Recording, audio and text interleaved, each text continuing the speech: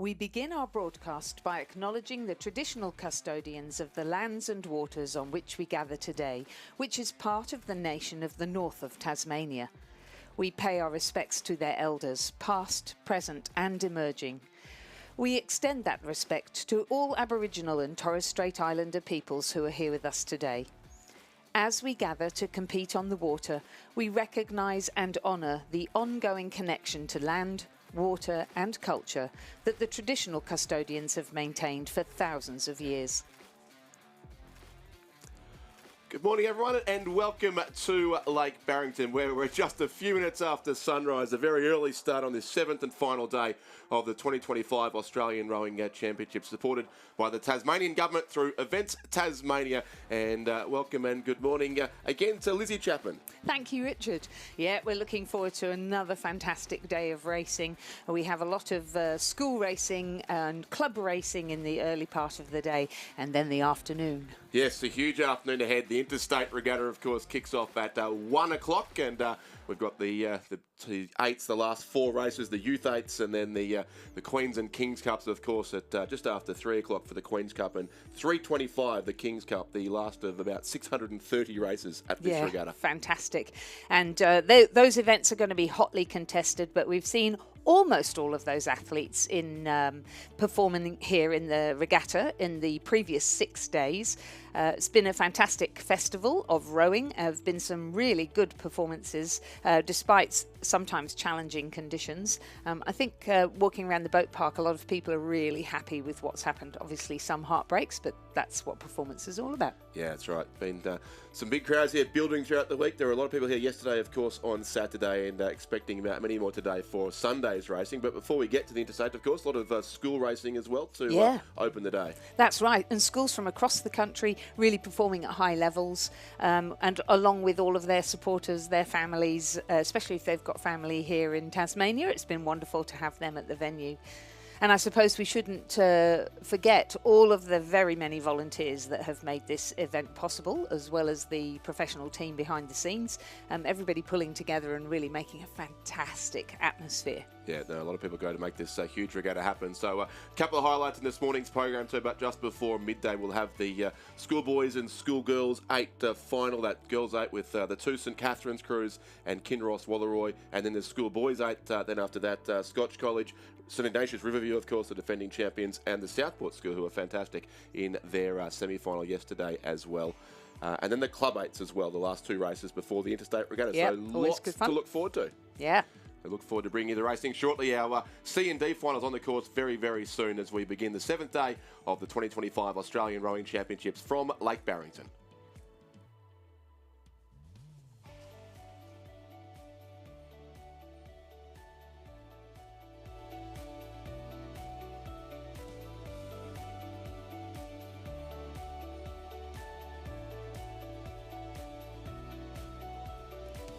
Rowing Australia would like to thank all partners, supporters and suppliers of the 2025 Australian Rowing Championships.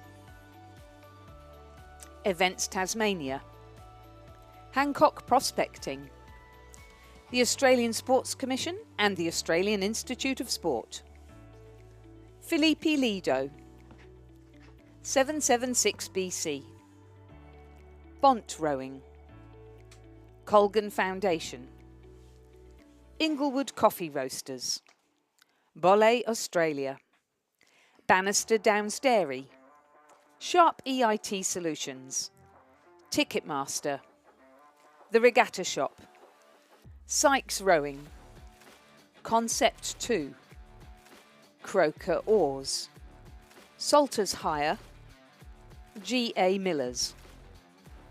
With support from Rowing Tasmania, Rowing ACT, Rowing New South Wales, Rowing Queensland, Rowing South Australia, Rowing Victoria, and Rowing WA.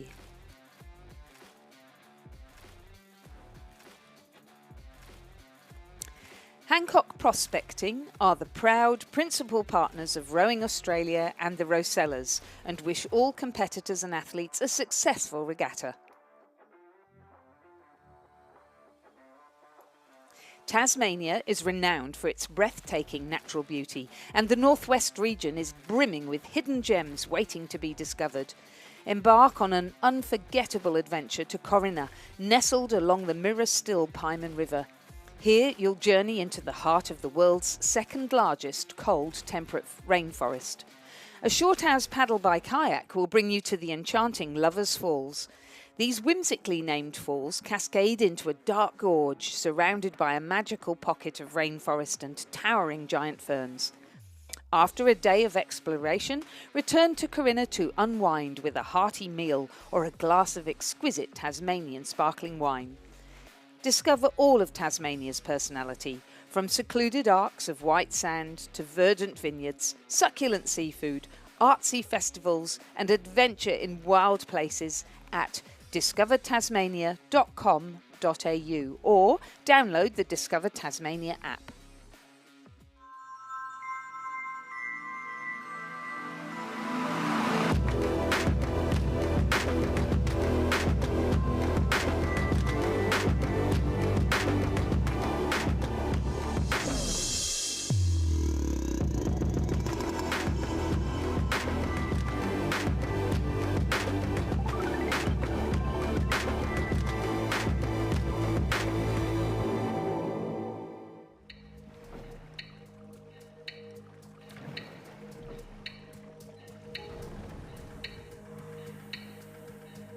My back faces the finish line.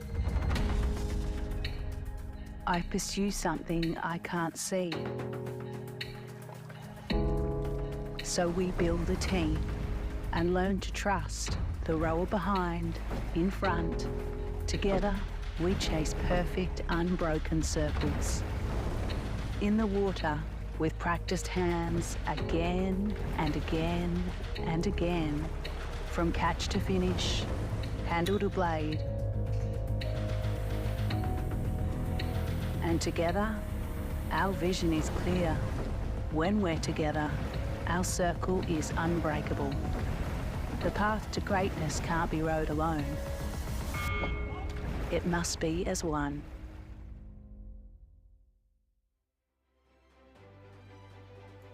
Rowing Australia would like to thank all of our incredible event volunteers who have generously given their time to be part of the volunteer team.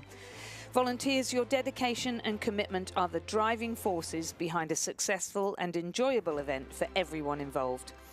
Participants, as you move around the regatta this final day, please take a moment to show your appreciation of our amazing volunteers and our boat race officials. They're making this event possible for all of us.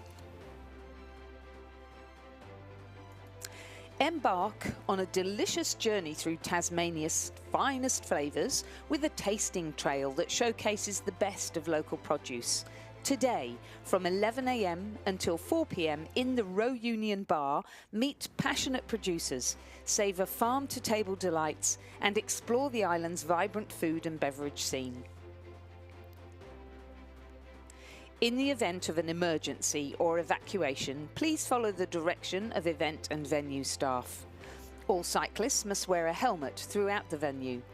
Dogs must be kept on a leash and kept under control at all times. Please avoid leaving bags or personal belongings unattended.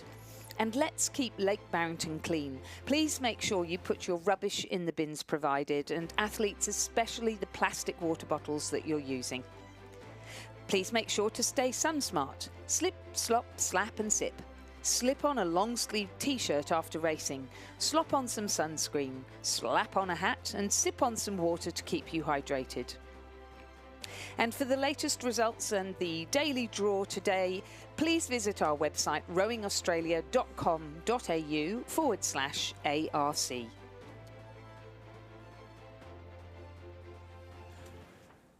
And thank you, Lizzie. We are just about set to go racing here on the 7th and final day of the 2025 Australian Rowing Championships. And as we've had all week, our drone high up in the sky gives us fantastic shots of the four boats lining up for the first of our, in fact, the only of our D finals on today's program, which will soon be with us.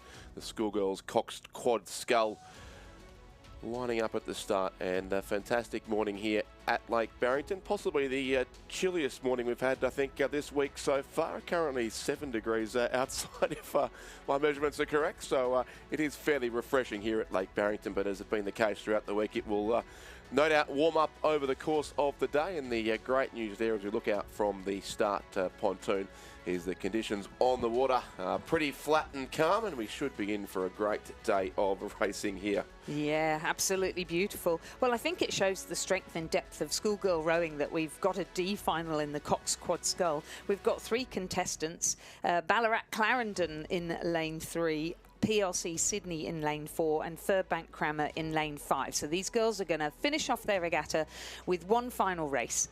Ballarat Clarendon is the crew of Lara Aslan Wong, Ruby Pierce, Millie Mason and Estelle Freeman. Harper Henjack is coxing them and Emily Bathurst is their cox. So lane 3 is the one to the left of the screen if you're looking at the screen now. In lane 4, PLC Sydney. That's the Presbyterian Ladies College from New South Wales. Ellen McCartney, Maisie Barge, Molly Cameron and Emily Barrett, coxed by Lily Cameron and coached by Jeff Stewart. In lane 5 from Furbank Grammar, Brooke DeTiro, Pippa Morgan, Lorna Keynes and Zara Excel, coxed by Lauren Box.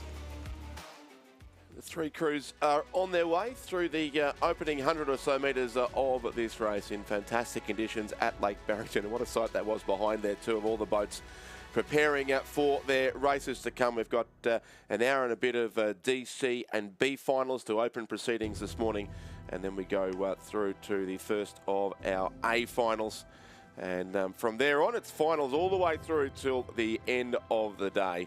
As I mentioned, the King's Cup coming down at 25 minutes past 3, the last race of this regatta. Our first A final today is the schoolgirl single scull. That'll be on the course at 20 minutes past 9, so about 90 minutes away for that particular race. But at the moment, it is this D final for positions 25, 26 and 27 overall in the schoolgirls coxed quad scull. And certainly in the early strokes here, the combination from Furbank Grammar School of Melbourne on the 2 Victorian crews in this D final, showing out the lead of about a length heading up over the first 500 metres of this race. So drone rides with the crew from PLC Sydney there, the Jeff Stewart coach combination in the centre of the course, and Ballarat Clarendon there also in lane number 3.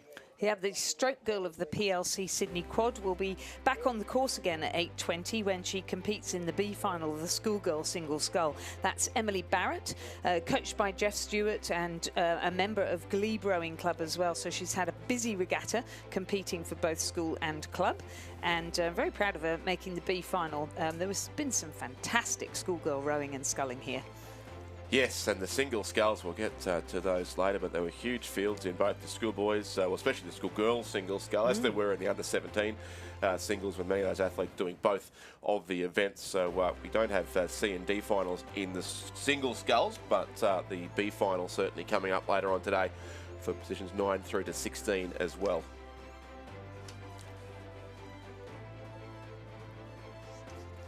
Crew from PLC may well have just about got themselves up in front now, I suspect, or at least almost on terms with Furbank Grammar. So the early Furbank lead has been pegged back by the crew there in lane number 4, the colours of the PLC School Presbyterian Ladies College from Sydney. Ahead now of Furbank Grammar School in the bright yellow colours and the black long sleeve shirts. That's the crew from Melbourne there in second place.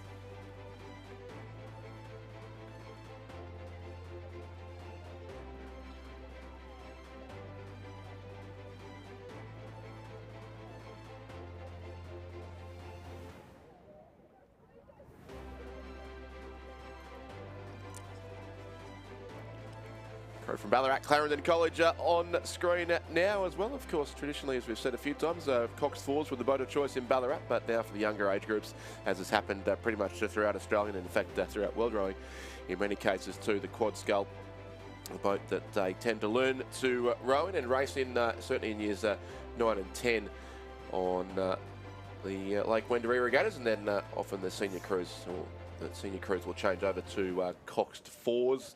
Ballarat Clarendon have a red-hot chance at a national title in a couple of hours' time in the schoolboys coxed four, a crew that's been dominant throughout Victoria, but they'll face some strong competition later on this morning from Brisbane Grammar School as well. That promises to be a great race coming up, I think, just before 10 o'clock, so still a couple of hours away. But PL Sydney doing it well here, Lizzie, stretching out to about a clear water lead now. Yeah, doing a great job. But this has been an interesting crew. They've been sort of touch and go in terms of performance, and definitely getting better throughout the season, and making a really good job of it here, I think, with some fairly clean sculling. For those of you who are fairly new to rowing, you'll see that they are in a boat that has a cox who steers it, and in this particular instance, the coxes are lying in the bows of the boat, but you do also see boats where the cox sits at the stern facing the crew.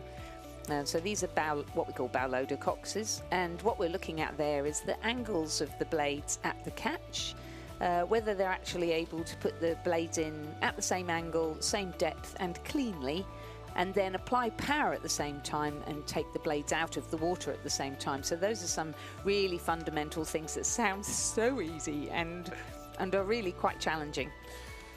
And that's one of the reasons our sport has so coach driven as well, in terms of giving feedback to you in a rowing boat when you can't quite see it for yourself. Yeah, very true. Looks fantastic from above, Beautiful, but doesn't it? With all three quads making their way through now the third 500 of the course, and in fact into the spectator area now in the last 500 metres, and it is PLC Sydney by about a length and a half now. In fact, 4.62 seconds it is over Furbank Grammar School, who are second, and then Ballarat Clarendon about 7 seconds back in third place. So we've got a C final to come shortly as well on this schoolgirls quad, which will be for positions 17 to 24, but the winner of this race will be ranked 25th overall from the National Championships of 2025. That does look to be the crew from PLC. Still plenty of boats in the boat park there, Lizzie. I noticed the trailers at the top of the hill are gradually filling up the past couple of days, but lots of action still here for the last day of this regatta. There certainly is, and it'll be a flurry of activity off the water later on when we're trying to pack everything up, I'm sure. But for now, all the focus is on what's going on the water, and we can see Lily Cameron, the cox of the PLC Sydney crew there, sitting in the bows of the boat, talking through a little headphone to her crew. There's speakers in the boat so that they can hear her speaking. And you can see with her right hand, she is steering the boat, making sure they stay in the centre of the lane, and then encouraging them and somewhat coaching them in these last couple of 100 metres of the race. Coming up to the row union bar now, past the row union bar and up to the presentation area and the finish tower. So the finish is in sight, their final race as this crew at this regatta, this National Championships campaign for all three of these boats. I know they've all had a really exciting time. It's been a wonderful sense of community down here, and so exciting to compete against and then socialise with people from all around the country. Yep, absolutely right. Some noise down here on the finish line too, so there is some support for these three crews as they make their way towards the line in the early morning hours here, but it's going to be the crew from PLC Sydney in lane number 4 who takes out race 584 of this regatta and the first of day 7, and in the end they win it by 2 lengths, so stretching it a little bit out there over the last few hundred metres. Second place goes to Furbank Grammar School, and third will be Ballarat Clarendon. So an early victory there for New South Wales on Interstate Regatta Day. PLC Sydney the winners there of the D final of the schoolgirls coxed quad scull. Tremendous effort from all of them there, completing the first of the races that we have today on our programme, the D final of the schoolgirl coxed quad scull. First PLC Sydney, second Furbank Grammar, and third Ballarat Clarendon.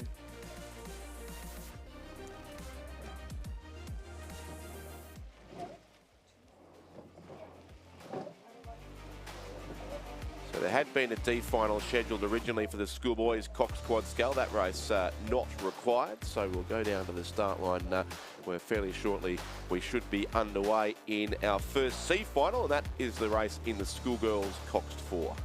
In lane 3, we have a crew from Farn School here in Tasmania.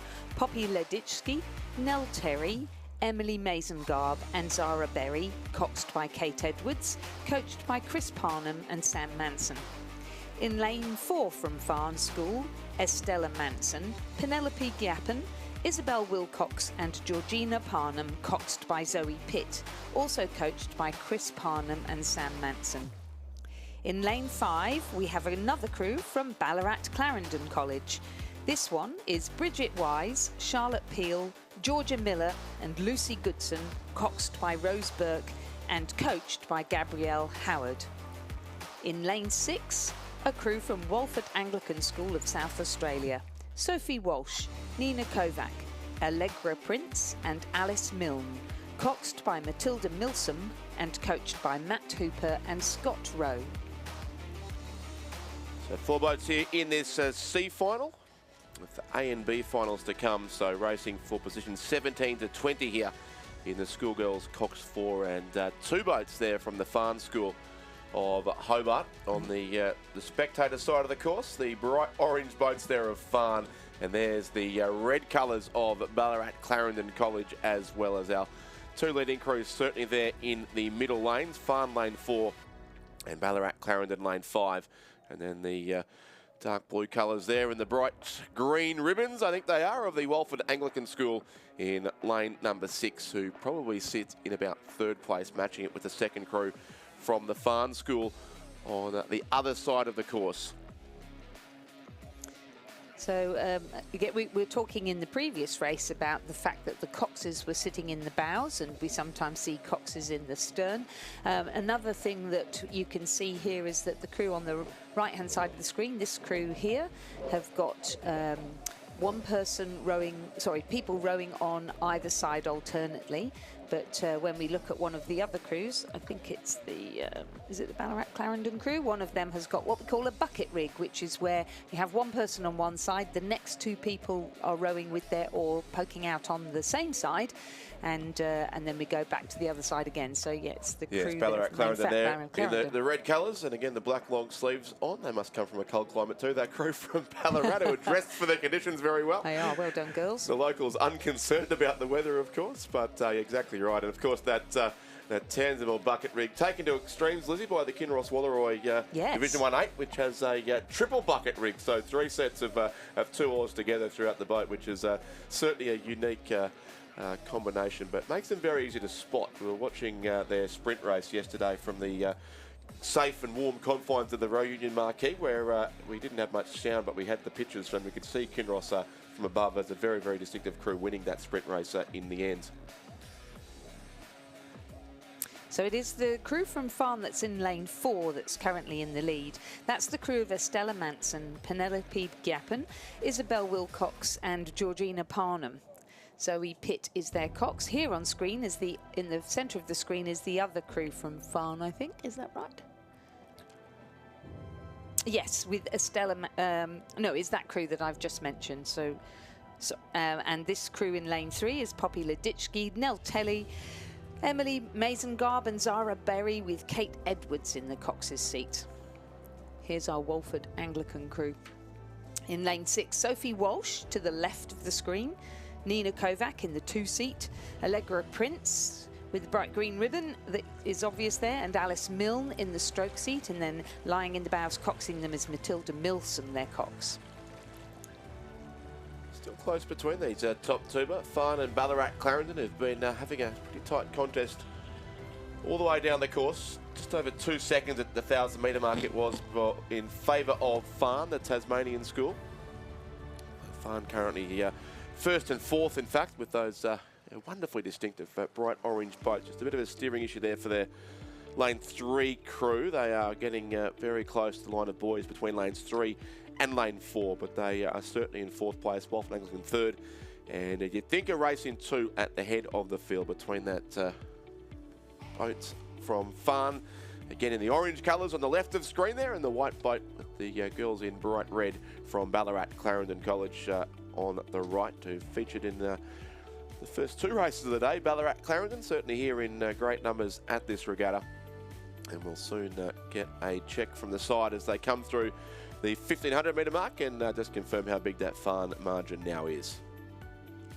Great job there in Ballarat. Yeah, that leading farn crew doing a great job with the Ballarat Clarendon crew, less than 3 seconds, so just about a length behind, keeping the pressure on the entire way. Farn, they've done very well indeed to get 2 crews into the C final. One of them looks as though it's far less experienced, so they'll be having an amazing experience here, learning a lot from doing the racing, and that's the crew in lane 3. It's still farn out in front on lane number 4. They did increase that gap slightly to 2.5 seconds at the 1500 metre mark, and it does look to now be almost a length over Ballarat Clarendon there in second place, again in the bow coxed boat from Ballarat Clarendon, which looks to be named the Katrina Werry, an old girl and a past head of the lake winner from Ballarat Clarendon College, but in fact now actually coaching over in Adelaide at the Wilderness School with Nikki Plakinski, who had great success also at Ballarat Clarendon.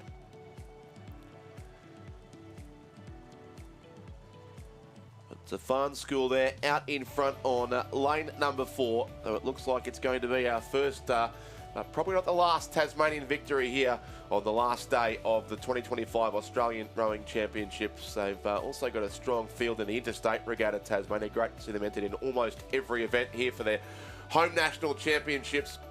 A couple of good chances certainly when we get to the lightweight events as well. Tasmania are always strong in lightweight rowing, but at this point it's going to be a win to the farn school in the C final of the schoolgirls coxed 4. They're about a length and a half now clear of Ballarat Clarendon in second place. Third, the far side, the crew from Walford Anglican, who were national champions in the schoolgirls 8 a few years ago in Sydney. But it's going to be farn here who'll take the win in race number 586. Farn lane 4 will finish in 17th place overall in the schoolgirls coxed 4. Ballarat Clarendon next in second. Third will go to Walford Anglican on the far side of the course, and the second crew from the farn school in lane 3 will shortly finish in 4th. So some great racing experience here for all 4 crews in the C final of the schoolgirls coxed 4. So the winners in the C final of the schoolgirls coxed 4 farn crew of Manson, Yappen, Wilcox, Parnham and their Cox Pit, coached by Chris Parnham and Sam Manson, crossing the line in a provisional time of 7 minutes 54, which compares with 7:57 in the D final. Second, Ballarat Clarendon. Third, Walford Anglican. Fourth, farn.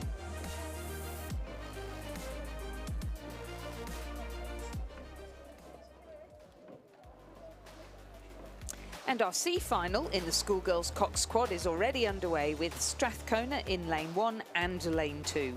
The crew in lane 1 is Sarah Alsop, Charlotte Wood, Ivy Vosigi and Ruby Douglas, coxed by Hannah Jung. The crew in lane 2 is Annabelle Howell, Maisie Permazel, Olivia Giles and Jessica Field, coxed by Bailey Riddle. Another crew from Victoria in lane 3, also in lane 4. Melbourne Girls College are in lane 3. Zoe Tucker, Eve Fumberger, Zara McIntosh and Bray Norton, coxed by Isabel Munro. From Corowa Anglican Girls School, Emily Newen, Chloe Agars, Hannah Waddell and Tessa Plant, coxed by Annalie Bucket. Or Bucket. Bouquet, indeed. Intriguing name. Coached by Sienna Smith and Jane Robinson, Olympian. In lane 5 from Unley Higher, South Australia, Maya Lesu, Rachel Luscombe, Lauren Halls and Grace Charters, coxed by Charlotte Hooper, coached by Madison Newland and Ethan Mons. In lane 6 from Newcastle Grammar School, Heidi McKenzie, Sadie Smart, Roxana Brown and Kensington Steele, coxed by Daniel Vesey. In lane 7 from MLC Perth, Sophia Tornatora, Juliette Bird, Juliana Rodriguez and Jodie Priest, coxed by Jonty Campbell. And lane 8, Launceston Grammar School, Poppy Pitchford, Maddie Hurd, Poppy Cumming, Molly Clark and Annie Frost, coached by Anna Roddick, Joe Dowling and Thomas Green. So we had the D final to open racing in the schoolgirls cox squad. Now it is the C final. So again, racing for positions 17 through to 24 in this event. A final, of course, will take place later on today in the B final as well. It was Kinross Walleroy who were the winners last year of the schoolgirls quad scull overall. Good chance to take home a number of medals over the school racing later on today, as they did last year on this final day of racing. But that is the crew there from, well, the race lead, in fact, is with Corowa. But looks like that was Launceston Grammar School on the far side of the course, the lane 8 crew.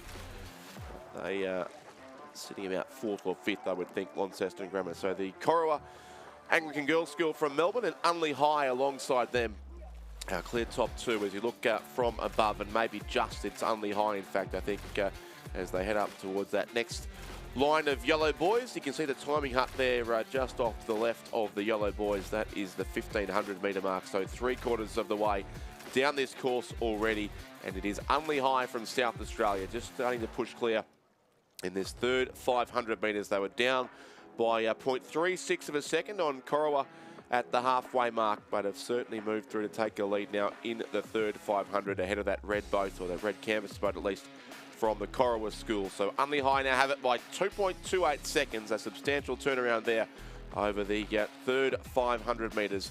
Corowa second, and Melbourne Girls College there in third place as well. So it's lanes 5, 4 and 3 in that order. Launceston Grammar School then across in lane 8, where the next crew through that timing point. 2 crews here from the Strathcona School in Melbourne in lane 2, that'd be 5th, and probably lane 1, 7th. Newcastle Grammar School just in between those two. The lane 6 crew and MLC from Perth over in lane 7 would be in a battle for 8th spot. I think that second Strathcona crew just dropping off the pace a little here in the closing strokes of this race as well. But it is a well-timed race here at this stage from Unley High School of South Australia. Now almost a length clear, in fact, in this C final, ahead of the Corowa Anglican Girls School from Melbourne. They're just in second place, still ahead of Melbourne Girls College. So 2 Victorian schools there. It is the Corowa boat being urged on by their cocks. A strong program there, led by triple Olympian Jane Robertson at the Corowa School. But they're under siege here from Melbourne Girls College as well, who they would have raced against a few times already in regattas across Victoria. And there's a rivalry there between those two crews yet to be decided, because it's Corowa just in second place, Melbourne Girls College in third. But Unley High from South Australia, our clear race leaders here. They've got Clearwater now back on that tight battle for second and third. We have a good race also for 4th with Strathcona there, Newcastle Grammar and Launceston Grammar as well, ahead of MLC Perth and the second Strathcona crew. But it's going to be a win here coming up in the C final, and 17th place overall goes to the crew with the light blue blades there from Unley High School of Adelaide. They take the win, and Melbourne Girls College do get up by about a canvas over Corowa in the race for second and third. So Melbourne Girls College lane 3 are next, Corowa lane 4 finished third. Tight for 4th too. It will go the way of Newcastle Grammar School ahead of Launceston Grammar. 6th place looks to be Strathcona lane 2, then MLC Perth, and also the Strathcona lane 1 crew, who will come across in 8th position. Confirming the win there in the C final of the Schoolgirls Cox Quad Scull went to Unley High. What a great last 500 for them. In second place, Melbourne Girls College, and in third, Corowa Anglican Girls. The margin's quite tight there, so 7:52 the winning time provisionally. The margin's 3.21 and 0.75. Then it was back to Newcastle Grammar School in 4th position, Launceston Grammar in 5th, Strathcona, the crew stroked by Jessica Field, in 6th, MLC Perth in 7th, and 8th, the Strathcona crew stroked by Ruby Douglas. So we start off our schoolboy coxed quad scull extravaganza with the C final, and in lane 1 we have Redlands, in 2 Launceston Grammar, in 3 Trinity Grammar, in 4 Canberra Grammar, in lane 5 Brisbane Boys College, in lane 6 Cranbrook School from Sydney, and lane 7 is also Cranbrook, and in lane 8 Melbourne High School.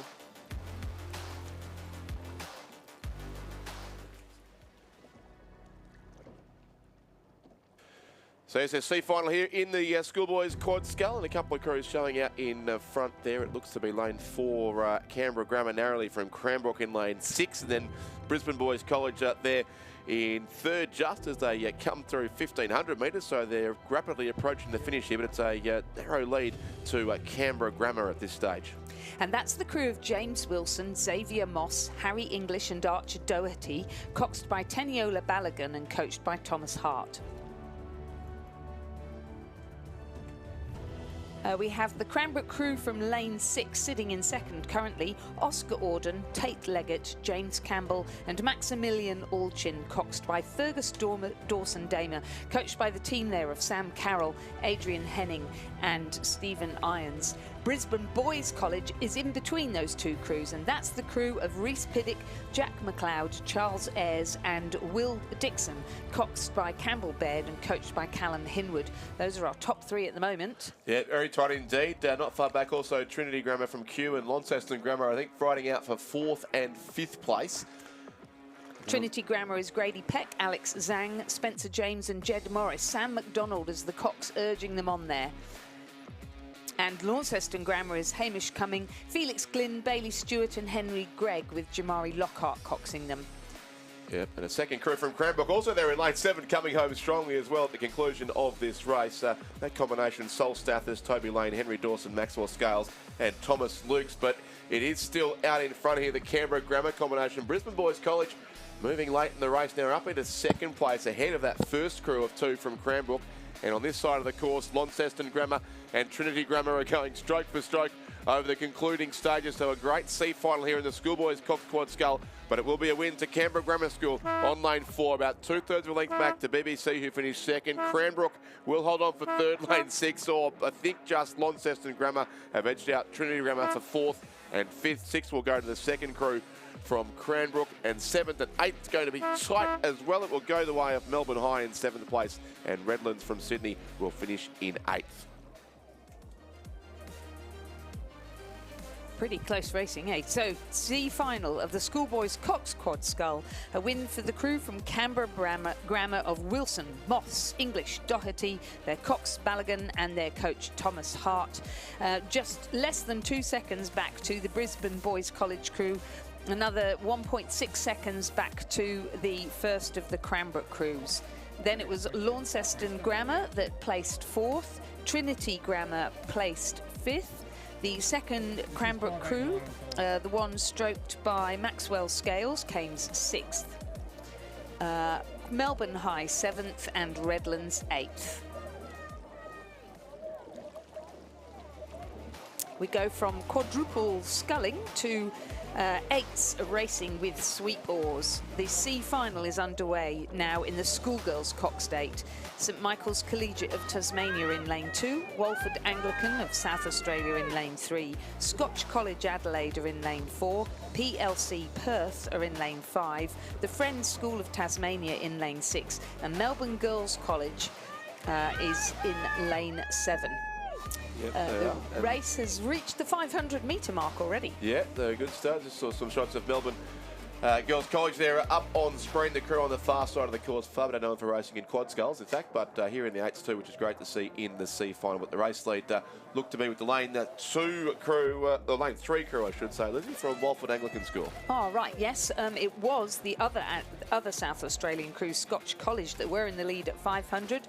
Walford have overtaken them, and so have Friends, so settling out now into a race rhythm. So the leading crew of Walford Anglican, Madeline Rogers, Olivia Masters, Zara Hutchinson and Harriet Patterson in the bows, Charlotte Matthews, Scarlett Brammy, Imogen Griffith and Aurelia Young in the stern, with Susanna Hall coxing them, and they're coached by Scott Rowe and Matt Hooper.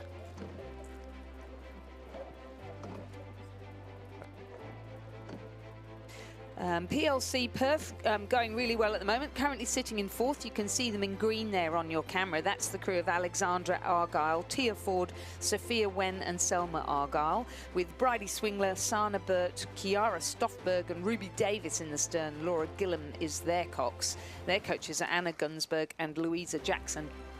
And they're having a real good battle now with Scotch College Adelaide in lane 4. Rosie McMahon, Faith Mons, Harriet Twelfthtree and Isabella Naish, Eleanor Arundel, Stella Spalvin, Sienna Bailey and Izzy McTaggart, with Leah Stewart coxing them, and Lucy Kittle and Andre Pistoknik as their coaches. And of course, Friends. Friends, the school here in Tasmania, the crew have had a few changes. Ambieka Agostina is currently in the bows. They've got Rachel Miller, Lucy Wells, Sana Giersand, Trixie Millhouse, Bella Wells, Maddie Jotic and Ursula Nation in the rest of the crew. Jemima Lennon is their coach, and they are coached by, their cox, and Anthony Edwards and Christy Crow are their coaches. I'll get it round the right way soon. Sure, that's the Anthony Edwards, is it? Coaching the there? Anthony Edwards, yeah. Yes. Saw him the other day. He's really loving working at that school, which is so good. Yeah, great to see. Yeah, well, 2 Tasmanian schools here in this C final. And St Michael's Collegiate there also from Hobart in lane 2. As you mentioned, Melbourne Girls College across on the far side of the course in lane 7. That's PLC Perth, but in the green colours there, who are currently about 3rd or 4th alongside the crew from Friends in the red. And that's then Melbourne Girls College on the outside of the course as they are well now inside the final 500 metres of this race. And potentially tight finish coming up here between Walford Anglican and also the Friends School. There was 2.73 seconds the lead at 1500 in favour of the South Australians, but I think Friends have certainly taken back some of that now. They're the crew in the bright red colours there on the right of screen, the Friends School from Hobart. Walford Anglican from Adelaide. Then in 3rd place it would be Scotch Adelaide, the early race leaders, again with a tandem rig there in the stern fore of their boat. So it's closing up here in the final section of the course, about 180 metres to row for our lead crew, which still is the combination from Walford Anglican in South Australia, but not too far back the Friends School. Scotch Adelaide still trying to hold on to 3rd spot, and alongside them we have PLC Perth. Then looks like Melbourne Girls College or St Michael's Collegiate on either side of the course. But here it comes, the first grandstand finish of the day here in the C final of the Schoolgirls Coxed 8. It is still the crew from Walford Anglican in front, but on their home course here, the Friends School from Hobart are racing very hard and making up some ground, but will need to go a bit more quickly again if they're going to catch the crew from South Australia. And Walford Anglican will go across and take the win by 1/3 of a length in the C final of the Schoolgirls Coxed 8. So Walford first, Friends School second, 3rd goes to the Scotch College Adelaide crew, 4th PLC Perth, 5th Melbourne Girls College, and 6th St Michael's Collegiate. Some good close racing there in the C final of the Schoolgirls Coxed 8. Cool, wasn't it just? Well done, Walford Anglican, taking out that C final in the Schoolgirls Coxed 8. In 2nd, Friends. In 3rd, Scotch College Adelaide. In 4th, PLC Perth. In 5th, Melbourne Girls College. In 6th, St Michael's Collegiate. The winning time, 7 minutes 11.82, and the margin just 1.83 back to Friends. What a race.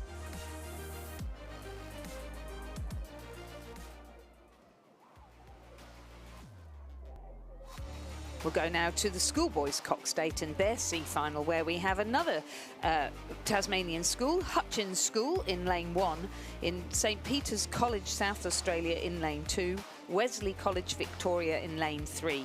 Another crew from Hutchins in lane 4, Scots College in 5, Canberra Grammar School in 6, Scotch College Adelaide in 7, and Adelaide High School in 8. So the 2 Hutchins School crews, the first one in lane 4, Mark Healy, Lockie Jones, Toby Morgan, Brodie Wills and Josh Fielding, with Campbell Jager, Darcy Silliphant and Hugo Wilkins, and Harry Scott their cox, coached by Mark Stott. And in lane 1, the Hutchins School crew is Hugh West, George Lee Song, James Stubbs, Toby Waterworth, Fraser Dobson, Noah Lee Song, Hamish Cooper, Henry Merchant and Lucius Beglick their cox. They're coached by Hamish Johnston.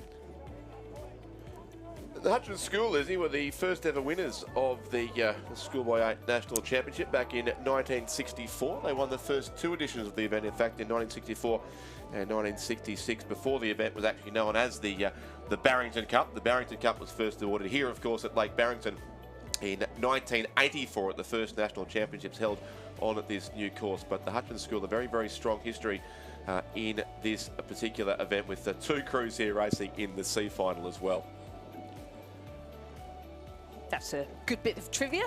right there. Indeed. In fact, a few bits of trivia in the one sentence. Congratulations. Yes, that's right. We must again thank Andrew Guerin and his wonderful Australian rowing history website, such a good website. I've been trying to read from beginning to end, but it's an ever-expanding trove of knowledge about all matters rowing, and I highly recommend that to anyone here today or listening on the live stream to have a look at Australian rowing history, although you might work out where we get most of our research from, unfortunately, if you do so, but it is fantastic. The history also of the interstate regattas and those races is fantastic to read. But so yeah, the Hutchins School with 2 boats in the race. St Peter's College of Adelaide also a good history in this particular event.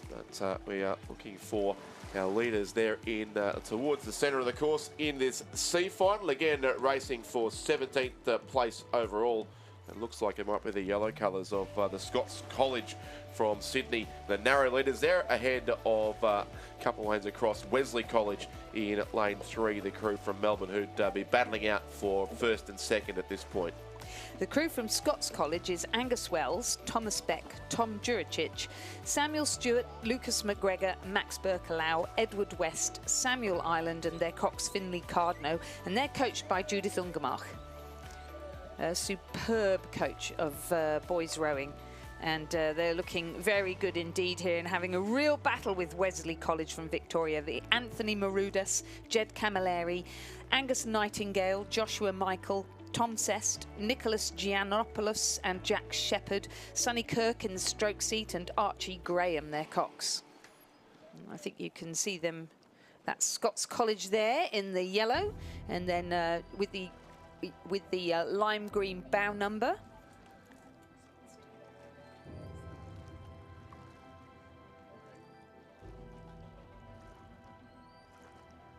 So yes, it's Scots and Wesley. It looks like the top two crews here from Hutchins. The lane 1 combination certainly ahead of lane number 4, and should mention St Peter's College here also. Lane 2, they won this event 4 years ago on this course. St Peter's, a great crew coached by James McRae, but here they find themselves in the C final back on lane number 2.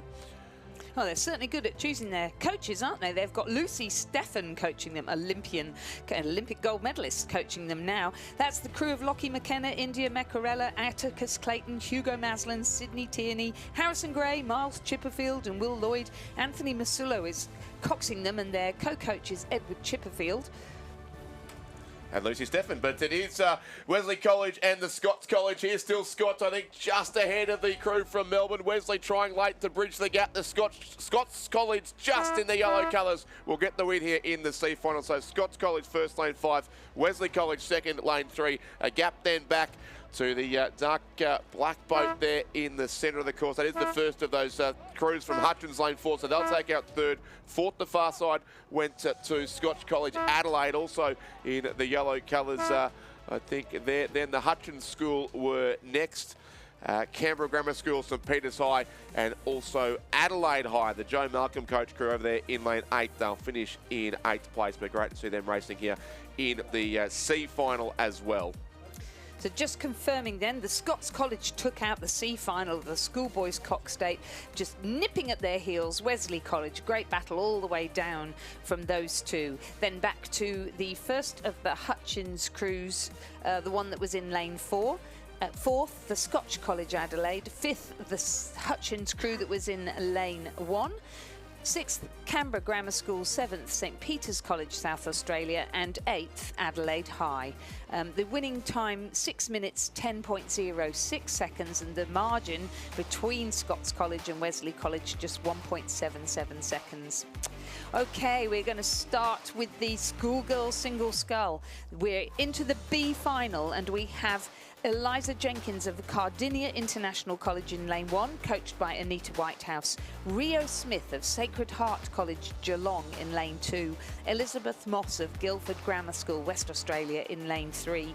Holly Fleming of Brisbane Girls Grammar School in lane 4, coached by Michael Russell, John Pettigrew and Sally Keogh over there at the University of Queensland Boat Club. In lane 5, Wrighton Girls School, Constantina Kafasis, coached by David Ochert. In lane 6, Emily Barrett from PLC Sydney, who we saw stroking the winning PLC quad earlier on today, coached by Olympian Jeffrey Stewart. In lane 7, Elizabeth Robson from Corowa Anglican Girls' School, coached by Ailish McGrath and Jane Robinson. And in lane 8, Annika Gundlach from Kelvin Grove State College, coached by Flynn Nation and Nigel Stubbs. A and B finals only in the schoolgirls and schoolboys at single sculls. This is the first race today in this particular event, and it's a pretty good field, as you'd expect, of course, with such strong entries in the schoolgirls single scull. There were 8 heats and 8 repêchages required of this event, then a series of both quarterfinals and semi-finals yesterday to work through to our final 8, and they are on their way down the Lake Barrington waters now. It was a narrow lead at halfway to Holly Fleming of Brisbane Girls Grammar School on lane number 4, ahead of the Wrighton Girls sculler, Constantina Kafasis, in lane 5, that is. So side by side in the middle of the course, those 2 scullers fighting for the lead here. Fleming from Kafasis. Eliza Jenkins third then for Cardinia International College. Rio Smith of Sacred Heart was next. Elizabeth Robson from Corowa there as well, who was the head of the schoolgirls winner, who beat Constantina Kafasis narrowly in a very, very good race on the Barwon River in Geelong a couple of weeks ago, exactly 2 weeks ago. In fact, that was the final day of the head of the schoolgirls. But that is the Wrighton sculler there in the yellow boat with the big R on her back, who is battling for the lead alongside the red boat of Holly Fleming from Brisbane Girls Grammar School, and they certainly do look to continue to be our top 2 as they work their way towards the 1500 metre mark now. And Holly Fleming has extended her lead for Brisbane Girls Grammar School, 2.36 seconds, but as you saw on the screen there, a bit over a boat length in the single scull over Constantina Kafasis of the Wrighton Girls School in second place. And then it was another Victorian sculler there, Eliza Jenkins of Cardinia International College in Geelong in lane number 1 in third. Another Geelong sculler, Rio Smith of Sacred Heart College in Geelong, another head of the schoolgirls winner who took up the year 10 single scull 2 weeks ago. She sits in 4th spot. Elizabeth Robson of Corowa still there in 5th. Elizabeth Moss of Guildford Grammar School in 6th. Emily Barrett of PLC Sydney in 7th place. And Annika Gundlach of Kelvin Grove State College from Brisbane is in 8th on lane number 8. But it's a top 2 well clear here now, with just on 250 metres to go as they pass the 8s, returning from the races just completed 2. And we zoom in onto the course of these 2 single sculls. Just a little bit of oversteering there for the Brisbane Girls Grammar School sculler, but a good job certainly by Constantina Kafasis of Wrighton to maintain her spot in the middle lane there. An experienced sculler who also rose from the Yarra Yarra Club on the Yarra in Melbourne, but it is the Brisbane sculler here, Brisbane Girls Grammar School.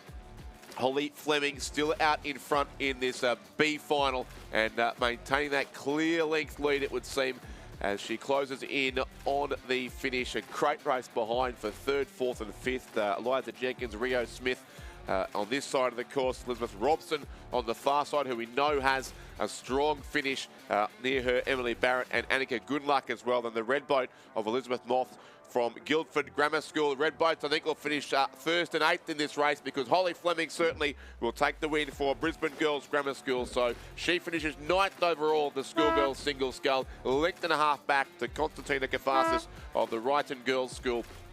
3rd is going to be Cardinia's Eliza Jenkins on lane 1. 4th place, probably just Rio Smith here in the Sacred Heart colours. She's raced a lot for Corio Bay over the course of this week as well. She will just stop slightly early, but got there in 4th place. 5th went to Elizabeth Robson of Corowa. 6th, PLC Sydney's Emily Barrett. 7th place to the red boat there, in fact, of Elizabeth Moss from Guildford Grammar. And 8th to Annika Gundlach of Kelvin Grove. And in terms of times, Holly Fleming crossing the line in 1st position in our B final of the schoolgirls single scull in a time of 8:18.64 at the moment. Constantina Kafasis some 3 seconds behind. Then Eliza Jenkins, the margin was another 12, and back to Rio Smith. Elizabeth Robson came in 5th, Emily Barrett 6th. 7th, Elizabeth Moss, and 8th, Annika Gundlach. And we now move to the B final of the schoolboys single scull, and it's all underway here with the Luca Bazzina of the King's School Parramatta in lane 1. He's coached there by Michael Smith. Oliver Whaling-Kane of Rockhampton Grammar in lane 2. Joseph Lane of St Joseph's College in lane 3. Ollie Dowling of Scotch Oakburn here in Tasmania in lane 4, coached by Jim Wilson and Andy Dick. Tom Redman from Adelaide High School in lane 5, coached by Harrison Lindner. Liam Mackay of Townsville Grammar in lane 6, coached by Erin McGuffey. In lane 7, Petar Simkovic of the Newtown High School of the Performing Arts, coached by Isaac Shepherd. And in lane 8, Archer Buick of Unity College, South Australia, coached by Ben Porty and Peter Newell.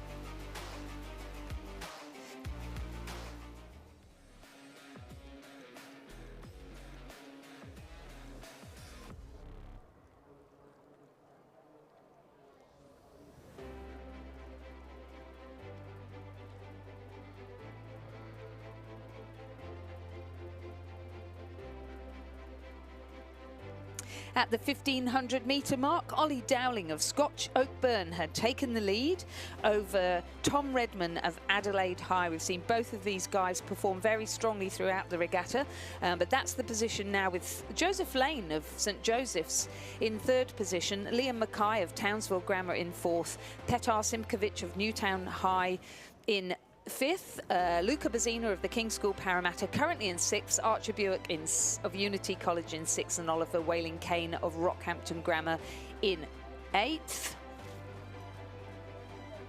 Yeah, tight racing here in this B final, certainly. Lizzie, in the schoolboys single scull, still a couple of chances here for the win, certainly in the centre of the course for 9th spot overall. But Ollie Dowling of Scotch Oakburn getting plenty of support down beneath us. Also, Tom Redman of Adelaide High, who's making up some ground late in the race, and Joseph Lane there for St Joseph's of Sydney as well. But across further to Liam Mackay of Townsville Grammar, Peter Simkovic of Newtown High Performing Arts School, but it still is the local sculler, or from Launceston at least, Scotch Oakburn's Ollie Dowling just in front, coached by Jim Wilson and Andy Dick, and he's powering away strongly late in the race to take out the B final win by almost a length. So it's Ollie Dowling first, second goes to Adelaide High's Tom Redman, third will be the Joey Sculler, Joseph Lane, 4th place there in that multicoloured boat, Liam Mackay of Townsville Grammar School. Beside him in 5th is Petar Simkovic from Newtown High Performing Arts. 6th place, the King's School, Luca Bazzini. 7th to Unity College, Archer Buick. And 8th place, Rockhampton Grammar School, Oliver Whaling-Kane. Confirming the results of the B final of the schoolboy single scull, a win for Ollie Dowling of Scotch Oakburn. 2nd, Tom Redman of Adelaide High. 3rd, Joseph Lane of St Joseph's College. 4th, Liam Mackay of Townsville Grammar. 5th, Petar Simkovic of the Newtown High School of the Performing Arts. 6th, Luca Bazzina of King's, and 7th, Archer Buick of Unity College, South Australia. Provisional time for Ollie Dowling, 7:44.69, and the margin just 1.44 between him and Tom Redman. What a great race. Let's have a look now at schoolgirl coxed fours, and we have our B final underway with Scotch Oakburn yet again performing. Here they are in lane 1, Abigail Saunders, Bridie Findlay, Emily Atherton and Georgia Veerhoos, coxed by Lily Clark and coached by Greta Brown. Loretto Ballarat are in lane 2, Jessica Main, Amelia Phillips, Sophie Robertson and Avery Clark, coxed by Bethany Atherton and coached by Craig Smith. In lane 3 from Genazzano, Madeline Stewart, Georgie Kerr, Sophie Carter and Alice McGrath, coxed by Sienna Wheeler and coached by Thomas Fisher. In lane 4, Ballarat Grammar School, Lily Geddes, Briley Walker, Addison Maxted and Olivia Beachy, coxed by Matilda Whitehead and coached by Andy Tyndall. In lane 5, Roseville College of Sydney, Emma Dupreez, Abigail Kelly, Chloe Franklin and Grace McKinley, coxed by Alex Davies and coached by Gonzalo Briones. In lane 6, another crew from Ballarat Grammar, Alice Booth, Bess Morrison, Cleo Tyndall and Clara Watson, coxed by Lucette Ashmore and coached by Andy Tyndall.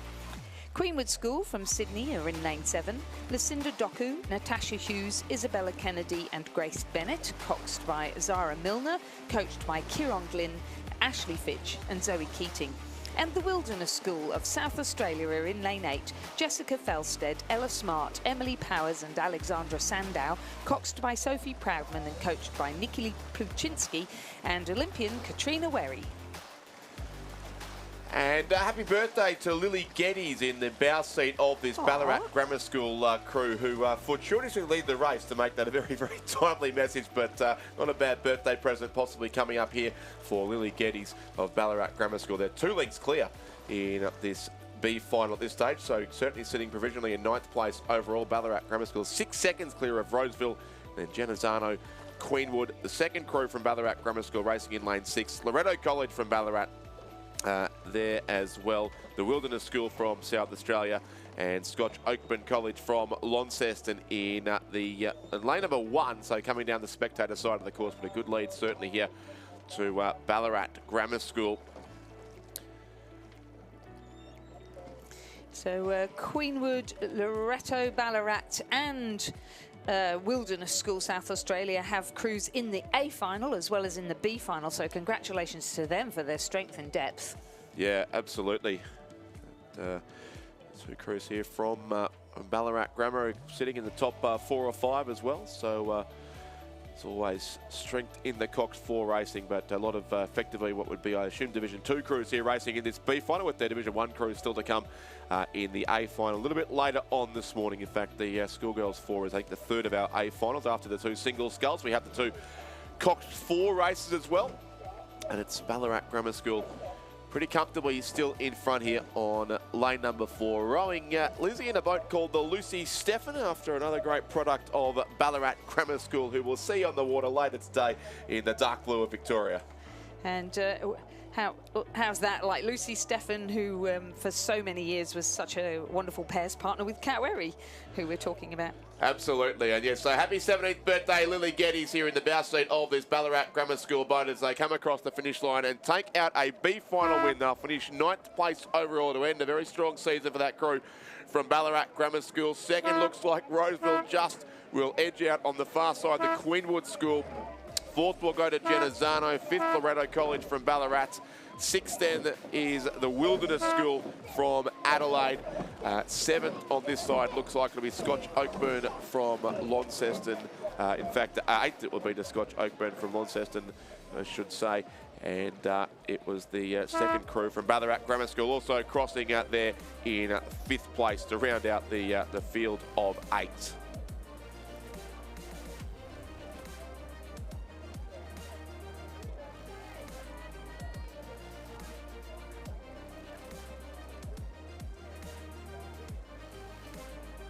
So confirming then in the B final, it was a great win there for Ballarat Grammar School.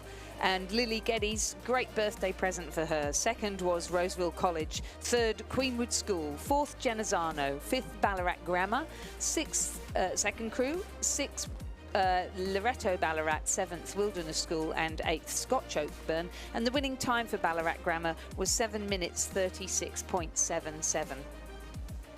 The B final of the School Boys Coxed 4 is now underway with Prince Alfred College, South Australia in lane 1, St Joseph's College, New South Wales in lane 2, Ballarat Grammar in lane 3, St Ignatius College, Riverview in lane 4, Launceston Grammar in lane 5, Unley High School, South Australia in lane 6 and Scotch College, Victoria in lane 7.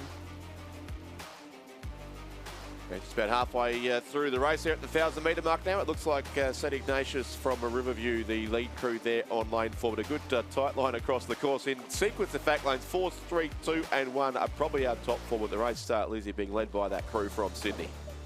So the St Ignatius College have been having a fantastic season. This crew is Jack Hare, Hamish Walker, Thomas McClintock and Thomas Tancred. James Stack is their cox and they're coached by Hugh Courts, who I believe used to row at Sydney Rowing Club. In lane 3 next to them, Ballarat Grammar, is Rex Brennan, Marco Tumalero, Albert Moll and Lawson Smith, coxed by Bridget Japp and coached by Paul Myers. In lane 2, the Joey's crew is Xavier Gersoy, Henry Campbell, Charlie Wall and Jono Yates the cox. Oh, sorry, I mixed out Kaya Nevitt, who's in the bow seat. They're coached by Michael Lane and Will Raven, the head coach there, and Michael Probert. And I think you mentioned lane 1, 2. Yep, there they are. Prince Alfred College, P.T. Flower, Milo Katsaros, Christian Smith, Ethan Harlaftis and Tiago Barlow, their cocks. A slightly unusual formation here on the course. It is sort of half the chevron, but the other half not quite performing the same way, but certainly it is lane 4, St Ignatius, still leading it from Ballarat Grammar School, St Joseph's of Prince Alfred College. Another crew in contention, I reckon, right across towards the far side. That'd be lane 7, I think, the crew from Unley High in South. Lane 7, Scotch Colleges. There's only a field of 7 here, so Scotch there in the red on the far side of the course. That's Flynn O'Halloran, Tom Mitchell, Angus Glastonbury and Toby Marchant, coxed by Alex Rademacher.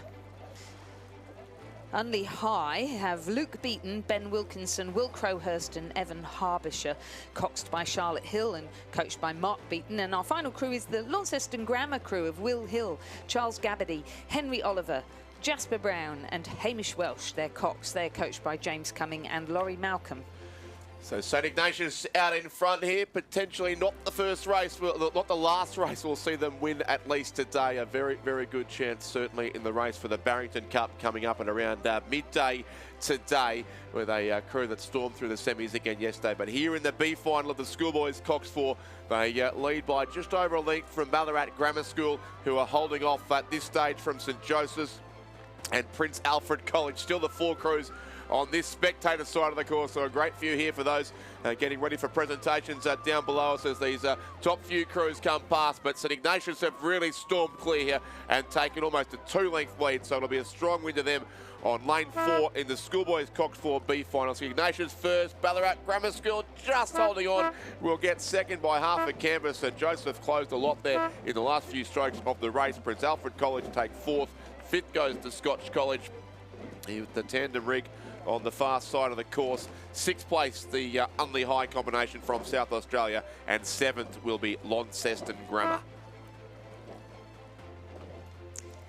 And the time for that crew from St Ignatius College, also known as Riverview, was 6:57.59 provisionally. They managed to, in the end, to snatch 4.75 seconds over Ballarat Grammar and just another 0.4 back to Joey's. Great race. Great race. Yeah, the action hotting up here as we get closer and closer to our A finals, of course, the first of which is coming up in about 30 minutes' time. So this great morning of racing continues as we go from the 4s now back to for the first time today. I think it's the B first final time for of the double sculls. Yeah, so we're back to sculling, where you have an oar in each hand, and we're into the B final of the schoolgirl double scull. Perth College are in lane 1, Grace Blair, Elia Almasi and Jackie Morrill. In lane 3, Stuart Holm from Queensland, Elkie Jensen and Tyra Jensen. In lane 4, Brendan Shaw, the St Brendan Shaw College from Tasmania, Eloise Fieldwick and Matilda Spalding, coached by Marcel Brown and Lily Barker. In lane 5 from Kinross Walleroy School, Isabel Grout and Sophie Lulf, coached by Andrew Gannon and Emma Fessy. In lane 6, Pembroke School, South Australia, Matilda Liu and Evie Barras, coached by Amanda Sparks. In lane 7 from Guildford Young College, Tasmania, Zoe Brooks and Abby Smith, coached by Sean Finlayson. And in lane 8 from Brisbane Girls Grammar School, Olivia Mitchell and Emma Bond, coached by John Pettigrew. There was a crew originally entered from All Hallows, Evie Kendall and Amelia Moore, but they have had to withdraw. And this is the B final in the race for the Shelford Cup, the new trophy that was introduced to the National Championships last year, named after the Shelford Girls Grammar School in Melbourne, who have since become part of the Caulfield Grammar School and therefore no longer have their own rowing program, but they've very generously donated this trophy to ensure that the Shelford name does continue in the world of Australian rowing. They were a very strong small boat school as well, so the double scull, an appropriate event for the Shelford Cup, which will be awarded in a couple of hours' time, of course, to the winner of our A final. But this, of course, is the B final for positions 9 through to 15 here in the case of this 7-boat race. And it does look like it is Kinross Walleroy leading out here in the lane 5 crew, Grout and the Wealth, who have close to a boat length lead, it would be, over Brendan Shaw College from Devonport, Fieldwick and Spalding there. In second place also, I think, rowers from the Mersey Rowing Club, of course, in Devonport. Familiar names over the course of this regatta. Of course, where many people will be heading later on today, I suspect, to catch the overnight ferry back up across Bass Strait, including Lizzie Chapman alongside me. Who's got to get out of here rather fast this afternoon once we've finished our official duties, but it'll be a spirit packed with rowers, I suspect you'll be sharing with. Rowers and rowing coaches and lots of stories, yes. So I better get my commenting right. Yes, you're getting plenty of feedback, I'm sure, as they you make the long journey across Bass Strait. How impressive Kinross Wallaroi have been this whole regatta, well, the whole season actually, under the guidance of Andrew Gannon, their head coach, and Adam Harrison, their whatever he is, director of rowing. Very impressive. I'm particularly impressed with the rigging of the 8, as we said earlier. Yeah, it's fantastic stuff. But it's such a wonderful program. It's got such great spirit, and the kids are just tough. And here they are in the schoolgirl double scull. It might be the B final, but they're giving it everything they've got. Isabel Grout and Sophie Lelf. Yeah, we should just point out there is a second scratching in this race too. The Brisbane Girls Grammar School across in lane 8 was a late scratching, it appears, not on our paperwork, but there are only definitely 6 boats here coming down the course, and the red boat on the far side is that of Guildford Young College from Tasmania. Right, Zoe Brooks and Abby Smith. So a field of 6. They'll therefore rank 9th to 14th here in the schoolgirls at double scull. The final of this race is almost an all-Queensland affair. There is 1 crew from Victoria, the Corowa Girls School, and 7 boats from Queensland who'll race in the final of the Shelford Cup in a couple of hours' time, which is a phenomenal effort. I did see the Corowa crew get through just in their semi-final too. Otherwise, at one stage looking like it could be an all-Queensland affair, but that should be a great race.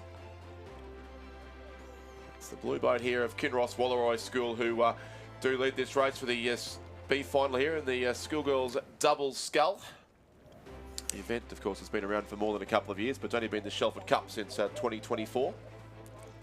Sitting in second position, the St Brendan Shore College here in Tasmania, Eloise Fieldwick and Matilda Spalding.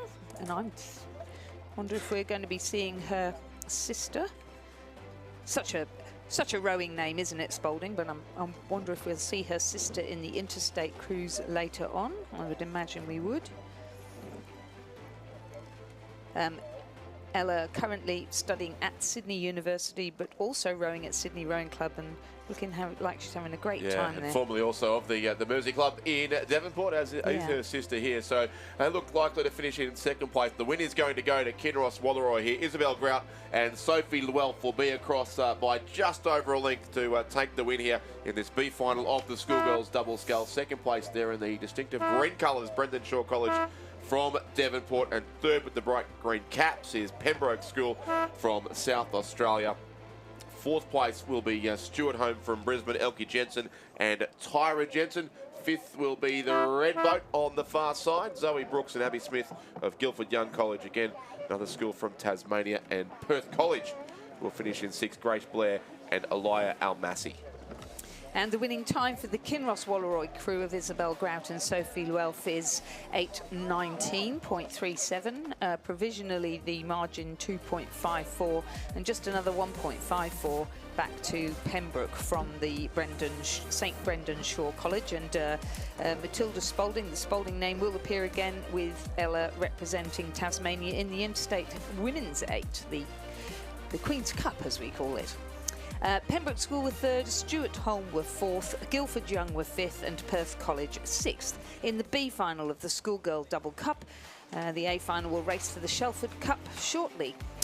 And now the boys version, the Schoolboy Double Scull. The B final underway now with Gippsland Grammar in lane 2. Jack Courtney and Stuart Ray represent them, and Mark Friedman is the coach. In lane 3, Christian Brothers College of South Australia, Alex Evans and Samuel Thornton. In lane 4, the Marist College Canberra, represented by Oscar Spurrett and Riley Dale, coached by Tom Hayes and Cormac Hayes. In lane 5, the Pembroke School of South Australia, Tom Amani and William Harvey, coached by Simon Lane and Tom Merrigan. In lane 6, Radford College of the ACT, Rupert Keeling and Benjamin Beswick, coached by William Hatcher, Mackenzie Moore and Gordon Marks. And in lane 7, Newcastle Grammar School, New South Wales, Logan Harmon and Edward Baker.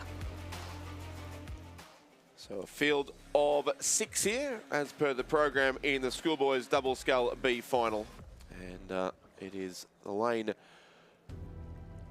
4 combination, well in fact lane 5 they are, but 4th from the right of screen there, the Pembroke School, who are our race leaders, Tom O'Mahony and William Harvey there, coached by Simon Lane and Tom Merrigan, with just a narrow lead over Christian Brothers from South Australia, Alex Evans and Samuel Thornton.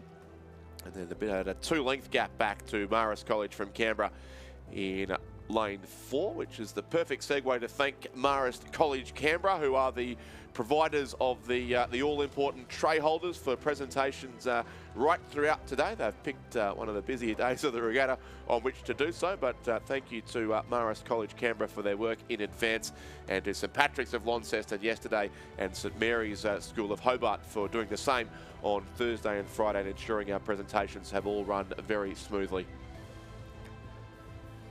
Just extending a bit here now is that Pembroke School combination. They had 0.4 of a second at the 1500 metre mark, and it's not that much more than that, but still now as Christian Brothers chased them down the course. Marist College Canberra, then Gibson Grammar School would be 4th on lane 2 ahead of Newcastle Grammar and also Radford College, but a tight race here for the lead certainly.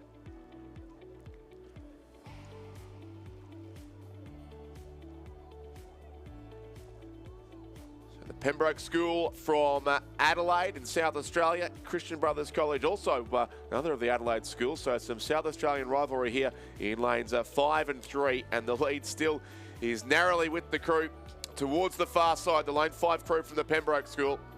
Christian Brothers second. Marist College Canberra sit between them. Pretty safe in third, you would think.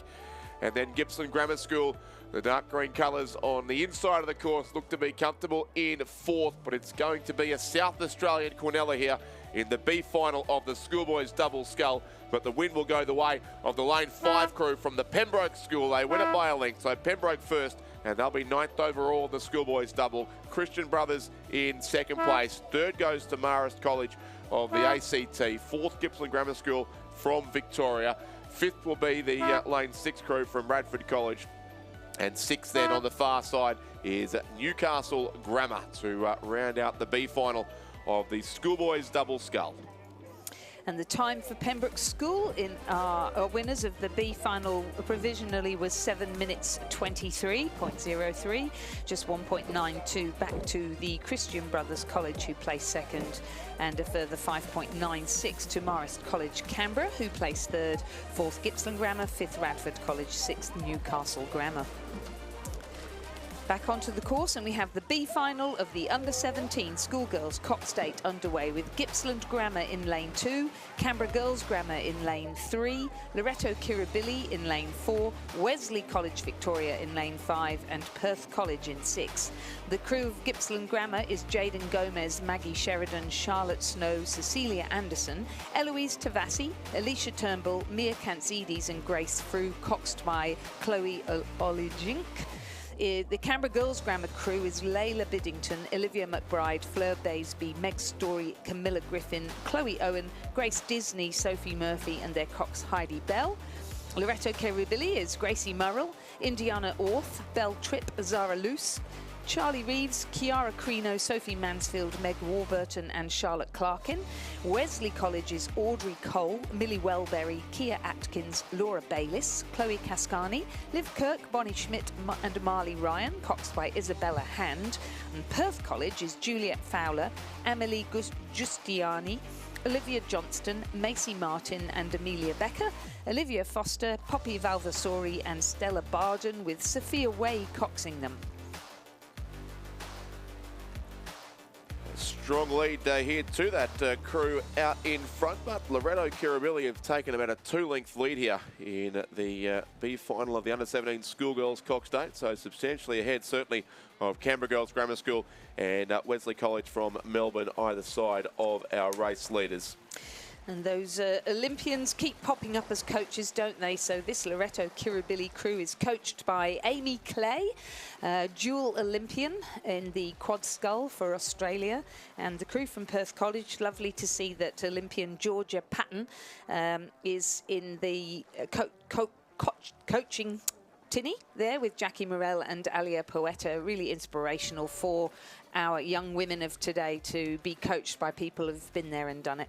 I think they can use coaching tinnies over in the West, can't they? It's not always the case. Certainly in Melbourne, it's mainly done from bikes on the side of the Yarra, which I can assure you from personal experience is quite challenging to look at your crew and also where you're going at the same time. But yes, Loreto Kirribilli doing it well here. And just a reminder here for those at the course and also listening on the live stream, if you're coming down today, that today is your last chance to join in and win with Row Nation. So head over to the indoor and coastal rowing tent at the Australian Rowing Championships and try a quick demo of the Row Nation app. Complete the race day dash workout on site to earn your entry with prizes including a year's supply of Inglewood coffee, a $200 Bolle voucher, a 776BC voucher as well, a regatta shop voucher, and also a $50 Row Union voucher, which I think we could spend after the last race here, Lizzie, if you weren't rushing away to catch a ferry. But instant prizes available by challenging a parent or supporter on the erg, and free Wi-Fi available at the tent, closing at 2 p.m. So your last chance today to check out the indoor and coastal rowing tent at the Australian Rowing Championships. Yeah, it's been a busy little tent. It's got music there. It's right next to the Bont rowing stand, so near the regatta shop. So it's been very, very busy there, but that's a draw card. Free Wi-Fi is what got me in, because it's very hard, as you find at most regattas, especially school regattas, it's very hard to get phone reception because it is in such demand, especially here where we are a fair way from the nearest tower. But no such problems here for Loreto Kirribilli. This is a substantial lead here in this B final of the schoolgirls coxed, the under-17, I should say, schoolgirls coxed 8. And we should do a big shout out, really. The boat is named after Donna Baker OAM, the coordinator of rowing at Kirribilli and a staunch supporter of schoolgirl rowing in New South Wales. Thank you, Donna. Indeed, and a very interestingly coloured greenish boat there also of Canberra Girls Grammar School that requires far too much work in Roman numerals to work out the name at this time of the day. But it's going to be a win certainly to Loreto Kirribilli here as they do come across in the dark blue boat. So Loreto Kirribilli first, Canberra Girls Grammar School will finish second on lane 3. Third will go to Wesley College from Melbourne on lane 5. Fourth then, Gippsland Grammar School. Great to see them racing in an 8 as well, especially here at under 17 level. The crew that I suspect has maybe been in quad sculls throughout the season, combining here into the under 17 8. And fifth will go to the crew that we spoke about earlier with Georgia Patton on the coaching staff. They're coached by the Perth College crew, who will finish in 5th position over in lane 6. Congratulations to Loreto Kirribilli. They've taken out the B final of the under-17 girls coxed 8 in a time of 7 minutes 17. Canberra Girls Grammar School placing second. A great tussle there with Wesley College of Victoria. 4th, Gippsland Grammar, and 5th, Perth College.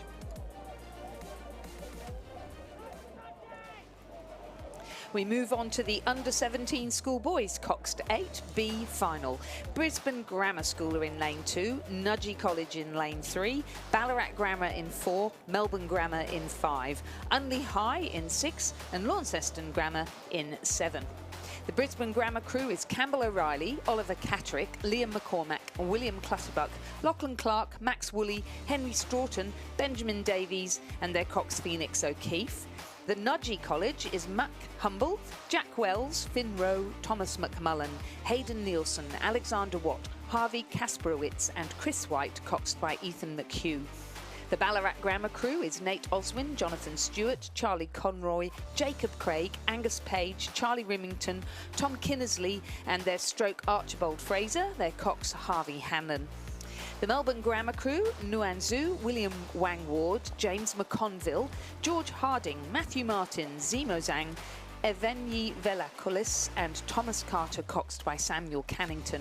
Unley High have Anton Evans, Angus Andrews, Zach Mason, James Cox, Ari Llewellyn, Blaine Ryan, Lachlan Twelfthtree, Joel Velt, and Addy Burns, their cox. And Launceston Grammar is Xavier Case, Otis Hillman, Antonio Thompson, Fergus Broomhall, Walter Cambion, Charlie Kyle, Piers Nichols, Marcus Waddingham, and Elliot De Jong, their cox. So a couple of crews from Queensland here, side by side in lanes 2 and 3, who would have raced each other so in the head of the river just a week or 8 days ago up at Lake Wyalong. But a very good three-way battle here for the lead in this B final of the Under-17 Schoolboys Coxed 8. Melbourne Grammar School, the other crew involved in that, the darker blue boat there at the rear of the picture, the slightly lighter blue of Nudgee College and Brisbane Grammar School there as well. I noticed the Kasparovich surname there in that Nudgee College crew, so may well be, it's not a very common name, so possibly the son of former Australian fast bowler Michael Kasparovich, who was a very strong player, certainly for Queensland and also in the Australian team. So maybe a cricketer has been converted to a role, but that is a rampant speculation at this stage. But Nudgee College well placed here with Brisbane Grammar School next to them, and also Melbourne Grammar certainly in our top 3. Beautiful view there. I was thinking of that video right at the start of our broadcast where the poetry talks about the unbroken circle, and when you see the puddles that are left behind when you see that drone footage, you know, that unbroken circle, it doesn't just refer to the sense of community and teamwork, but also, as you can see, the circle that's left behind by the puddle. So beautiful poetry there and beautiful vision coming from our drone footage, and we thank BMA, who are responsible for such wonderful production here at our national championships in the 10th year of doing it. It's my 10th year doing commentary. It's their 10th year doing the production. So yes, well done to BMA. Yeah. So that's my 10th year of working with them and 12 years, I think, of doing the commentary. It's gone fast, hasn't it? But what a race coming up here. Melbourne Grammar School and Nudgee College, the two dark blue boats, stroke for stroke. I think Nudgee just will get it. They will by half a canvas. Nudgee College edge out Melbourne Grammar School in the closing strokes there of the B final. The Under-17 Schoolboys 8 and the light blue boat of Brisbane Grammar School will finish in 3rd. 4th, the far side of the crew from Unley High. 5th will be Launceston Grammar School, lane 7. And in 6th place, the Ballarat Grammar School, coached by Matt Champagne Hanlon. I won't ask. No, don't. So we're just having a look at the names that have gone up there, but in the sunlight here it's really difficult if you're doing the finish timing to see which crew is which. But it was Nudgee College taking out the B final of the Under-17 Schoolboys Coxed 8, the provisional time of 6:27, less than half a second behind them Ballarat Grammar. Brisbane Grammar placing, Melbourne Grammar 2nd, Brisbane Grammar 3rd, Unley High 4th, Launceston Grammar 5th, and Ballarat Grammar 6th. And here we go, guys. The Schoolgirls Coxed Quad Scull were into the B final there too. The Redlands School are in lane 1, Shenton College WA in lane 2, another Redlands crew in 3, Radford College in 4, Melbourne Girls Grammar in 5, MLC School New South Wales in 6, Loreto Kirribilli in 7, and Wrighton Girls School in lane 8. The Redlands crew in lane 1 is Pearl Brown, Ava Ford, Liv Goodland and Isabel Campbell from Cheska Richardson is coxing them. And in lane 3, Kira Attard, Jemima Hugman, Alana Winder and Annabelle Huang, coxed by Carolina Pedro Ignacio. At the 500-metre mark, it was the Wrighton Girls School crew in lane 8 that had taken a lead. Valentia Derbo-Gossian, Ruby Draper, Saya McIntyre and Letitia Derbo-Gossian. Derbo-Gossian, I think. Yes, yeah. Derbo-Gossian twins there from Wrighton Girls School, Valencia and Letitia, who've been a strong part of that beautiful names. Wrighton combination. Yes, they are. Right. Once you get your tongue around it, they start to make sense. But they've been a strong crew, of course.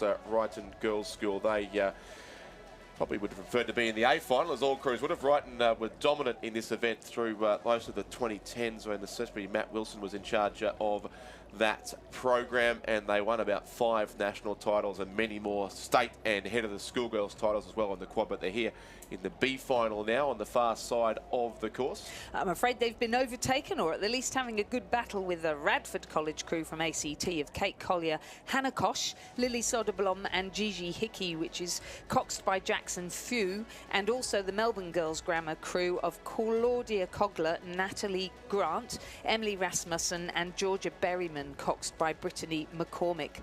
The MLC school from New South Wales is currently sitting in 7th position. That's Ella Hugh, Rebecca Beaton, Eliza Kershaw McDonald, Sophie Winnell and Alana Ng. And big shout out and hello to Katie Kershaw, Eliza's grandma, who we know is watching. And Loretto Kirribilli feature again in this coxed quad scull now instead of the 8. So that's Sarah Holt, Millie Fallon, who's the daughter of Alison Davies, Georgia Moran, Elizabeth Roberts and Lulu Warren, coached by Gareth Deacon. And it's Melbourne Girls Grammar School making a strong move here now into the third 500 of this race. They've got about 2/3 of a length clear of Radford College next to them, and then probably just Redlands ahead of MLC and Wrighton still there on the left of the screen with the yellow blades in contention for the top few, and also the crew from Shenton College across in lane number 2. That's Paige Grover, Grace Oldmeadow, Sophie Fitzgerald and Elena Frank. They've got Lynn Newen coxing them. A good field here, a good race as you expect, of course, in this B final. The A final are coming up again, of course, in a couple of hours' time in this schoolgirls quad scull. This event last year was won by Kinross Walleroy as they took out a number of school events. They won the school girls quad and the schoolboys quad, in fact, in consecutive races last year, and also the schoolgirls under 17-8. So a very strong performance from Kinross on this day a year ago, but a strong performance here from Melbourne Girls Grammar School. They've now got a 2.31 second lead over Radford College. Yeah, and there's been a reshuffle of the order as well, because Redlands in 3rd, it's now Shenton College in 4th and MLC School in 5th. So a bit of moving around going on in the middle of the field there. Yeah, some very tight racing there between those boats, especially towards the spectator side of the course, with still the dark blue of Melbourne Girls Grammar School out in front, but maybe a slightly diminishing margin there from Radford College alongside them. And yes, Shenton College really coming home strongly down lane number 2. That was the crew on the right of picture from the view from above. That there is the crew from Radford College, but who are trying to hunt down our race leaders. The crew from the ACT certainly moving fairly quickly. And also MLC School on the other side of our race leaders. So certainly interesting for second, third, fourth, and but it starts to look as if Melbourne Girls Grammar School will be difficult to catch here in the closing strokes of this race. They have extended a little now over Radford, and Radford will have to watch out for Shenton College. This is great stuff from the West Australians on the spectator side of the course here, with under now 100 metres to go. There are 5 boats across the course, I reckon, for second, third, fourth, fifth and sixth. But it's Melbourne Girls Grammar School who are clear by just over a length on lane number 5. So they'll take the win here in the B final of the schoolgirls cox quad scull and toss a coin. After that, 3 crews in a row. They'll hit it almost locked together. It was either Shenton or Radford, I think. MLC School thereabouts as well. I think we're just behind, but Redlands then, Wrighton Girls as well on the far side will certainly take out 6th place after being up there early in the race. 7th place to Redlands, lane 1. They've got 2 crews, of course, in this race.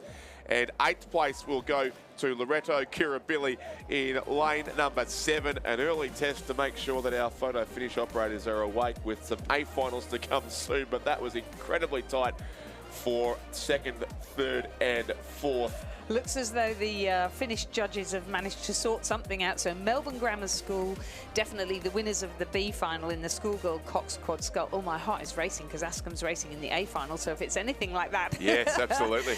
Shenton College in the end took out 2nd place. What a row from them. They just worked their way through the entire field to come in 2nd. Good for them. Radford College placed 3rd, just pushing out MLC, who school from New South Wales, who placed 4th. The other Redlands crew were 5th, Wrighton Girls School were 6th in the end, and 7th then to Redlands and 8th to Loretto Kirribilli. Yeah, the margin's still adjusting there, but it does look like it was Shenton 2nd. By 0.1 of a second was the last number I saw up on screen, so very, very close indeed. Did you catch the time? 7:35.17 was the time, and yeah, margin's yet to be confirmed because we've still got to make sure the order's exactly right. So the times continue to be about 10 seconds down on what we're expecting, but that's because it's so cold. The B final of the schoolboys coxed quad scull is now in place, and I'm sure that's going to be just as exciting. Ballarat Clarendon are in lane 1, Hunter Valley Grammar School in lane 2, Newcastle Grammar School in lane 3, Melbourne High School in lane 4, Gippsland Grammar in 5, Shenton College in lane 6, Emmaus College, that's Queensland, in lane 7, and the Southport School in lane 8. The Ballarat Clarendon School crew is Callum Stevens, Charlie Lawler, Charles Watley and Harry Clark, coxed by William Belcher. The Hunter Valley Grammar crew is Harrison Skelly Osmond, William Hunt, Hayden Melmoth and Zachary Jones, coxed by Evelyn Russell. The Newcastle Grammar School crew is Mitchell Chung, William Bird, Lucas Burton and Ronan Brown, coxed by Claudia Wills. Melbourne High School have Xavier Bruzaniti, Blake O'Brien, Yangxing Huang and Willie Moe, coxed by Joe Lim. Gippsland Grammar, Lagan Joshi, Connor Howard, Hagan Cook, Samuel Reynolds and Cox Mia Del Busso. Shenton College, Samuel Lewis, Charles Potter, Dylan Capewell and Cooper Wood. Oliver Materia is their cox. Emmaus College have Jai Ole, Nicholas Thompson, Tristan Veazey and Harry Brandt, coxed by Layla Struthers. And the Southport School, Clancy Cohen, Cruz Sten, Fergus Woolley and Tice Miller-Wright, coxed by Miles Norman.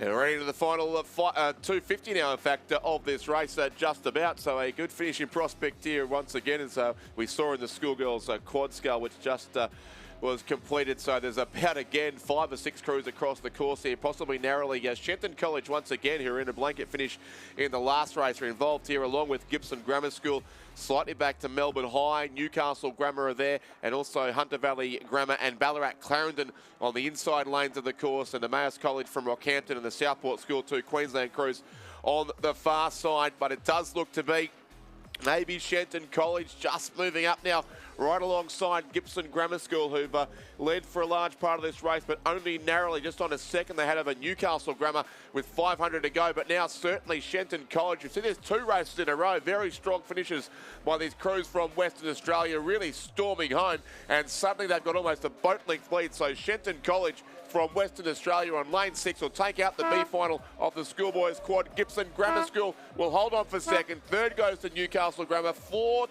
stopping early, crabbing on slightly on the line there was Melbourne High, but they'll get there for 4th place. Emmaus of Rockhampton, I think, were 5th, just ahead of Hunter Valley Grammar School in 6th, 7th Ballarat Clarendon, and 8th place the Southport School. But for the second race in a row, Shenton College really come home strongly, and it's enough here for the win in the B final of the schoolboys quad.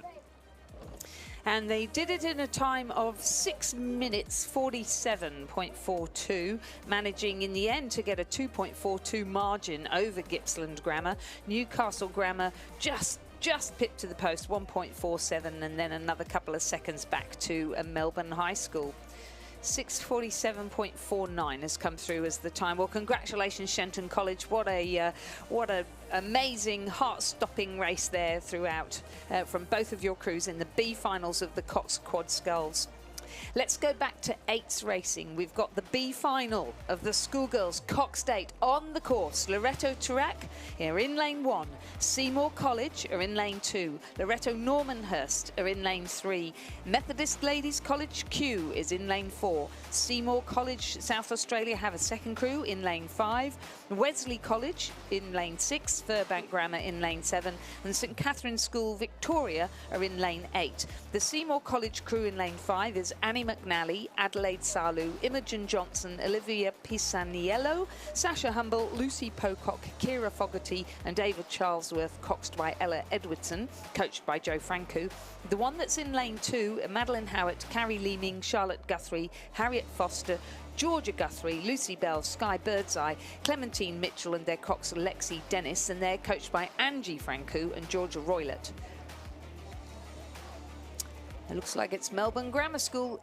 No, that's a different race, isn't it? Seymour College, Seymour that one in lane 5 is in the lead. South Australia, yes, who are in the middle lane there. Furbank Grammar School not far behind them either in the bright yellow colours there. And St Catherine's the far side. Worth noting this is a second 8 from St Catherine's. Their Division 1-8, of course, will be in the A final of the race for the Sydney Cup in a couple of hours' time alongside their namesake school from Sydney, the two St Catharines again, will race in that event. Yeah, exciting. Furbank Grammar, that's the crew of Sophie Nichols, Zoe Page, Sienna Thomas, Olivia McLean, Ella Bailey, Amelie Grace, Piper Hallam and Poppy Dalton Morris, coxed by Cailtin Barwood. I've been saying Caitlin, but I believe it's Cailtin Barwood.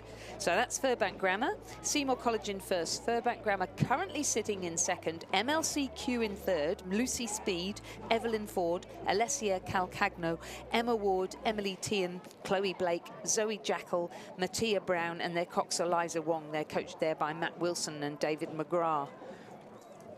Very close between those three crews and then incredibly close after that. Loretto Normanhurst, I think disappointed not to be in the A final, but the crew is such a solid one. Poppy Russell, Sabine Walton, Juliet Mason, Sophia Terry, Annabelle Roche, Patricia Boland, Stella Moore and Penny Rose Collins, coxed by Indy Witten and coached by Hannah Cowap, her Paralympic coach from the Paris Paralympics and also a medal-winning under-23 cox.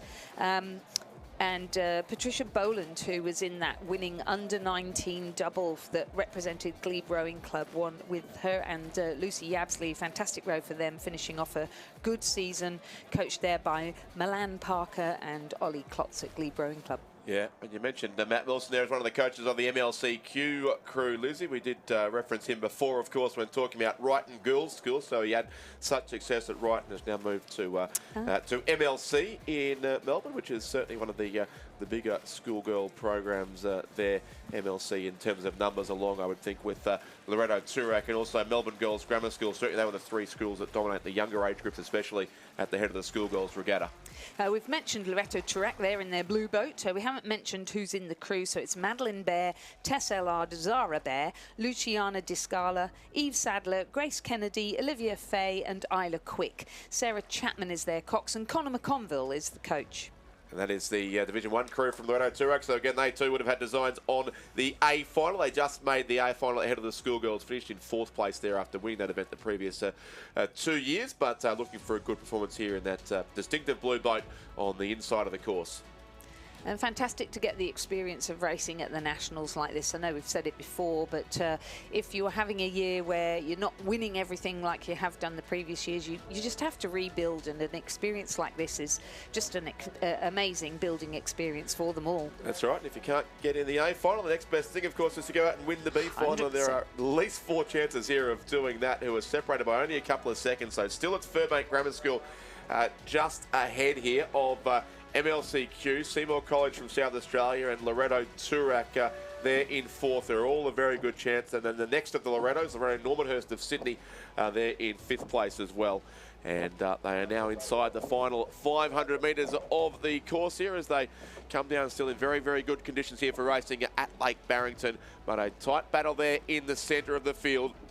The crew from Furbank Grammar out in lane 7 as well. Then Seymour College in 5, MLCQ in lane 4, rowing in a boat called the Alison Crow, named after an old girl from MLC who's been very, very instrumental in the growth, the head of the schoolgirls regatta in Geelong in recent years, and now working in Geelong as well, so very involved in the sport of rowing. And that boat is moving well. MLC had a great battle with, in fact, Furbank and Loretto Turak, these three crews at the head of the schoolgirls to try and make the A final of that regatta. And it's the same battle here playing out on the waters of Lake Barrington.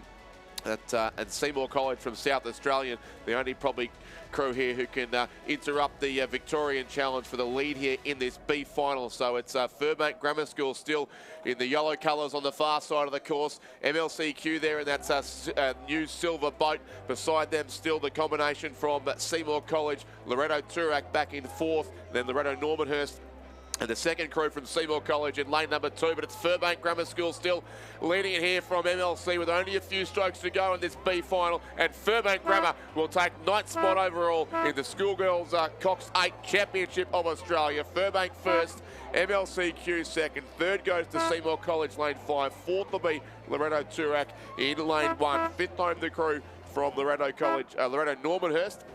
6th was the yellow caps there of Wesley College, just ahead of Seymour College, their second boat in the race, and St Catharines of Melbourne, also Division 2 crew, racing in lane number 8. But Furbank Grammar hold on there for the win in the B final of the Schoolgirls 8. They do that in a provisional time of 6:58, with the margin of about 1.3, 1.4 between them and MLCQ, and just less than a second back to Seymour College in third. Another fantastic race. That won the B final of the Schoolgirls Coxed 8, and now we have the B final of the Schoolboys Coxed 8. It's charging down the course, it's neck and neck. On the near side, so on the right side of the screen as you're looking at it now, St Kevin's College of Victoria. In lane 2, Brisbane Boys College. In lane 3, Prince Alfred College, South Australia. In lane 4, Xavier College. In lane 5, Christchurch Grammar of Western Australia. In lane 6, Nudgee College again. In lane 7, Melbourne Grammar. And in lane 8, Geelong Grammar. Last of our B finals here, Lizzie, so it's about to get even more serious here on the last day of this regatta. The A final of the Schoolgirls single scull not far away. That race will commence, in fact, it's just about to commence down at the start, but a great race here, of course, in the B final. The race for the Barrington Cup will be a thriller in a couple of hours' time as well, with, as we mentioned when we opened up this morning, Southport School looking good in their semi-finals, and also the crew from City Nations of Riverview and a strong crew from Scotch College Melbourne. That's all to come. But in this B final, a field of 8 across the course, and you can see there's only about a length from first to 8th at this stage. Melbourne Grammar School there on screen. The crew in lane number 7, Henry Willie, Matthew Martin, Archer Adkins, Toby Foreman, Charles Kayard, Archie Carter, Otto Mayo, Montague Salabank and Nicholas Bogdan. Crew, of course, coached by Noel Donaldson of Awesome Foursome fame, who's had a great deal to do with international and certainly Victorian rowing in recent years as well. But they sit probably back in about 4th or 5th spot in the Melbourne Grammar crew. It would be lane 4 who leads here. That's Xavier College, again one of the crews from Melbourne, who did finish second in the head of the river last week behind Scotch College and ahead of Melbourne Grammar School. So that form holding up at this stage. Their crew is Bill Reynolds, Will Burley, Anthony Costa, Lincoln Vuna, Henry Somerville, James Glass, Anders Spralia, Luke Punt and Lucas Murphy. They are coached by Sean Lake. Alongside them is Christchurch Grammar from Western Australia, who I believe are the winners of the West Australian Head of the River. And then Nudgee College in lane 6, the crew from Brisbane, who actually finished in 7th place last week at their Head of the River at Lake Wairarong. Their crew is Dashiell Withnell, Jacob Brown, Benjamin Avery, Fred Prosser, Hugh Jackson, Atticus Nielsen, Will Dawson, Elfie Piper, Arch Rosenthal, coached by Stu Payton and Caitlin Shields. But they have come already through the 1,500 metre mark, so coming down at pace as these school eights always do. Christchurch, in fact, were just 3rd there behind Nudgee College, and St Kevin's of Melbourne were 4th over in lane number 1 at Cruise. Harry Sutherland, William Keller, John Williams, Gregor Pickford, Louis Lafoe, Ned Lewis, Jack Sonneman, Eric Wiseman and Noah Dawson, coached by Brendan Scott. But it is that black boat still for Xavier College, just ahead here of the imposing form, certainly of Nudgee College there as well, in the dark blue boat. In between those two, Christchurch Grammar from Western Australia. Prince Alfred College in this race too, the winners of the South Australian Head of the River. They broke a 10-year drought, beating home their old rival St Peter's for the first time in a decade, but they're about 5th at this stage. St Kevin's still doing well, and Brisbane Boys College over in lane 2. And don't forget Geelong Grammar School on the far side of the course, lane 8. So still plenty of chances for the placings here in the late stages of the Schoolboys Cox 8B final, but it is Xavier College now certainly being challenged by Nudgee College. They look to be our top 2. Christchurch Grammar in between them. On this side also, St Kevin's are coming home quite strongly, and still Geelong Grammar on the far side of the course, but Nudgee College have just about got their boat now ahead. The blue boat, I think, just leads the black boat, but Xavier will respond. Nudgee and Xavier, Christchurch in third, but going stroke for stroke. Nudgee College just in front will get the win. Nudgee first, second to Xavier. Great race in the B final of the Schoolboys 8. Third goes to Christchurch Grammar School. St Kevin's, in fact, may have pinched third. Then Christchurch. Geelong Grammar certainly take 5th place. 6th, Prince Alfred College from South Australia. 7th, Brisbane Boys College. 8th, the crew from Melbourne Grammar School. About 0.3 of a second between them there. It was certainly Nudgee first and Xavier second. And it looks like St Kevin's have just got third ahead of the West Australian crew from Christchurch Grammar. And if the B finals are that good, we can't wait for the A final racing to come down the course very soon. Here, here. So well done, Nudgy, taking out the B final of the Schoolboys Coxed 8. The provisional time 6 minutes 10.46. Xavier College just 0.14 of a second behind them. What a race to the line. St Kevin's placing third, 1.57 of a second behind them. Then 0.76 back to Christchurch. So a real battle there for that third place. Geelong Grammar, as you said, placing sixth Prince Alfred College, 7th Brisbane Boys, and 8th Melbourne Grammar School. Our first day final is now on the course. Race number 603 on the programme, so we're into the 600s. We have Matilda Cocker of Farn School in lane 1, Hannah Johansson of Ferny Grove State High School, and the Queensland Academy of Sport, coached by Gus Frodero, in lane 2. May Wayne of Scotch Oakburn, Tasmania, is in lane 3, coached by Greta Brown. Lucy Yabsley of Askham School, New South Wales, is coached by Oliver Klotz, is in lane 4. In lane 5, Sadie Schlitt of Strathcona School, Victoria, coached by David Orchard. In lane 6, Isabella Henderson from the Armadale School, coached by Marty Inglis. In lane 7, Emma Johnson of St Patrick's College, Tasmania, coached by Andrew Hull, Marcus Tonelli and William Riley. And in lane 8, Sarah Thomas of St Mary's College, Tasmania, coached by Declan Martin. Go Tasmania. Yeah, I saw 4 scullers in the A final of the schoolgirl single scull. Fantastic, and I think the first person I saw coming into the venue this morning was Tina Maher, the chair of Rowing Tasmania, who she'd be pretty stoked. She proudly repeated that exact same fact, that there are 4 Tasmanians in the final of the schoolgirl single, and they would love to collect a medal here on their home course. So we'll see how that goes as they make their way down the 2,000 metres here. Their best chance, I would think, towards the centre of the course is May Wayne of Scotch Oakburn College in Launceston. We just saw her there on screen with the bright bucket hat on, and she sits right alongside one of the race favourites here, certainly Lucy Yabsley from the Askham School.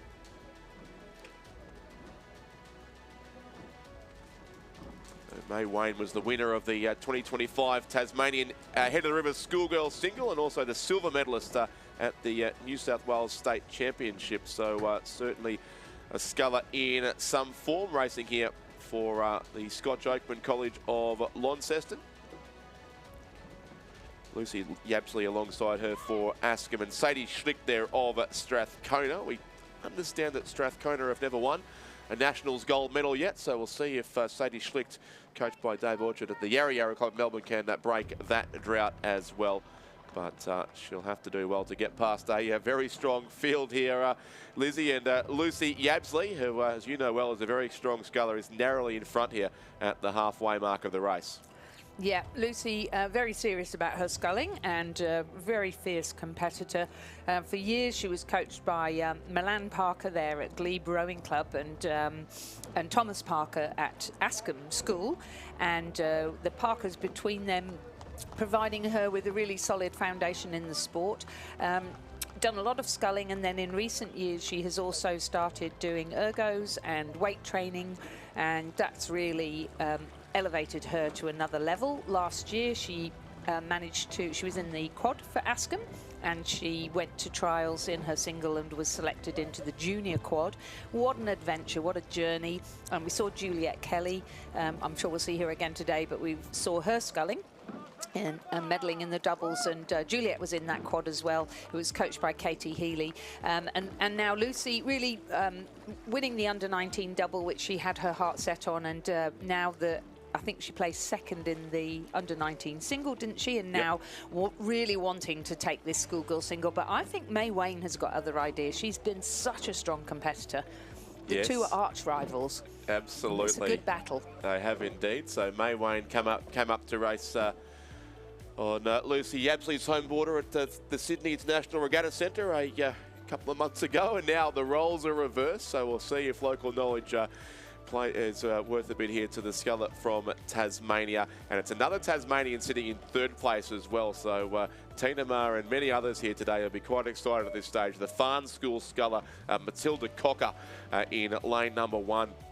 Is in third spot, ahead then of the Armidale School, Isabella Henderson over in lane 6, and then Emma Johnson of St Patrick's in lane 7. That's the red boat there on the far side of the picture. So plenty of chances here for the medals, but they've got right on 500 metres to go now in the schoolgirls single scull final, won last year by Zara Turner of Radford College in the ACT, who's certainly gone on to continue her career at this regatta as well. So it is an event with a strong history, certainly. So Lucy Yabsley of the Askham School and the Glebe Rowing Club, who I'm pretty sure raced in the very first race of the regatta back at 8 a.m. on Monday morning in a heat of the under-17 single, has been here for the whole week.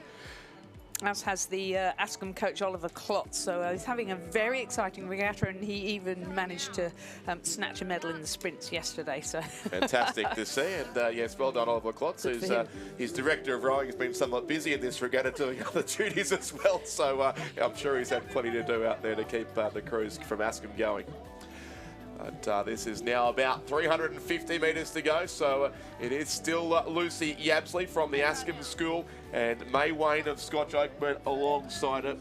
Matilda Cocker in third place for the Farn School, who we'll see on the water later again today in the Bicentenary Cup for the Interstate Women's Youth 8. So busy day indeed for Matilda Cocker racing here down lane number 1. She's a good chance, certainly, of a bronze medal here, and then she will don the Tasmanian colours later today, as a lot of school athletes now do into the Youth 8 boats as well.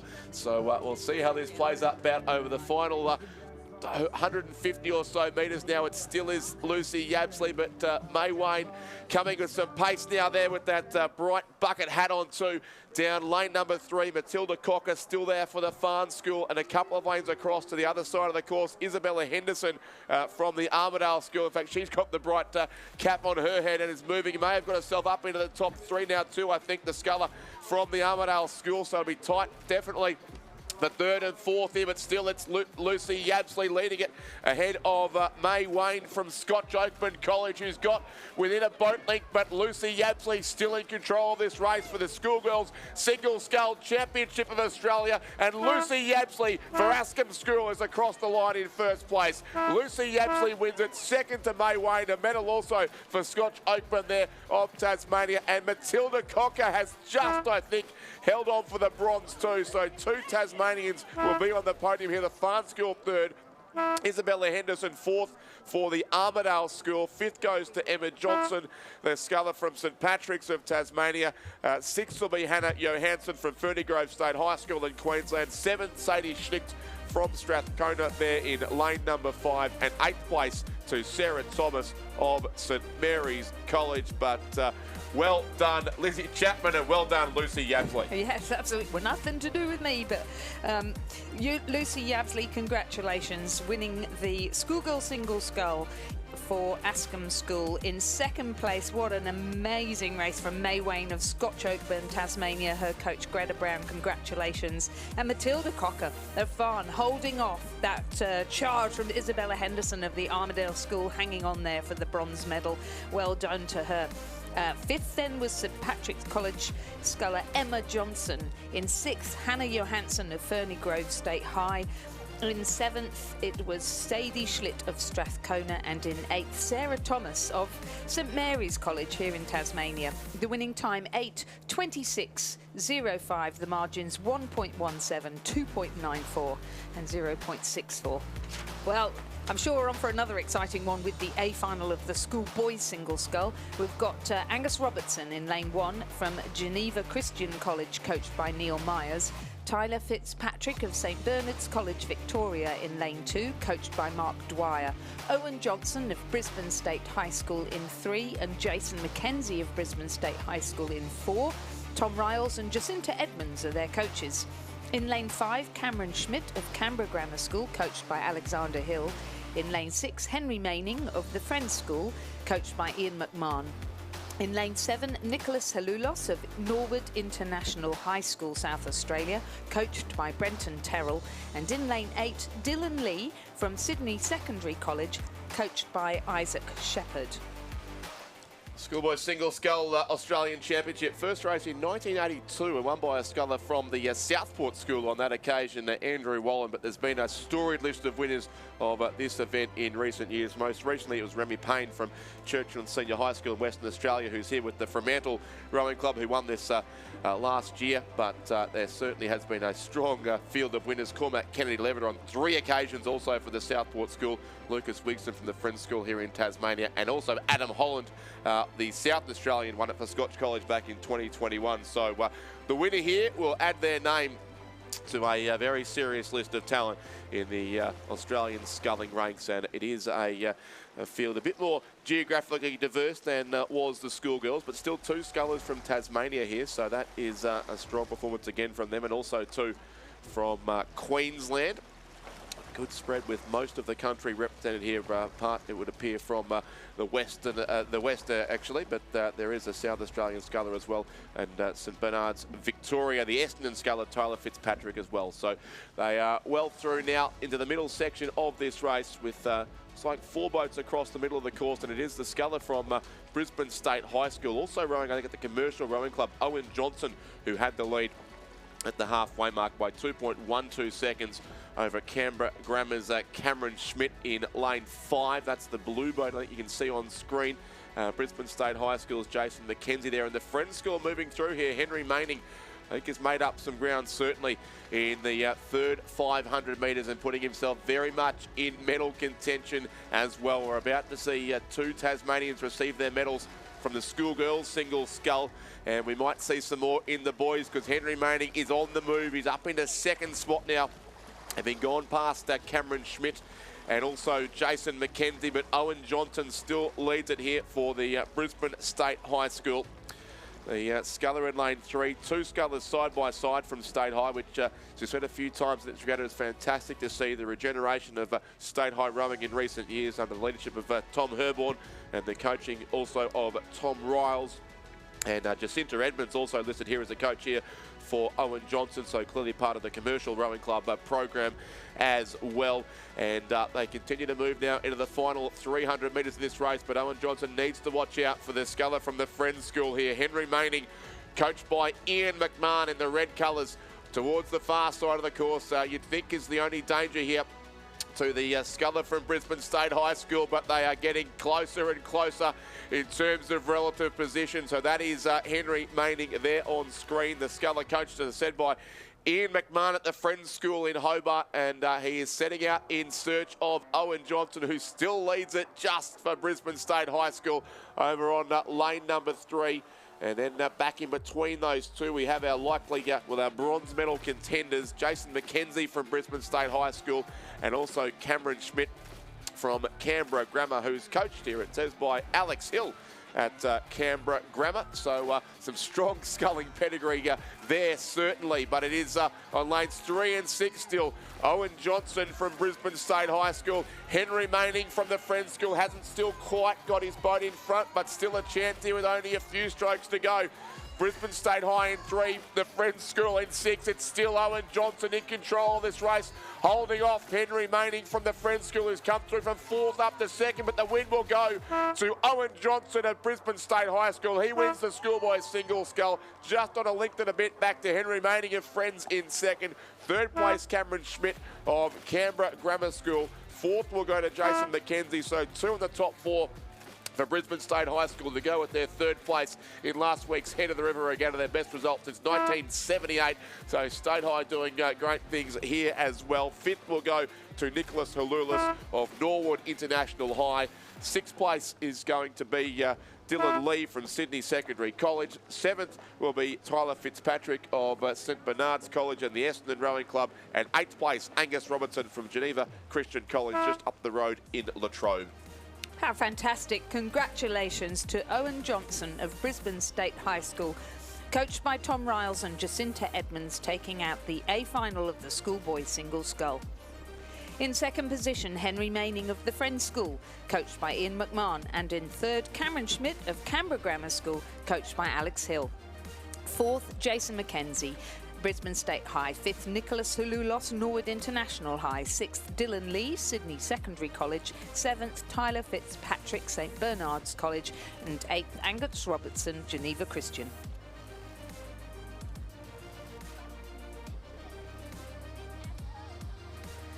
Ladies and gentlemen, the presentation of medals for the Schoolgirls Single Scull Championship of Australia.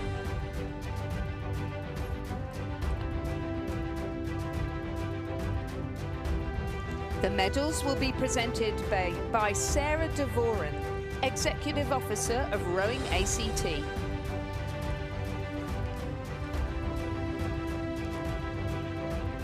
Third place and bronze medalist, Matilda Cocker, representing Farn School.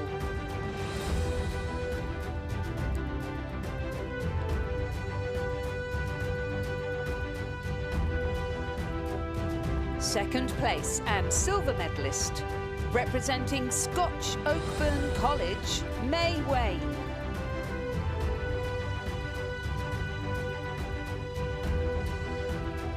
May is coached by Greta Brown.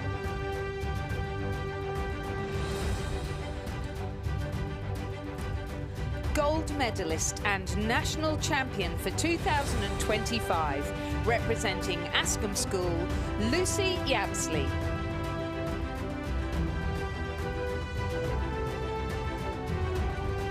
Lucy is coached by Oliver Klotz.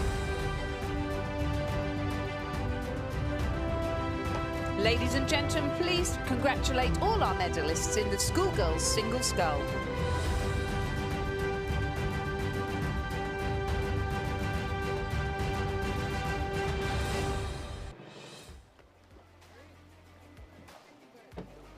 And now we move to the Schoolgirls Coxed 4.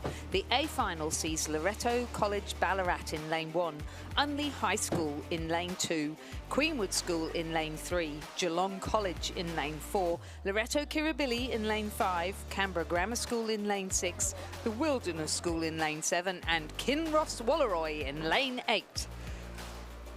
The next of our finals is on the course. We move up to the bigger boats now, the Coxed 4s, and a very good field here from certainly several corners of the country. Of course, there's a Ballarat school there in Loreto College in lane number 1. That's their Division 1 crew that's had a very strong season in Victoria, but finding some tougher competition here at the National Championships, and a couple of good Sydney crews there in the centre of the course. Queenwood lane 3, Loreto Kirribilli in lane number 5. Also Canberra Grammar from the ACT in lane 6, and the Geelong College boat in lane 4, very much in contention too. So 3 or 4 boats across the middle of the course there, and Loreto Ballarat there on lane 1 on the right of screen, sticking with them as well as they come through the first 500 metres of this race.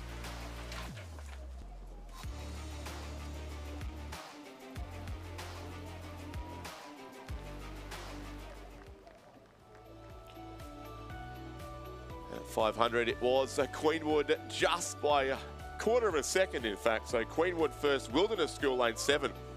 Actually, they're narrowly in second place. They also have a strong history in this event in recent years. Geelong College in third place, Loreto Kirribilli 4th, Loreto Ballarat in 5th, and Unley High from South Australia, Kinross Walleroy and Canberra Grammar School in lane number 6. As they move their way now through the second 500 metres of this race, and it still does look, well, there's nothing between those top 3 at all.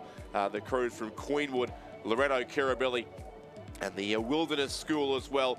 So very early stages still, but they're in the medal spots for now as they make their way here down the 2,000 metre course at Lake Barrington in this race for the Schoolgirls Coxed 4 Championship of Australia. Queenwood are the defending champions here. They won the race last year. Of course, unsurprisingly, it does look to be a completely different crew from the Queenwood School, coached this year by Kieran Glynn and Ella Davidson. The combination there on lane number 3, Zara Taylor, Madeline Walk, Gemma McLaren, Eva Thompson and Melody Yin for the Queenwood School, who we saw narrowly beaten in the schoolgirls, or the junior 8 at least, the under 19 8 yesterday by the Geelong Grammar School combination, who are not in this race, but Geelong College are there on lane 4, just a little bit off the pace, being set by our lead 3 crews, but not by a lot, in fact, as our top 4 go through halfway now with about, under 3 seconds, certainly about 2.5 seconds from first to fourth there. Geelong College are fourth, so very much in contention. And then about 2 and a bit seconds back to Canberra Grammar, who would be in 5th place. The crew in lane 6, just behind our leading 4. You can see them all there up on screen if you're watching us on the live stream, or the screens around the venue here. And there are the yellow colours of Loretto College Ballarat. On the spectator side of the course, Meg Lynch, Isabella Rosato, Olive Lanyon, Mia McTeague, Eliza Dodd, Coach Craig Smith had a very strong season, I said, in Victoria. They won the head of the lake and the head of the schoolgirls and the under-19 8 championship in Victoria. But at this stage, just a little off the pace of our top few crews here. It is very tight at the head of the field, but Queenwood maybe just the defending champions, and the Wilderness School, I think, moving out to take our top 2 spots as they come through the third 500 metres.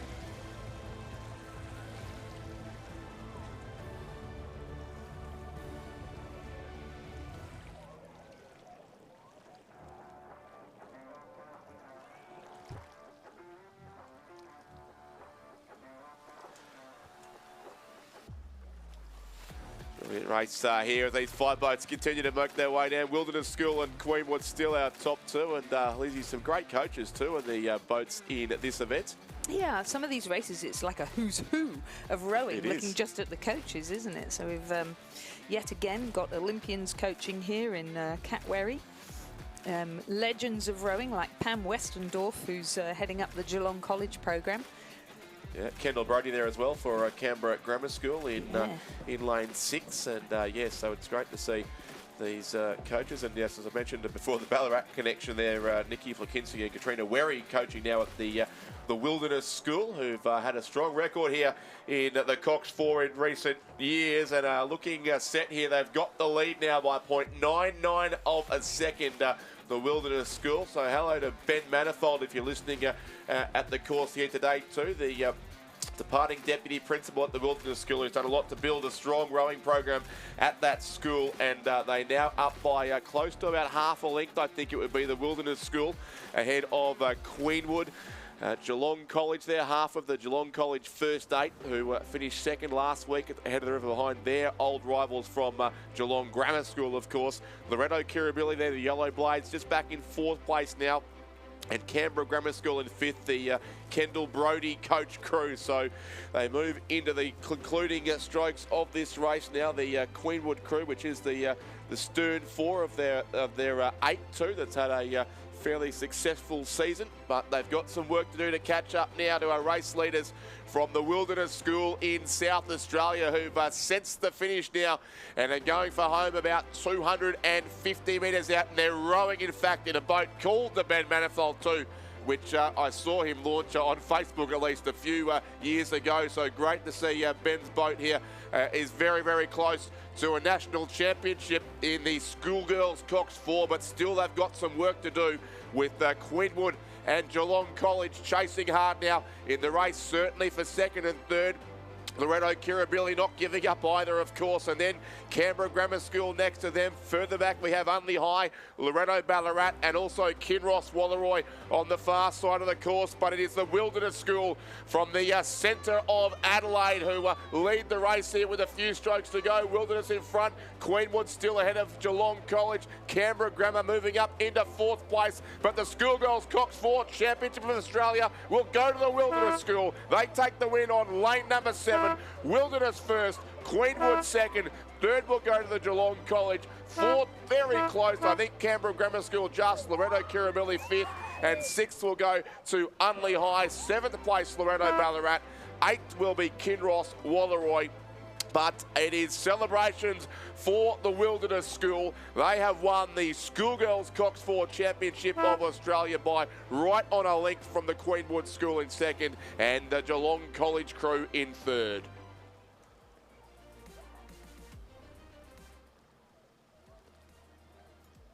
Provisional time for Wilderness School, taking out the title in the A final of the Schoolgirls Coxed for 7 minutes 39. 2.36. The margin back to second-placed Queenwood, 2.56, and a further 2.19 back to third-placed Geelong College. Fourth, Canberra Grammar. Fifth, Loreto Kirribilli. Sixth, Unley High. Seventh, Loreto Ballarat. Eighth, Kinross Walleroy. And now the A final of the schoolboys Coxed 4. Oh, sorry, and first of all, we'll go to the medal presentation dais. Ladies and gentlemen, the presentation of medals for the Schoolboys Single Scull Championship of Australia. The medals will be presented by Sarah Devoren, Executive Officer of Rowing ACT. Third and bronze medalist, representing Canberra Grammar School, Cameron Schmidt. Cameron is coached by Alexander Hill. Second and silver medalist, representing the Friends School, Henry Naining. Henry is coached by Ian McMahon.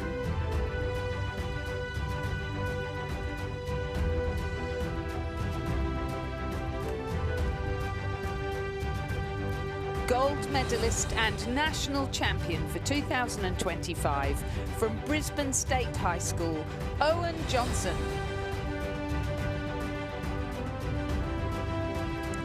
Owen is coached by Tom Riles and Jacinta Edmonds. Ladies and gentlemen, please congratulate all our medalists in the schoolboys single scull.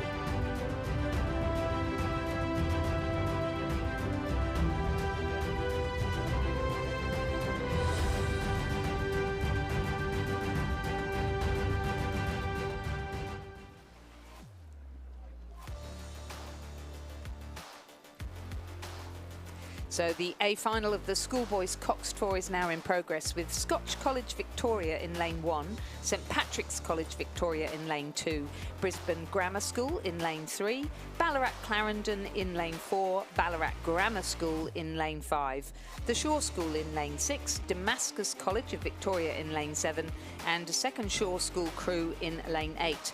The Lane 8 crew is Ethan Nam, Angus Marshall, George Scammell and Connor Glancy, coxed by Oscar Miller and coached by Ollie Smith. The Shore School crew in Lane 6 is Henry Roxburgh, Caelan Welch, Addison Stamberg and Jasper Halstead, coxed by Jethro Chapman and coached by Ollie Smith. And in between them, Damascus College, Victoria, Sebastian Irwin, Oscar Henderson, Declan Newman and Joachim Henderson, coxed by Ray Clark, coached by Cooper Reid, Paul Blanchfield and Brad Bootle.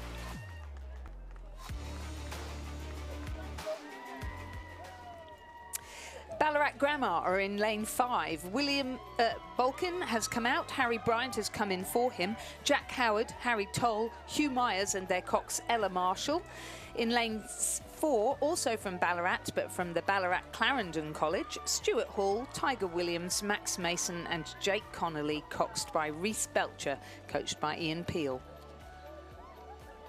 And it was tight there after 500 metres too between the Shore School, in fact, narrowly ahead of Ballarat Clarendon, who are the defending champions in this particular event. But Shore led narrowly, and just behind them too, a couple of crews on the inside of the course there. Lizzie, Scotch College for Melbourne, lane 3, and also St Patrick's of Ballarat, who are racing in lane 2.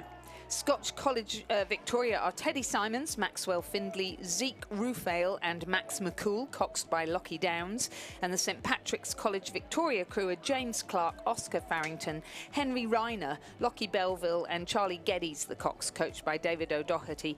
And the crew we haven't mentioned so far is Brisbane Grammar School, represented by Oliver Kent, Marcus Forbes, Henry Slatter and Oliver Wright, coxed by William Angelini, coached by Richard Powell and Daniel Horsley.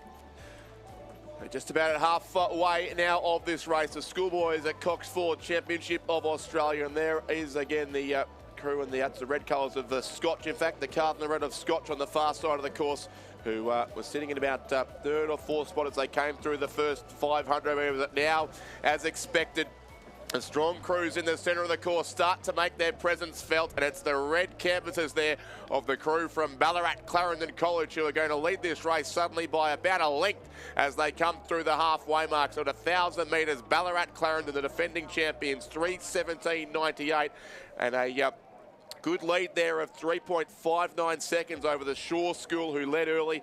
Now back into second place. Brisbane Grammar School were there in third. They're a real danger also to the Ballarat domination of this event. Scotch College Melbourne lane 4. Lane 1 will be in fourth place.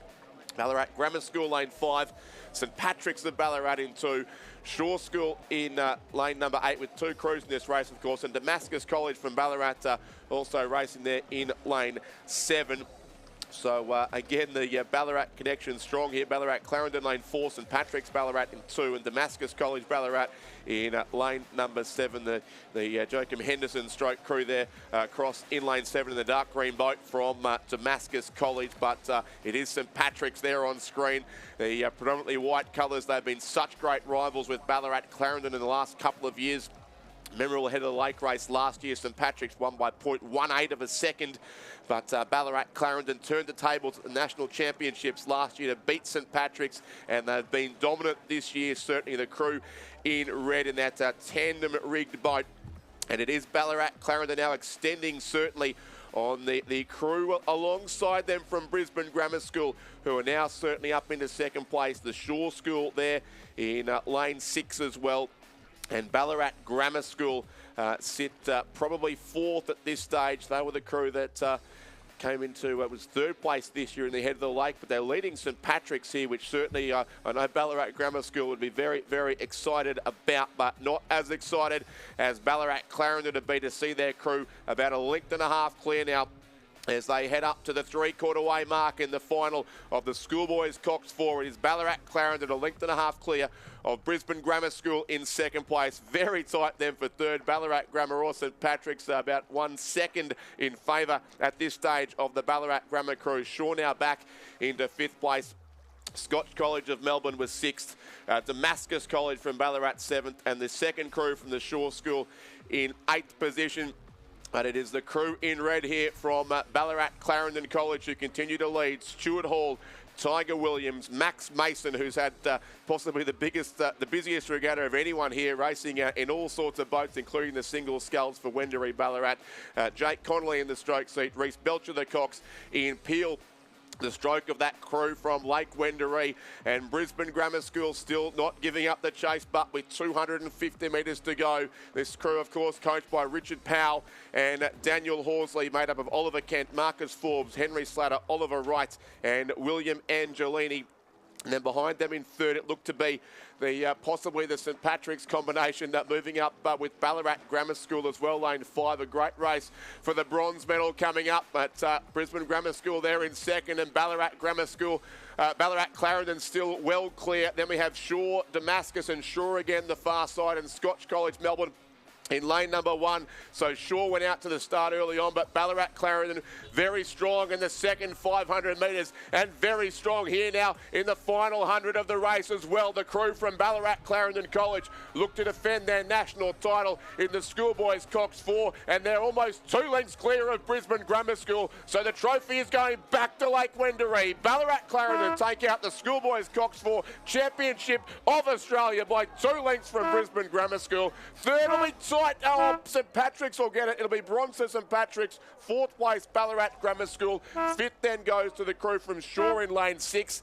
Very close for 6 as well. I think Scotch College just edged out a good ride from Damascus College, who are very, very happy to make the A final of this race. And 8th place will go to the crew from Shaw in lane number 8, but it is Ballarat Clarendon for the second year in a row. They've won the A final of the Schoolboys Cox 4.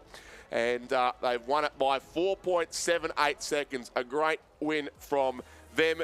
Lizzie, I'm going to let Stuart, John and Chris McCarthy come in for the next frantic couple of hours of the finals. Get your voice back. Yes, and you can do another presentation and we'll go and rest for the afternoon. Congratulations to that winning crew from Ballarat Clarendon College. On Lake Wendouree, Stuart Hall, Tiger Williams, Max Mason and Jake Connolly, their Cox, Reece Belcher and their very proud coach Ian Peel.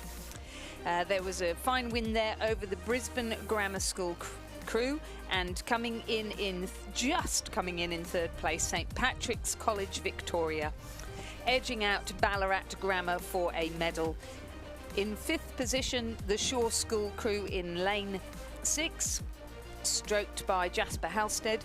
In 6th, Scotch College Victoria. In 7th, Damascus College. And in 8th, the Shore School crew stroked by Connor Clancy. Winning time 6:58.59. The margins 4.78, 1.81, and as I said, 0.88 back to 4th. Ladies and gentlemen, the presentation of medals for the Schoolgirls Coxed 4 Championship of Australia. The medals will be presented by Brigadier Alison Cray, AM/CSC retired, President of Paralympics Australia and Rowing Australia board member. 3rd and bronze medalists, Geelong College.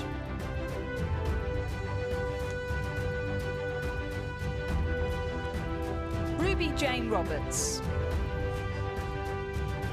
Stella Benson. Hannah Dunton. Mackenzie Pugh. And Lexi Kemp.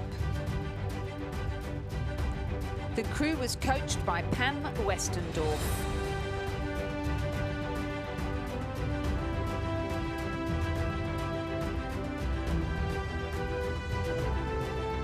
Second and silver medalists, Queenwood School.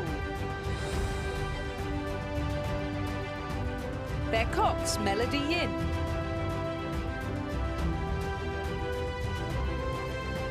Eva Thompson.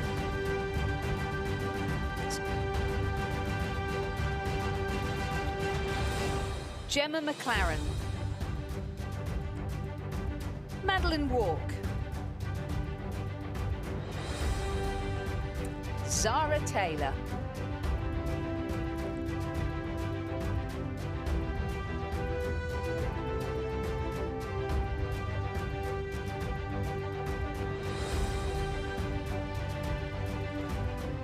And our gold medalists and national champions for 2025 in the Schoolgirl Cox 4, the Wilderness School. Chloe Trim.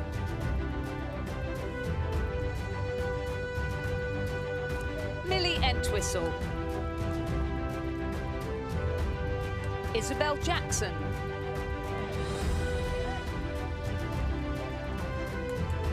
Gia Rinaldi. And Imogen Hawker. The crew was coached by Nikki Kuczynski and Katrina Werry. Ladies and gentlemen, please congratulate all our medalists in the Schoolgirls Coxed 4.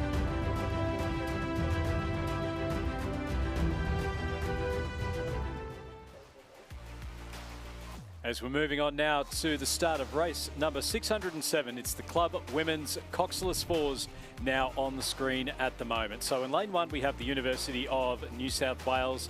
Lane 2, Adelaide Rowing Club. Lane 3, Mercantile Rowing Club. Lane 4, Sydney Rowing Club. Lane 5, Buckingham. Lane 6, ANU. Lane 7, Sydney Rowing Club. And Lane 8, Banks Rowing Club. And through the early stages of this race, through the 500 metres, it is Sydney leading out Buckingham, Adelaide, ANU, Mercantile, the University of New South Wales, the second Sydney crew, and then Banks Rowing Club. As I'm joined here by Chris McCarthy, who knows all about the crews in light blue.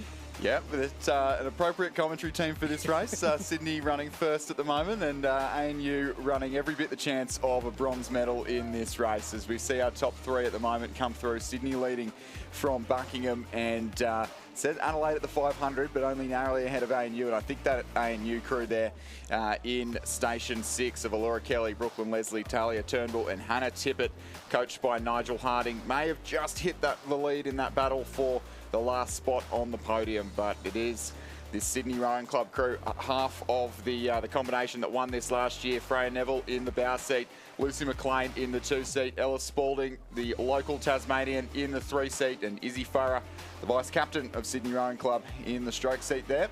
And then the Buckingham crew that's on the screen at the moment, that's Courtney Blythe, Jess Stevens, Isabel Higgins, Poppy Kennett. They're coached by Abby Crow. So it's Sydney leading out from Buckingham, and then it's ANU, ANU, Mercantile and Adelaide, all within about a second of each other. You can see there ANU on the screen at the moment. That's Laura Kelly up in the bow seat. The Adelaide crew on the screen now in those distinctive Adelaide stripes. Celia Cowan, Victoria Seidel, Anna Collins and Alexis Derogi sitting there back in about 5th place, it looks like. It's just dropping off the pace a little bit, and it's certainly between Mercantile and ANU for that bronze medal, as we just see Sydney through the 1,000, 341.35. Buckingham still sitting nicely in second, and the battle is on for the bronze. It is ANU and Mercantile, 0.34 of a second between them. University of New South Wales on the screen. That's Annabelle Singh, Elizabeth Raffin, Olivia Zargo, Lisa Matthews, coached by Justin Quigley and Chris Burns. And then Banks over on the far side, Octavia Thompson, Shervis Tang, Sheridan Tang and Janice Kelderman. Yeah, that UNSW crew with a medal in the sprint quads yesterday, and swapping 2 oars for 1 here in the 4. As you see, the second Sydney crew on the field there back in 7th. They'll join up with the leading Sydney crew in the Club Women's 8, the penultimate race before the lunch break, the penultimate race of the Australian Rowing Championships at the end of this morning's program. But all eyes on this battle for 3rd. They've been back and forth the entire way down the course, and it is the Australian National University, the Canberrans, who have stretched out to half a length. That's the most that those two have been separated by the entire way down the course here. ANU currently leading Mercantile in that battle for the bronze medal. The Buckingham crew, I think it's 3/4 of the crew that claimed the silver medal last year, and at the moment sitting very pretty for a back-to-back silver in this event. And Sydney Rowing Club looking every bit the chance to go back-to-back national champions in the Club Women's 4. Is it going to be the same Quinella for the Club Women's 4? Sydney Rowing Club leading out Buckingham. ANU sitting in 3rd place now. They're just stretching that lead out. But Mercantile, you can never count out a Mercs crew, particularly in the sweep boats. And they are starting to make a little bit of a move as well. So Sydney leading out Buckingham, ANU in 3rd, and then Mercantile in 4th place. So coming up now to the final timing point. It was 3.5 seconds between Sydney and Buckingham through the 1,000 metres. So we'll just get a bit of an idea as to whether or not Sydney have stretched that out a little bit further. I think they have, as we see Buckingham 5 seconds back of Sydney Rowing Club. So Sydney in that traditional rigging, Buckingham with the bucket rig, which rolls off the tongue. Lovely, doesn't it? Buckingham's buckets in the silver medal position. ANU now stretching it out. They've got 2.5 second lead ahead of Mercantile and going for that battle for bronze. Hannah Tippett, the local, and then mentioned yesterday on the commentary, Talia Turnbull, 17 years old and doing quite well in these national championships, but won the B final in the under-19 women's singles sculls and was in the A final, along with Brooklyn Leslie, who is also in this boat in the A final of the under-21 double sculls. Yeah, fantastic to see them up in the medals as it stands with about 300 metres left to row as this Sydney Rowing Club crew stretch out their lead in the closing stages of this race. Buckingham there on the screen. Look to be trying to mount a late surge, but I think it is far too much ground to cover up to this leading Sydney Rowing Club. Number of girls in this boat were in the bronze medal Open Women's 8 yesterday. Ella Spalding was in the gold medal under 23 8 yesterday as well. And combining here today and the bronze medal under Open 4 as well was Izzy Farrer in the stroke seat. So combining here today in this club combination, and it doesn't look anyone's going to come near the sky blue of Sydney Rowing Club. 100 metres left to row here, and it will be Freya Neville, Lucy McLean, Ella Spalding and Izzy Farrer, the crew coached by Lachlan Carter and Florence Griffiths, who will claim back-to-back national championships 2 years in a row for the Sky Blue of Sydney in the Club Women's 4. Buckingham back-to-back silver medals in this event and will come across to take second place, finishing strong and narrowing that margin, but won't have any impact on the result as Sydney Rowing Club, your national champions in the Club Women's Coxless 4. Buckingham for the silver medal. ANU will hold on to bronze. Mercantile trying to throw everything at it in the closing stages, but won't do enough. And it will be the Canberrans for the bronze medal. Mercantile finished just outside the podium for 4th. You can see what it means to the Australian National University there. High fives all round. 5th place will go to the crew from Adelaide Rowing Club in lane number 2. They'll finish just ahead of the University of New South Wales, who will come through in 6th place, and then back a little bit further to the second Sydney crew over in lane number 7. That's over Val, Data Screen and Niven. And then back a little bit further to the crew from Banks Rowing Club in lane number 8, who will cross the line in 8th place.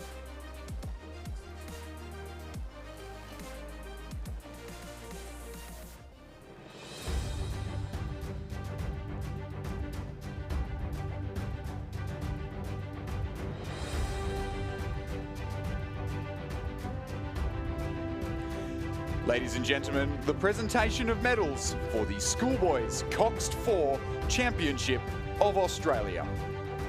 The medals will be presented by Brigadier Alison Cray, AM CSC.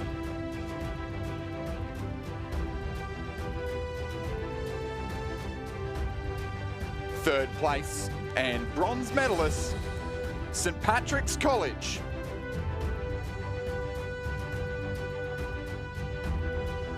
James Clark, Oscar Farrington, Henry Ryder, Lockie Belleville. The crew coxed by Charlie Geddes and coached by David O'Doherty.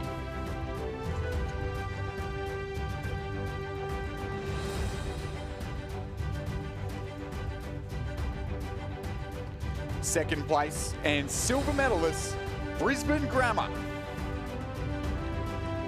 Oliver Kent, Marcus Forbes, Henry Slatter, Oliver Wright. Their cox, William Angelini. Crew coached by Richard Powell and Daniel Horsley.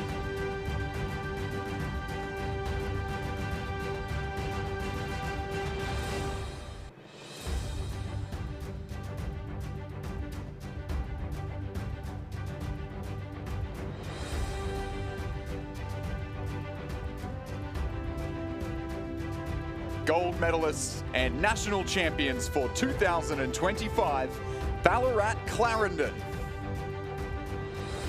Stuart Hall. Tiger Williams. Max Mason. Jake Connolly. Their cox, Reece Belcher. The crew was coached by Ian Peel.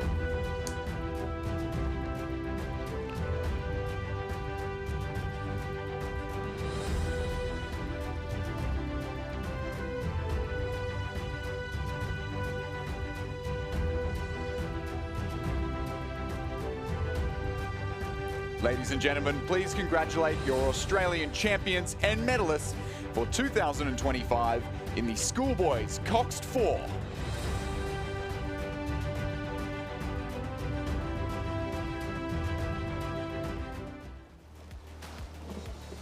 As we are underway in race number 608, it's the final of the club men's coxless fours. And a few familiar names in the crews. We've got Mercantile lane 1, Mercantile lane 2, North Esk lane 3, Sydney lanes 4, 5 and 6, looking to make it a 1, 2 and 3 in the club men's fours. Melbourne University in lane 7 and Buckingham in lane number 8. And it is the Chevron coming down the course, but it's Sydney in lane number 4, leading out Sydney in lane number 5, and then North Esk from Tasmania up there, almost battling it out for second place. They're only about half a canvas behind that second Sydney crew. Back in 4th place, it is the Sydney crew in lane number 6, and then again to Mercantile in lane number 2.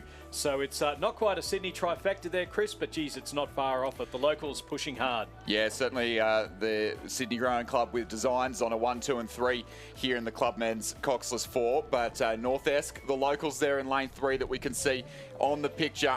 Dion Birtwistle, Rowan Fenner, Carl Breer and Jack Barrett, coached by Trevor Barrett, looking to upset the apple cart and get in on that trifecta of Sky Blue crews there. I know the coaches were a little bit worried about this North-Est crew. They were in the first heat, which was won by the first Sydney crew. They did a very similar time to both of the second and third Sydney crews in the second heat. This is the North-Est crew that actually claimed a fantastic bronze medal in the open men's coxless fours earlier on in the week, or on yesterday morning, in fact, or Friday morning, in fact. And they're the two mercantile crews on the picture there. The leading of the two mercantile crews, Ben Whitney, Jackson Morris, Benjamin Cool, Nicholas Andrew, coached by Tim Frederico. And then the second of the mercantile crews at the bottom of your picture, Alex Tomatovitz, Lockie Wilmot, Cameron Baird and Oscar Tyrrell, also coached by Tim Frederico. But this North-Est crew, have they spent their bickies too early here? And is it going to be this Sydney 1, 2 and 3, the leading Sydney crew at the moment? Tom Cregan, Angus Aitken, Torrin Olsen and Harry Crouch. That's the crew. Third from the top of your picture. The second Sydney crew with a little bit of overlap on their club mates is Jimmy Harlow, or rather it's Galen Quinn, Charlie Hine, Hugh Harold and Mac Bucknell. And then the third Sydney crew on the far side of the course, Jerry Anderson, Nick Miro, Pasha Bevan and Ben Muffet, who are currently running fourth, just narrowly behind the North-Est crew, but looking to overhaul those the fast-starting Tasmanians at the bottom of your picture there. And as they come through the 1,000-metre mark, it is going to be that third Sydney crew that are going to edge themselves into bronze medal position. Jack Barrett there in the stroke seat of the North-Est crew. A little look over to his left, and he will try and respond here and drive his crew onto the podium at a home national championships. You can see the power on this and the pain on the face there of Jack Barrett from North-Est as he tries to keep his crew in the medal positions and stop the Sydney trifecta. But it is Sydney 1, 2 and 3 as things stand. North-Est just dropping off the pace a little bit. Now they're about half a boat length behind that third Sydney crew in lane number 6. We can see there the bow of the mercantile crew in lane number 2, stroked by Nicholas Andrew, that are just starting to get up towards overlap on that North-Est crew. It is Sydney, and now coming through the 1500, Sydney again. It's 1, 2 and 3 for the Sky Blue. North-Est about half a boat length back. Have they got anything left in the tank over these final stages of the Club Men's 4 to try and upset the apple cart? But it does look like that third Sydney crew are starting to pull out. Mercantile unable to catch up on the North-Est crew. Then it is back to the second Mercantile crew in lane number 1, Melbourne University, and then Buckingham over in lane number 8. That's Sebastian Anderson, Oliver Hart, William Lather and Hamish Klein, coached by Hamish Johnston.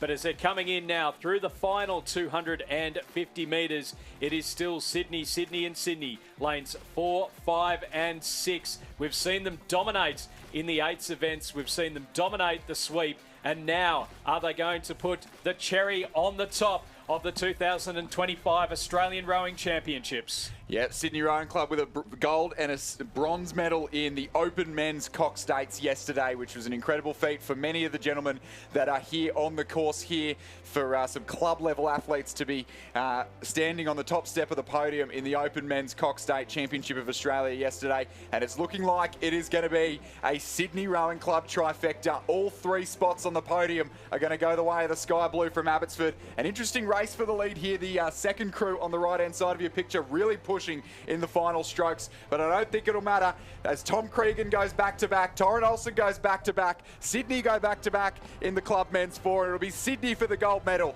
in the Club Men's Coxless 4, Sydney for the silver, and Sydney Rowing Club for the bronze in the Club Men's Coxless 4 for 2025. Close for 4th. Mercantile in the closing stages of the race will take 4th over a fast-starting North-Est crew who left it all out there on the course today on their home waters, but will have to settle for 5th. The second Mercantile crew in 6th place, and on the far side of the course, Melbourne University Boat Club in 7th, ahead of Buckingham in lane 8 for 8th place.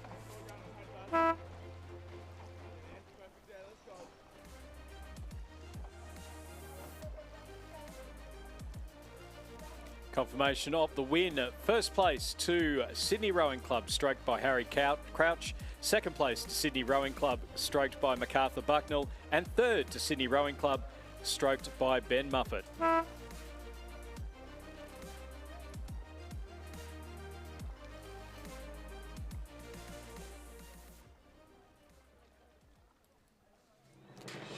This as we move now to the presentation of medals for the Club Women's Coxless 4 Championship of Australia.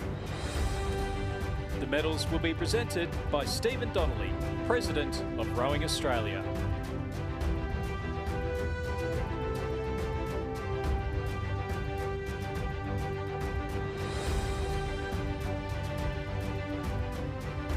In third place, and bronze medalists, the Australian National University. Their crew of Hannah Tippett, Talia Turnbull, Brooklyn Leslie, and Alora Kelly. They're coached by Nigel Harding. Second place and silver medalists, Buckingham Rowing Club.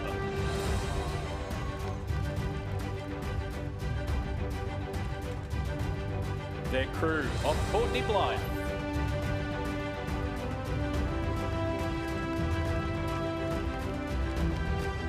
Jess Stevens, Isabel Higgins, and Poppy Kennan. They're coached by Abby Crow.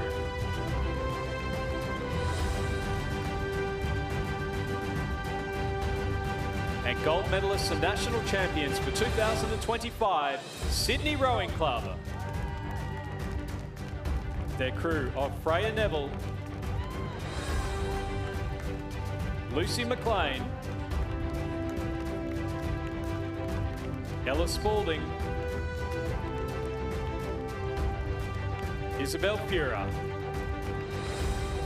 They're coached by Lachlan Carter and Florence Griffiths. Ladies and gentlemen, please congratulate our 2025 champions and medalists in the Club Women's Coxless 4s.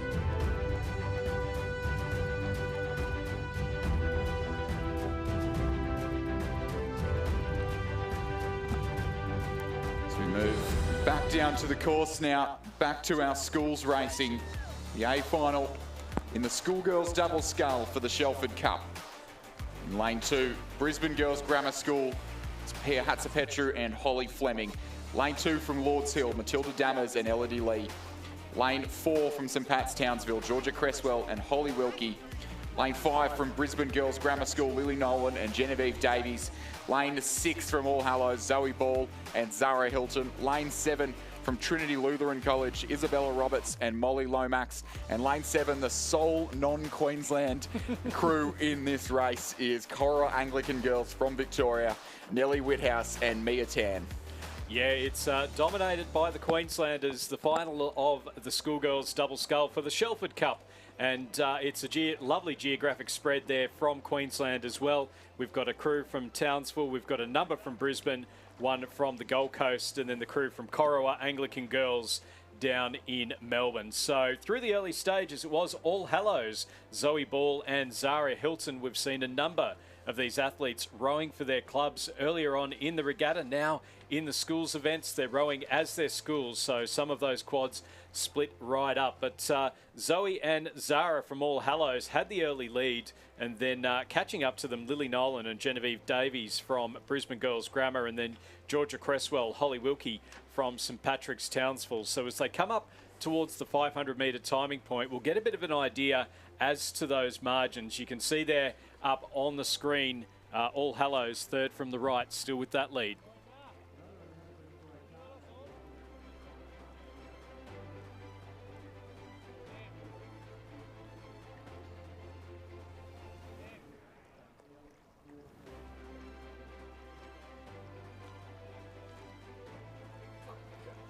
So through the 500, it was Dammers and Lee who had the lead over Ball and Hilton from All Hallows. So that's Lourdes Hill. And then Brisbane Girls Grammar in third. St Patrick's Townsville in fourth. Brisbane Girls Grammar, Hatzapetru and Fleming in fifth. But Chris, there's only a couple of seconds between first and fifth. And then back to the second All Hallows School, Trinity Lutheran and Corowa Anglican. Yep, certainly a tight race at the head of the field here in the schoolgirls double scull. Interesting matchup between the lane 5 and the lane 6 crew that you could see on the course on the screen there. Lily Nolan in the lane 5 crew, along with Zara Hilton in the stroke of that All Hallows crew that you could see there, teamed up to win the under-17 double scull earlier on in the week. So already national championship champions in this boat class, half of each of the two doubles that you could see on the screen here. And then both of these two doubles together as a quad won the under-17 women's coxed quad in the colours of the Commercial Rowing Club. You can see them rowing in the Adam Backer and the Darcy Ruck, two very successful athletes in the last decade from those clubs. But those two crews looking like they've just dropped behind the crews on the near side of the course there from Brisbane Girls Grammar and from Lords Hill in the early stages of the race. Yeah, that's Pia Hatzapetru and Holly Fleming in lane number 1, and Matilda Dammers and Elodie Lee from Lourdes Hill in Brisbane. So moving out quite nicely at the moment as we just see our crews on the screen at the moment. That looks to be lane number 6, I think, All Hallows. So as we just have a look on the screen there, we've got All Hallows on the right-hand side. Next to them, Lily Nolan and Genevieve Davies, who are in the lead through 1,000. Pia Hatzapetru and Holly Fleming. Is it going to be a Brisbane Girls Grammar 1 and 2 in the Shelford Cup for the schoolgirl double sculls? Lourdes Hill, Matilda Dammers and Elodie Lee sitting in 3rd place. Then the two All Hallows crews of Zoe Ball and Zara Hilton, and then Isabel Patterson and Danielle Watt sitting in 5th. St Patrick's Townsville back in 6th place, and then Corowa Anglican Girls in 7th, and Trinity Lutheran in 8th place. So that's Isabella Roberts and Molly Lomax. So still not a lot to pick between our leading 3 schools. It's anyone's guess. That was through 1,000 metres, and it was about a second between 1st and 3rd, and then just starting to drop the two All Hallows crews back a little bit further. Yeah, at the moment running a Brisbane Girls Grammar Quinella there. The lane 5 crew of Nolan and Davies leading from the lane 1 crew on the far left-hand side of your screen. Pia Hatzapetru and Holly Fleming. Dammers and Lee from Lords Hill in lane 2. Currently looking best placed to claim that 3rd spot on the podium. But Zoe Ball and Zara Hilton from All Hallows in lane 6 on the right-hand side of your picture. Certainly not letting the girls from Lords Hill have it all their own way. So it is Queenslanders in the top 6 positions. All the crews that you could see on your screen here are from the Sunshine State. So great future in prospect with the junior ranks of Australian sculling seemingly being dominated by the Queenslanders at the moment.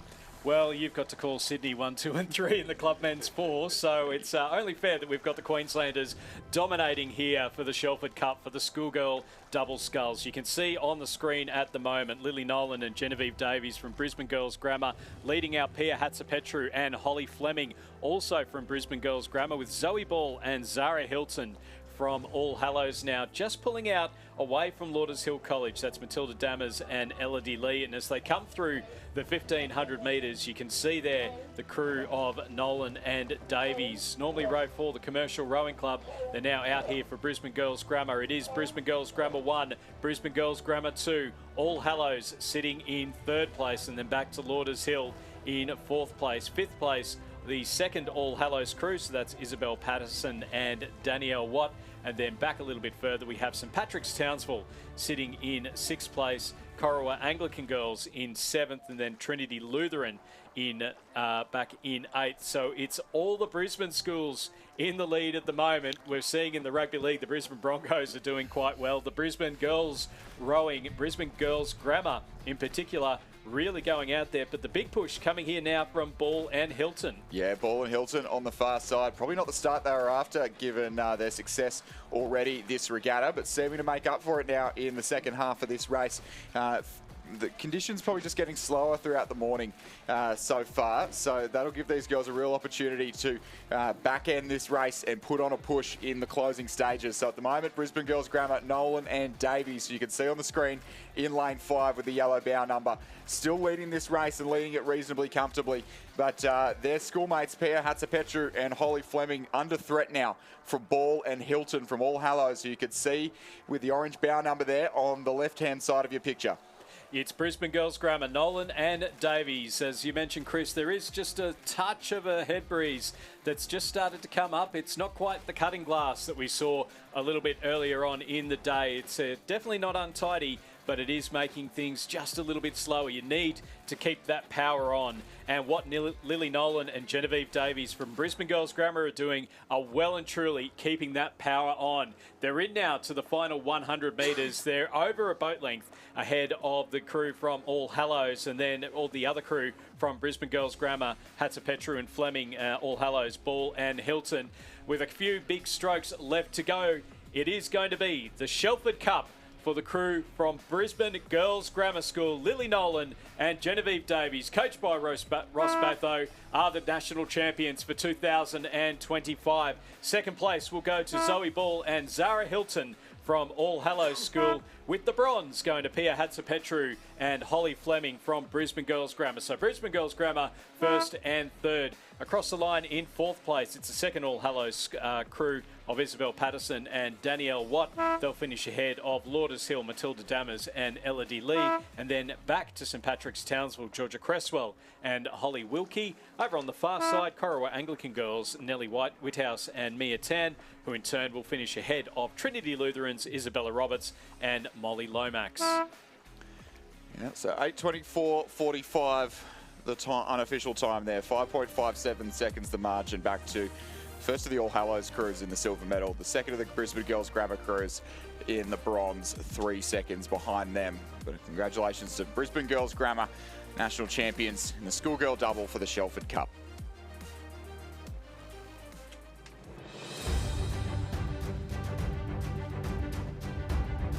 Ladies and gentlemen, the presentation of medals for the Club Men's Coxless Fours Championship of Australia. The medals will be presented by Steve Donnelly, President, Rowing Australia.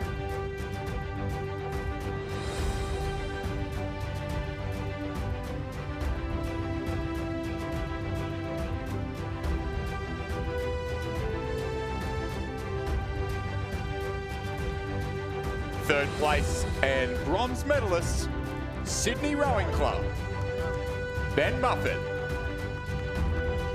Ambrose Hennessy, Jerry Anderson, and Jimmy Harlow. Crew is coached by Shane Mulvaney and Brooke Robertson. Second place and silver medalists, Sydney Rowing Club, Matt Bucknell,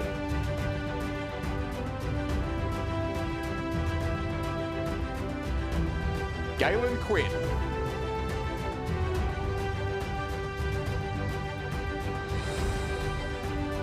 Charlie Hine, and Hugh Harold. Crew coached by Shane Mulvaney and Brooke Robertson.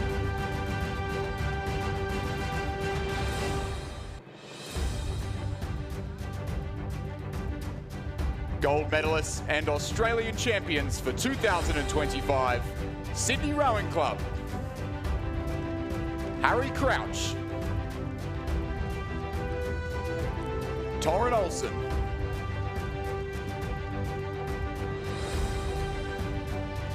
Angus Aitken, and Tom Cregan.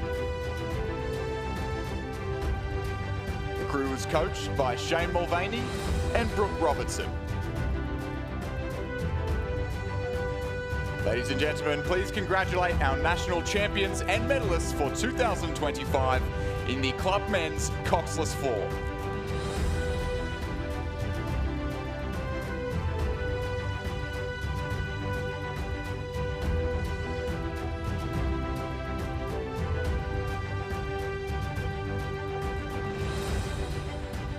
Back down to the course now from the girls to the boys. A very interesting race in prospect, isn't it, Stuart? One we've been looking forward to all week. The A final of the schoolboys double scull. Once again, just the second year that this event has run. In lane 1, Cathedral, Townsville, Nathaniel Talbot and Riley Hibble. Lane 2, Trinity Lutheran College, Tilk Heron and Byron Cullen. Lane 3 from Western Heights College, Taj and Xander Bailey. Lane 4 from the Pembroke School in South Australia, Jeremy Yu and Alex Lee. In lane 5 from Northern Beaches Secondary College, Floris Elias and Tobias Elias. In lane 6 from St Augustine's, Rory Parker and Hamish Wise. Lane 7 from Townsville Grammar, Liam Mackay and Finn Pacey. And in lane 8 from Wendouree Ballarat, Joshua Roberts and Harrison Grant. And 2 sets of brothers in this race going stroke for stroke here as they approach the 1,000-metre mark, Stuart. Yeah, it's the brothers from Northern Beaches Secondary, Floris and Tobias Elias, up against the brothers, the twins from Western Heights College, Taj and Xander Bailey. And it is the Victorians with that early lead. Through 500 metres, they were out in front and looking very comfortable indeed. So Taj and Xander Bailey, Western Heights College. You can see there Floris and Tobias Elias from Northern Beaches Secondary, and there's not a lot to pick between these two crews. Have had some fantastic success throughout this regatta. Tobias Elias winning the under-19 men's singles sculls. We saw... And the double sculls as well. And the double sculls, yep. Purdy. And then Taj, the Bailey brothers, one of which was in the A final, one in the B final for Corio Bay Rowing Club. As we just look back down the course, they're the two that are out in front at the moment. So the Baileys ahead of the Eliases, and then back to the Pembroke School in 3rd, St Augustine's in 4th, Townsville Grammar in 5th, Trinity Lutheran, Cathedral Townsville and St Patrick's College in 6th, 7th and 8th respectively. Not a lot to pick between them, and not a lot to pick between our leading two crews here. It is the Baileys up against the Eliases. Western Heights College versus Northern Beaches Secondary. Corio v Mossman, if you want to give the club affiliations in there as well. And I don't think that we're going to know who's going to walk away with this until the very, very end, because I reckon that the Eliases might just be making up a little bit of ground on the Baileys. Yeah, I think so. I think we probably would have expected the boys from the Northern Beaches of Sydney to be a little bit quicker than the Baileys going into this race. Tobias winning the under-19 single, and then the double with Luke Purdy and chucking his brother in there. They were the quickest crew in the heats and the semi-finals of this race. The Bailey brothers, they combined that crew as Corio Bay won the under-17 double sculls. They were second at the New South Wales State Championships as well to a different Mossman double, as they have responded now and taken just a foot of clear water in front of the Elias brothers. Floris Elias and Tobias Elias on the far side, currently trailing Taj and Xander Bailey from Western Heights College there in what is becoming a thrilling race at the head of the field, and a thrilling race for the bronze medal, as well as Jeremy Yu and Alex Lee, who went out hard in this race. They were with our leading pair in the opening exchanges, but currently being reeled in by another crew from the Northern Beaches of Sydney, the St Augustine's combination of Rory Parker and Hamish Wise on the far side of the course there, who won bronze at the New South Wales Head of the River in the schoolboy double scull, and they've almost got a bit of overlap now coming into the last 500 metres of this race. Yeah, there's a couple of races going on here. It's Western Heights College, the Bailey brothers, who have extended that lead. It was just under 2 seconds at the 1,000. Now it's out past 3 seconds at the 1,500. What do the Eliases have in their back pocket? It's been a busy day for both of those crews. And then Jeremy Yu and Alex Lee leading out Rory Parker and Hamish Wise from St Augustine's. Are they able to hold on for the bronze medal towards the back of the field? Through 1,500, Townsville Grammar led Cathedral Townsville, St Patrick's College and Trinity Lutheran. So we saw the Queensland domination in the schoolgirl doubles. It's not going to happen here. It's going to be the tale as old as time. New South Wales and Victoria battling it out, and we can see here now the Bailey brothers have got themselves some clear water lead over the Eliases through the final stages. And then back we've got the Pembroke School up against St Augustine's. Who's going to take the bronze medal? It's a big push coming here from the crew from St Augustine's. Parker and Wise up against Pembroke Schools, Yu and Lee. Are they able to hold on into the final stages now? The Bailey brothers, they have led from the start. Taj and Xander Bailey from Western Heights College in Geelong. They've got the lead. They've got the orange caps. And now with about 10 big strokes left to go, it is going to be a win for the Bailey brothers in the schoolboy double sculls. A win for the Baileys for Western Heights College. They take what turns out to be a commanding win over the Elias brothers, Floris and Tobias Elias from the Northern Beaches Secondary. The battle for bronze is on though. St Augustine's, they're pushed up on Pembroke. Pembroke respond. It's going to be the boys from Pembroke that go through and take it ahead of St Augustine's by about a canvas. And then back a little bit further, we go to the crew from Townsville Grammar, who in turn will finish ahead of lane number 1. That's Cathedral Townsville. And then lane number 8, Wendouree Ballarat, with the crew from Trinity Lutheran College coming back in 8th. But in the battle of the brothers, it was the Baileys beating the Eliases. Yeah, just ignore the timings on the screen there. It was certainly Western Heights College, Taj and Xander Bailey, who led over the second set of brothers in this race, Floris and Tobias Elias from Northern Beaches Secondary in 7:20.17, the unofficial time.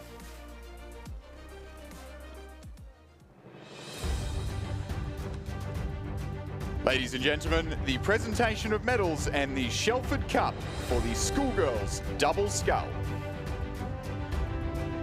The medals and cup will be presented by Stephen Donnelly, President of Rowing Australia. Third place and bronze medalists, Brisbane Girls Grammar, Pia Hatzapetru and Holly Fleming. Coached by John Pettigrew, Michael Russell and Sally Kehoe. Second place and silver medalist, All Hallows, Zoe Ball and Zara Hilton.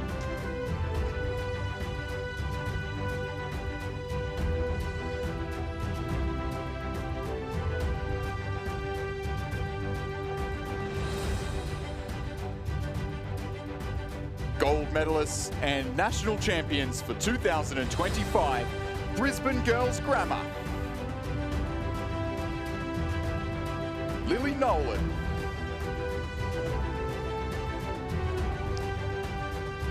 and Genevieve Davies. Crew coached by Ross Batho.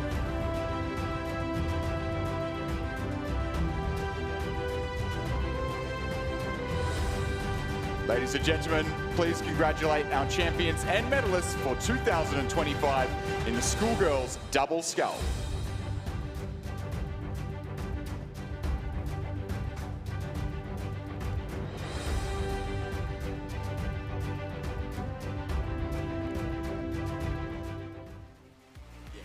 So we're underway in the first of our 8A finals today, and it is the under-17 schoolgirls coxed eights. Lane 1, Scotch Oakburn College. Lane 2, MLCQ. Lane 3, the Queenwood School. Lane 4, Pymble Ladies College. Lane 5, Presbyterian Ladies College, Perth. Lane 6, Ballarat Grammar. Lane 7, Loreto Toorak. And Lane 8, Loreto College, Ballarat. So a couple of Loretos in there. And Chris, a fantastic race in store for us here. Yeah, a couple of Loretos. In fact, the Repechage also had Loreto Kirribilli in it, who just missed out and won the B final of this event in fantastic fashion earlier this morning. But there's still a couple of blue boats on the course with Pymble Ladies College in that dark blue Hudson and the light blue Sykes of Loreto Toorak on the far side. But it is Pymble Ladies College who have taken the early advantage here in the under-17 schoolgirl 8. They won their heat. They were the fastest time in the early rounds of competition. They won the New South Wales schoolgirl head of the river earlier on in the year. They didn't quite get the win at the state championships. Commercial Rowing Club getting the win there, and Loreto Toorak with the silver. So that left Pymble Ladies in the bronze medal position. But Pymble leading Loreto Toorak in the early stages of this race. The crew to the right-hand side of Pymble, or their right-hand side, our left, from Queenwood. They were fourth in that event at the New South Wales State Championships, and 4 of those girls fourth in the under-17 quad here at this regatta. But at the moment, 2 New South Wales crews leading in the under-17 schoolgirl 8. Yeah, Pymble Ladies with almost a 2-second lead over the first 500 over Queenwood in second. MLCQ sitting in third ahead of Loreto Toorak, and then PLC Perth, Scotch Oakburn, Loreto Ballarat and Ballarat Grammar. As we look on the screen at the moment, that's our crew in lane number 4. So that is Pymble Ladies College out there, and it was a very quick start from them. You could see them absolutely flying off the line.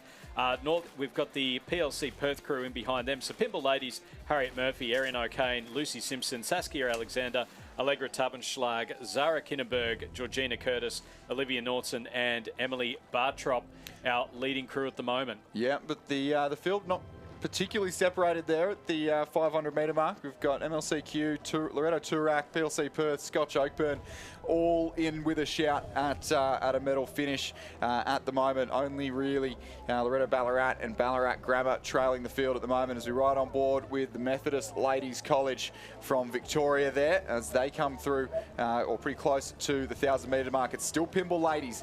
They've been almost untouchable this season. They haven't been beaten by any New South Wales crews so far this year, and at the moment keeping up that record as they lead Queenwood and also the rest of the field here. Loretto Toorak will certainly have designs on a podium finish, having been pretty much the only crew in this field to have beaten Pimble Ladies this season. That blue boat on the far side of the course, which now just creeping up and lurking in fourth, and will certainly be a threat for a bronze medal. In fact, in the bronze medal position as we come through the 1,000 metre mark. So still Pimble, but by almost a boat length now from Queenwood. Loretto Toorak and MLCQ in fourth place now. So can they turn that around in the second half of this race? As the Queenwood girls on the screen there, still trailing Pimble Ladies College. Pimble Ladies stretching that lead out now. You can see it's clear water, and here come the crew from Loretto Toorak over on the right-hand side in that blue shell. You can see them starting to move. That's Michaelia Ellis, Alexia Kritikides, Olivia Burchin, Mieta Barrington, Grace Walter, Allegra Caproglio, Amy Jordan, Grace Eagleson, Forster and Olive Buffington sitting in second place at the moment. How good's that? Mieta Barrington on Lake Barrington. It's very, very appropriate. And then we'll be going for the Barrington Cup a little bit later on in the Schoolboy 8s. Oh, I can't wait for that one. But this Loretto Toorak crew, I said, had designs on a bronze medal. I think I may have sold them short here. Looks like they've got designs on a silver with 750 metres left to row. Trailing by just half a canvas from Queenwood. Toorak will know that they can get up over Queenwood. They've done it before at the New South Wales Championships earlier on in the year. Queenwood will know that they can hang close with this Pimble Ladies crew. They were only about 3 seconds off them at the New South Wales Championships. So I think it's going to come down to Queenwood and Loretto Toorak for that silver medal. I can't see anyone overcoming Pimble Ladies at this stage of the race. So I think at the first regatta of the season, they won the Year 10-8 by about 40 seconds at that first race way back in November. So Carl Schmidt, the coach there, who's also the manager of the New South Wales state team this week, and a very bright character who has done a fantastic job with these girls as they currently lead, and Toorak do get that bow ball into the provisional silver medal position with just 500 metres left to row. Queenwood running third now, and MLCQ also still lurking there in fourth. Some way back to the rest of the field, so our top four well separated here. And which order that silver, bronze and fourth place go to is currently anyone's guess as we come into the last 400 metres of the race, Stuart. It's Pimble Ladies still with that lead, but now Loretto Toorak just with that tiny bit of overlap in behind them. Queenwood are having to look out to their right-hand side because there is a very fast-moving MLCQ crew that are looking to upset the New South Wales trifecta. Then through 1500, it was PLC Perth in 5th, Loretto Ballarat in 6th, Scotch Oakburn in 7th, and Ballarat Grammar back in 8th place. But as they come now into the Red Boys, it's 250 metres to go, and I reckon Loretto Toorak, well, they were the first Victorian crew. They're starting to make a bit of... now. They've made a move on Pimble Ladies, and here come Queenwood and MLCQ as well on the outside. It's down to the last 250 metres, and I think we're in for a grandstand finish for the first, second and third in the under-17 schoolgirls coxed eights. Pimble Ladies College, they have led from the start. Loretto Toorak are pushing and pushing hard. Are they able to make it up over the final stages? And then next to them, Queenwood and MLCQ back battling for bronze. It's anyone's guess as to who's going to come away with it. MLCQ, they're making up some fantastic ground. Can Pimble Ladies hold on to the title? We're getting down to the final 10 strokes or so. It's still Pimble Ladies with that lead. They're holding on. They've got that canvas. I think it's going to be Pimble Ladies coming through in second. Will be Loretto Turak, who hold on just ahead of Queenwood, who in turn were about a canvas ahead of a very brave MLCQ back in fourth. Coming through in fifth place, it will be the crew on the far side of the course. Loretto Ballarat with a strong finish ahead of PLC Perth. And then coming across now will be Scotch Oakburn College from Tasmania. And then over on the far side, we've got Ballarat Grammar School. What a row from Pimble Ladies. They were under all kinds of pressure from Loretto Turak towards the end there. They were able to hold them off, and then coming through in third were the Queenwood School, who in turn held off a very strong row from MLCQ. Yeah, what a thrilling finish, but it was as it was. They came through the 1500 metre there. Loretto Turak asking all the questions of Pimble Ladies, and we had two blue boats fighting for the win there. But Pimble Ladies, they saw the danger, they responded in the closing strokes and secured themselves a national title to go with their Head of the River title from just a few weeks ago. And Loretto Turak in silver, Queenwood in bronze. 7:25.28 as the official times come through. I think conditions maybe just easing slightly, Stuart. Yeah, and great row there from Pimble Ladies College to go through and to take the win. And you can see there's plenty of exhausted girls out there at the moment. They put absolutely everything into that. What a great race. And if this is a preview of the 8s racing to come today, Chris, then we are in for one heck of a Sunday. Ladies and gentlemen, the presentation of medals for the Schoolboys Double Scull Championship of Australia. The medals will be presented by Paul Thompson, MBE, Rowing Australia High Performance Director. Third place and bronze medalist, Pembroke School, Jeremy Yu.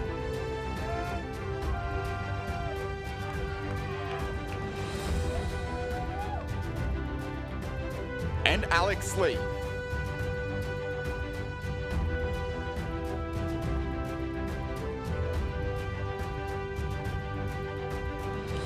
Second place and silver medalist, the Northern Beaches Secondary College, Floris Elias.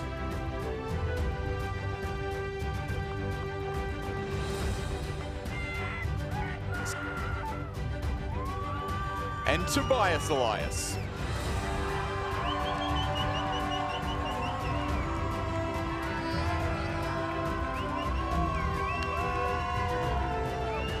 Gold medalists and Australian champions for 2025, Western Heights College.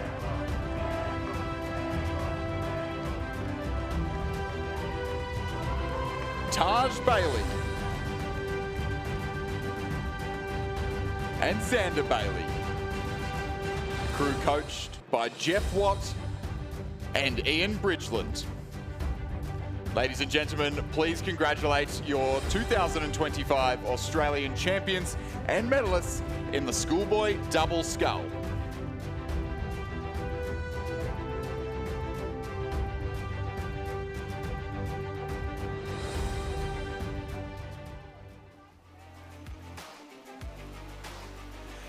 And back down on the course now. If we get something similar to the under-17 schoolgirl 8s, Stuart, here in the under-17 schoolboy 8s, I'm not sure you're going to make it till 12 o'clock. No, there's every single chance that I'm going to need to get some honey tea in for the next 4 or 5 days.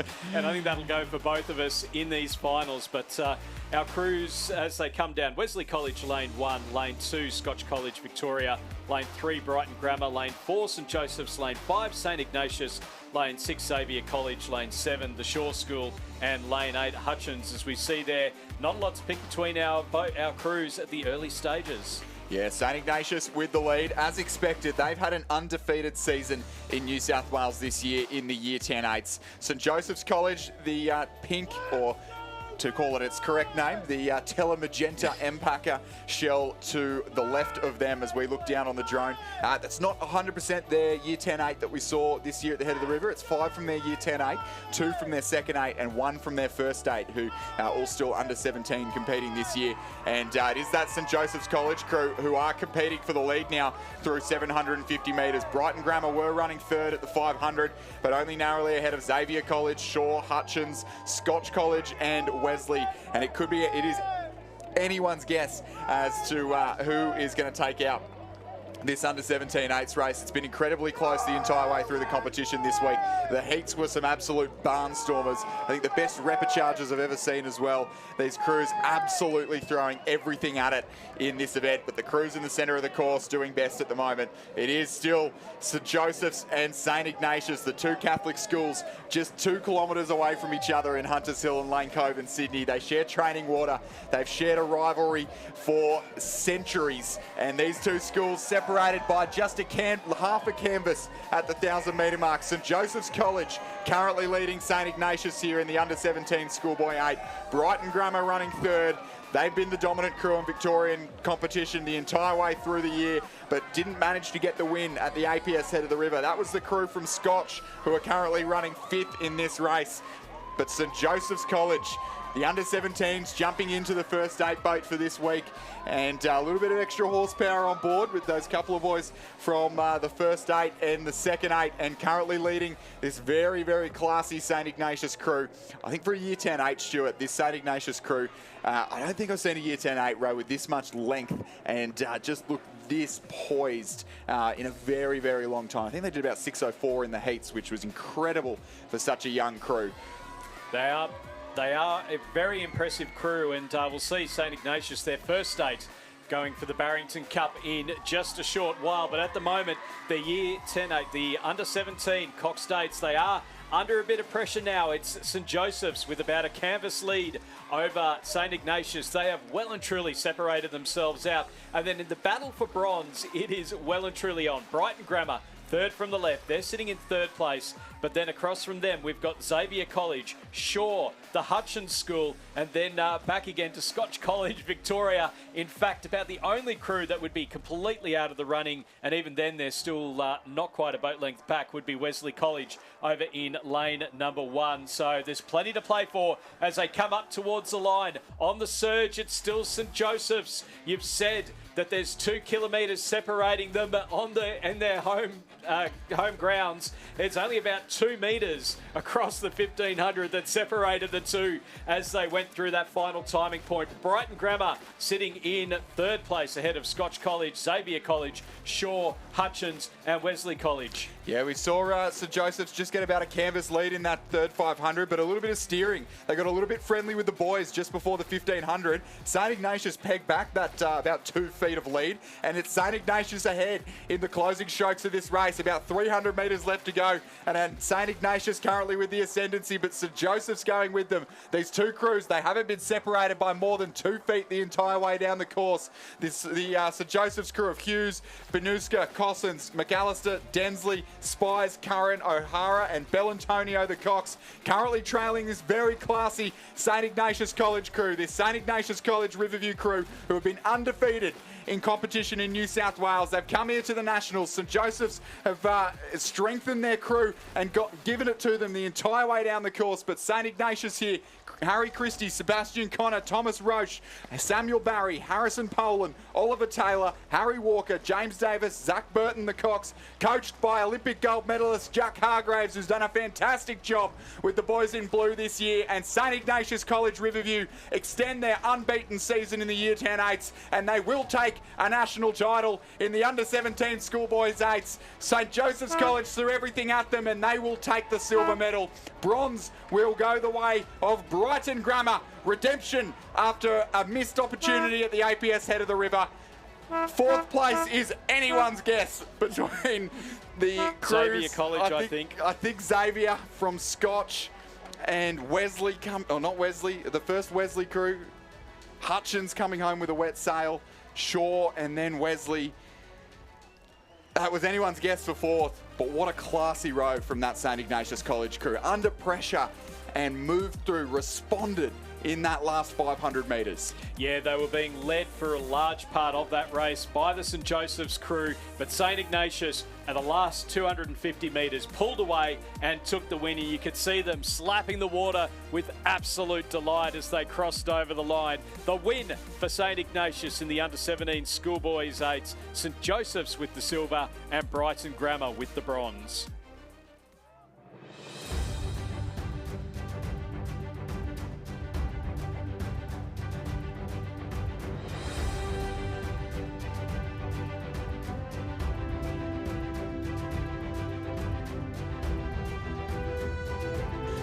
Ladies and gentlemen, the presentation of medals for the Under-17 Schoolgirls Coxed 8 Championship of Australia.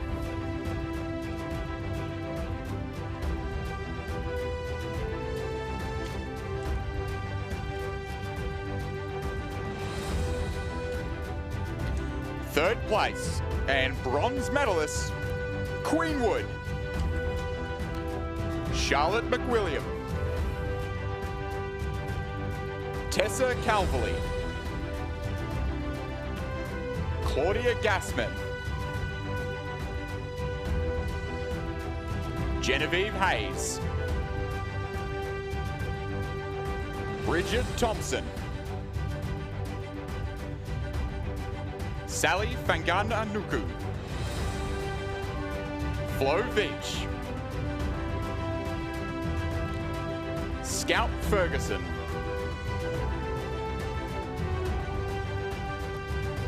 their cox, Alice Home. The crew coached by Kieron Glynn, Zoe Keating and Ashley Fitch.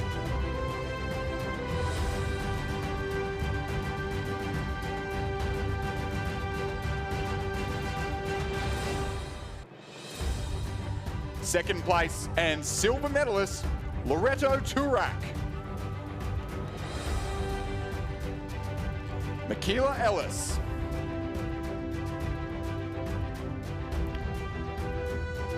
Alexia Kritikidis. Olivia Burchard. Mietta Barrington. Grace Walter. Allegra Caprioglio.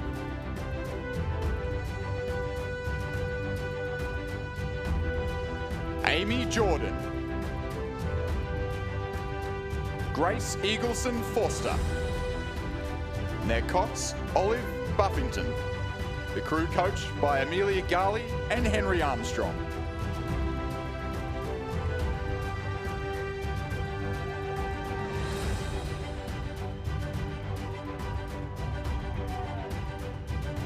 Gold medalists and Australian champions for 2025, Pymble Ladies College. Harriet Murphy. Erin O'Kane. Lucy Simpson.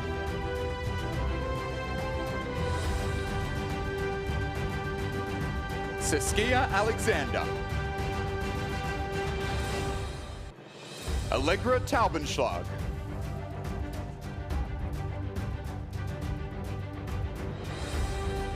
Zara Kiniba. Georgina Curtis. Olivia Norton. And their cox, Emily Bartrop. The crew was coached by Carl Schmidt.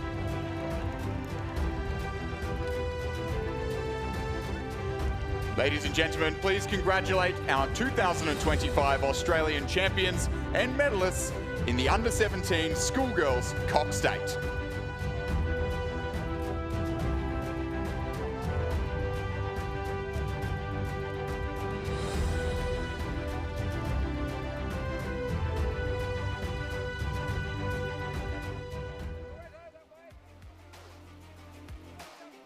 Rowing Australia announced last week that Felipe Lido, the world's premier boat manufacturer, supported by its Australian dealer Perfect Balance Rowing, will supply our national team for the next 4 years. This is an exciting announcement, knowing that the Rosellas will be in the world's fastest boats.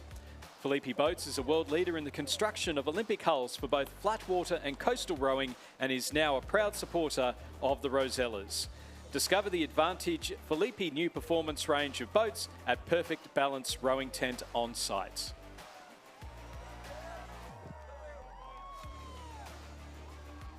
And back down on the course now.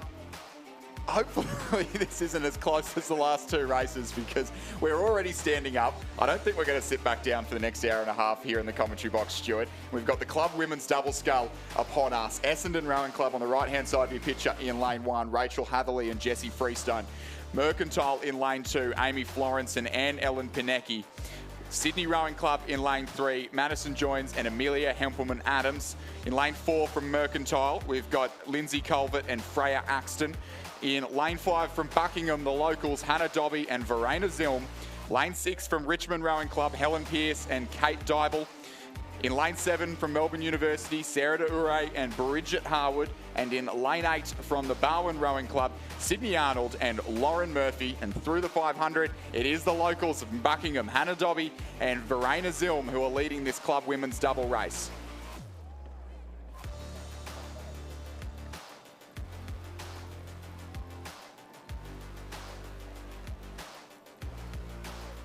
So Buckingham leading Mercantile, Sydney Rowing Club in 3rd, and then Richmond, the defending champions, Helen Pearce and Kate Dybel sitting in 4th place. Mercantile back in 5th, Essendon in 6th, Melbourne University in 7th, and Barwon back in 8th, as we just see them through the 1,000-metre timing point. It's half a boat length between Buckingham and Mercantile. We'll see Verena Zilm out there for Tasmania in the Victoria Cup and the women's lightweight quad sculls. At the moment, though, she's leading for the Buckingham Rowing Club ahead of Mercantile. Sydney in 3rd, Richmond in 4th, and then Essendon, the second Mercantile crew of Florence and Pinecki, and then Melbourne University and Barwon towards the back of the field. Melbourne University just on the screen there, De Ure and Harwood.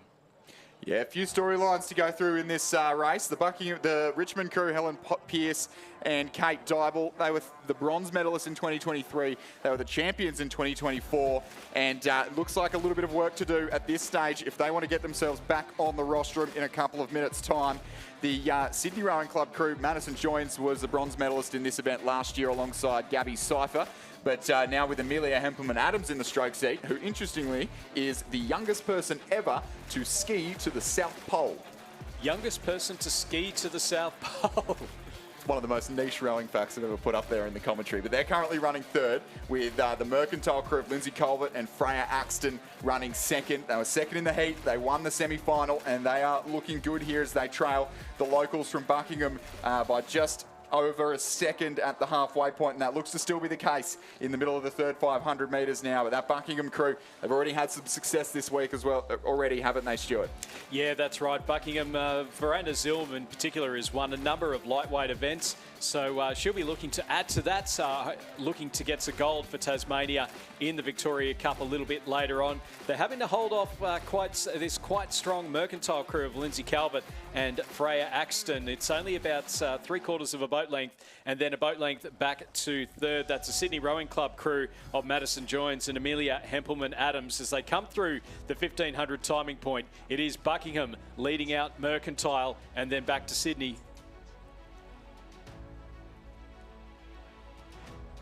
Yeah, so Buckingham still leading. Verena Zilm, the freshly crowned national champion in the open lightweight women's single scull on Thursday, and the first ever one of the members of the first ever national championship winning open lightweight women's 8 earlier on in the regatta as well. It was a part of the World Lightweight Rowing Alliance team that got that event across the line alongside Ant Cosmo, Alex Moylan and Peter Anthony, of course. And this is currently the locals from Buckingham. They got a medal in the club women's 4 silver in that event about an hour ago, and now looking to go one better in the club women's double sculls, rather, with this very classy looking combination here of Hannah Dobby and Verena Zilm, coached by Abby Crow. Although Mercantile on the near side of the course, you said earlier not to count out a Mercantile crew, and asking all the right questions now in the last 200 metres of the course. I don't think Sydney Rowing Club will be able to challenge for the bronze, but they will have to watch out for the crew on the near side of the course, two lanes over to their right-hand side from Essendon in lane 1, who are coming home with a wet sail on the inside lane. Mercantile starting to challenge now in the closing strokes of this race. It's less than a boat length between these two crews. Buckingham have led all the way.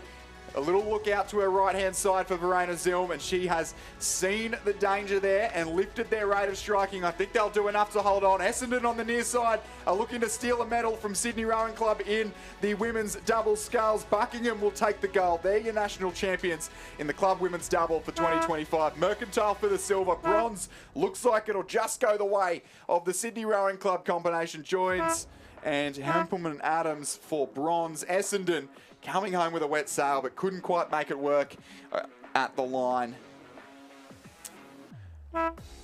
Fourth place will go the way of last year's national champions from Richmond.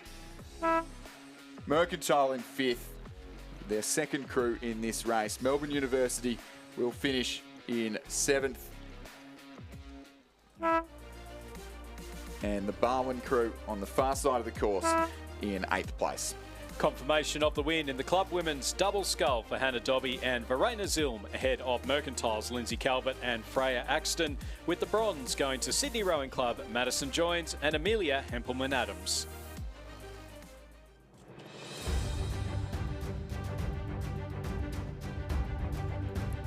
As we move to the presentation of medals for the Under-17 Schoolboys Cox State Championship of Australia. The medals will be presented by Paul Thompson, MBE, Rowing Australia High Performance Director.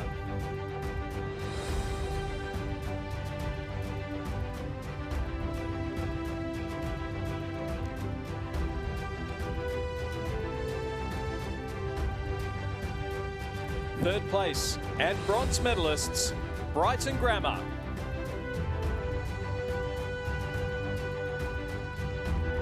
Their crew of Hamish Lawson,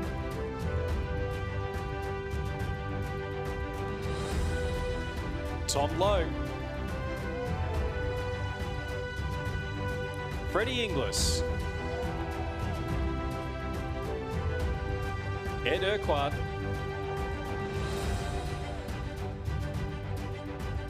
Lockie Corser,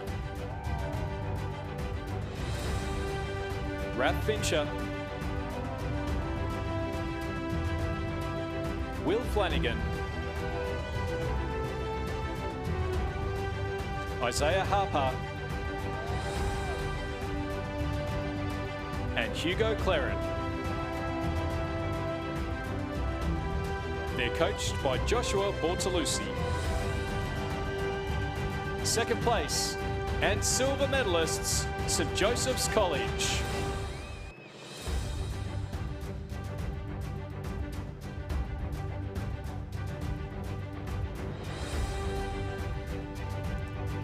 Their crew of Mitchell Hughes, Lewis Banuska, Raphael Cossins, Vincent McAllister, Rocco Dempsey, Lexington Spies, Thomas Curran, Fred O'Hara, and Noah Bellantonio. They're coached by William Raven, Michael Lane and Michael Probin.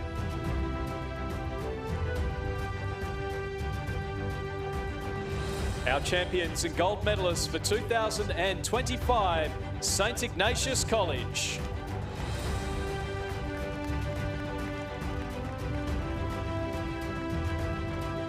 Their crew of Harry Christie,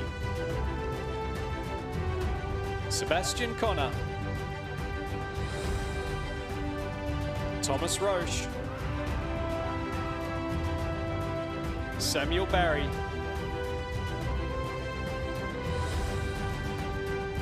Harrison Poland. Oliver Taylor. Harry Walker. James Davis. And Zach Burton. They're coached by Jack Hargraves. Ladies and gentlemen, please congratulate our 2025 champions and medalists in the under-17 schoolboys coxed eights.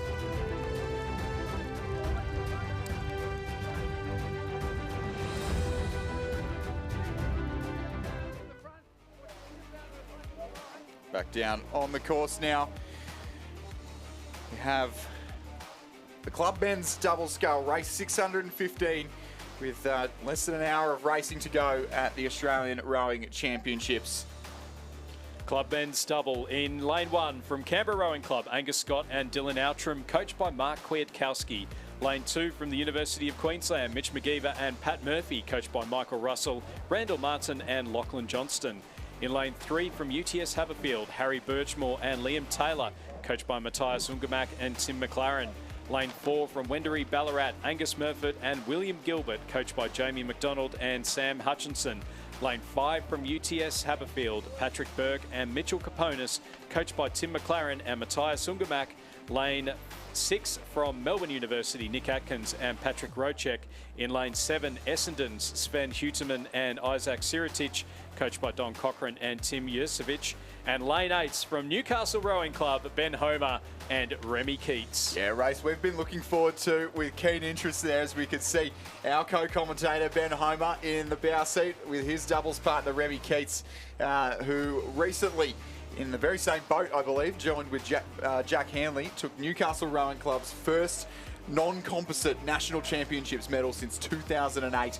And at the moment, looking like they could challenge for the podium positions. It has been, so far, at the 1,000-metre mark, the crew from the University of Queensland that we could see there, Mitch McGeever and Pat Murphy, who've been leading by 2.5 seconds from Patrick Burke, and Mitchell Caponis from UTS Haberfield, who I thought were the form crew going into this. They took a decisive win at the Sydney Rowing Club Regatta a couple of weeks ago. They were quickest in the heats, won their heat and the semi-final. Wendouree Ballarat won their heat and their semi-final as well.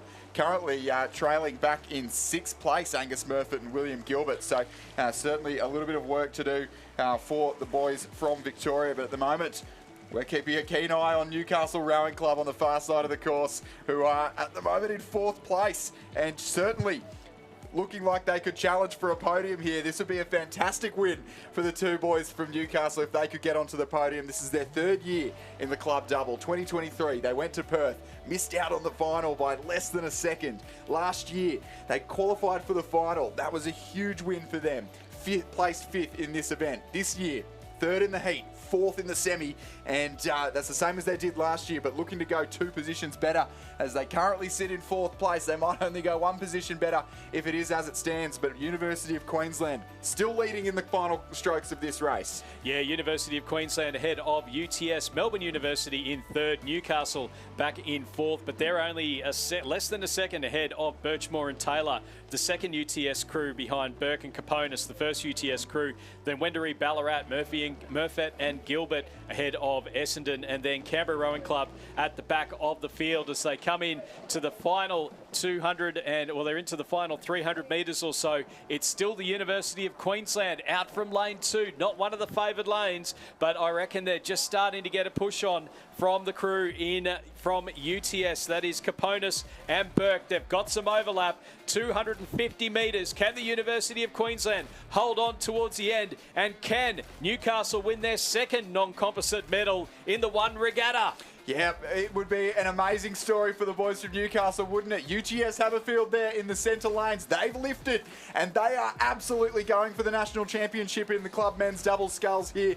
These boys, they haven't raced yet this week. They're fresh. We can see Newcastle in the bronze medal position in the closing stages of this race. This is huge. Remy Keats looking for 2 medals in double sculls, and it could even be a silver as the University of Queensland start to fade. UTS Haberfield are out in front now. They've hit the lead. They are looking best placed to be the national champions in the club men's double scull, but Newcastle Rowing Club pushing on Melbourne Uni for the bronze, and they are ahead. It's going to be UTS from the University of Queensland. Newcastle Rowing Club with their second bronze medal of the regatta and their second since 2008. Ben Homer and Remy Keats on the podium. We can see the splash there, the mic drop from Mitch Kaponis in the UTS Haberfield crew. UTS with the gold, University of Queensland with the silver, and Newcastle Rowing Club with an emphatic bronze medal in the club men's double scull. Yeah, ignore what it says on the screen there. That was Newcastle in third place. Ben Homer and Remy Keats. We heard the emotion in his voice when Remy won the lightweight double, the bronze in the lightweight double earlier in the week, and now I reckon there's a tear in the eye of that bow seat of the Newcastle boat. First, Patrick Burke and Mitchell Kaponis from UTS Haberfield. Second, the University of Queensland, Mitch McGeever and Pat Murphy. And third, Ben Homer and Remy Keats from Newcastle Rowing Club.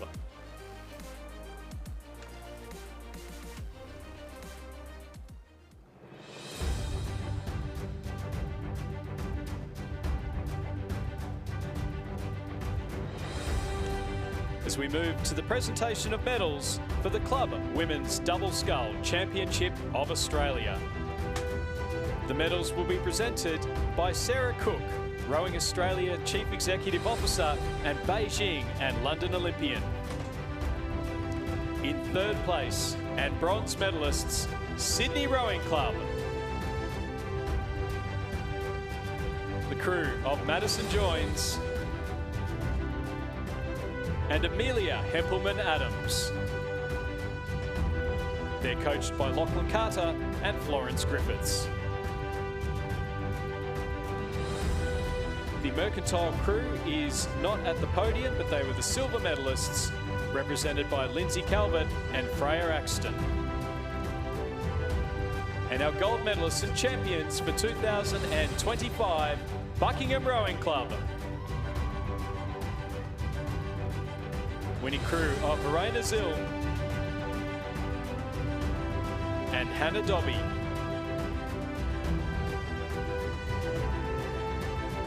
They're coached by Abby Crow.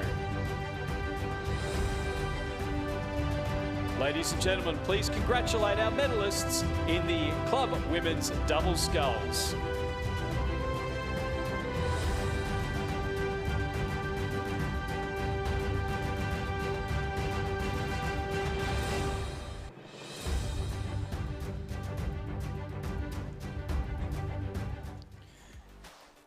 This next race is sponsored by Filippi Boats. Discover the advantage of Filippi's new performance range of boats at the Perfect Balance rowing tent here on site. I don't know how I'm going to recover from that, Stuart. I'm very, very happy for our co-commentator, Ben. That was an absolute pleasure to call that across the line. What a race in the club men's double. I think we're in a glass cage of emotion here in the commentary box.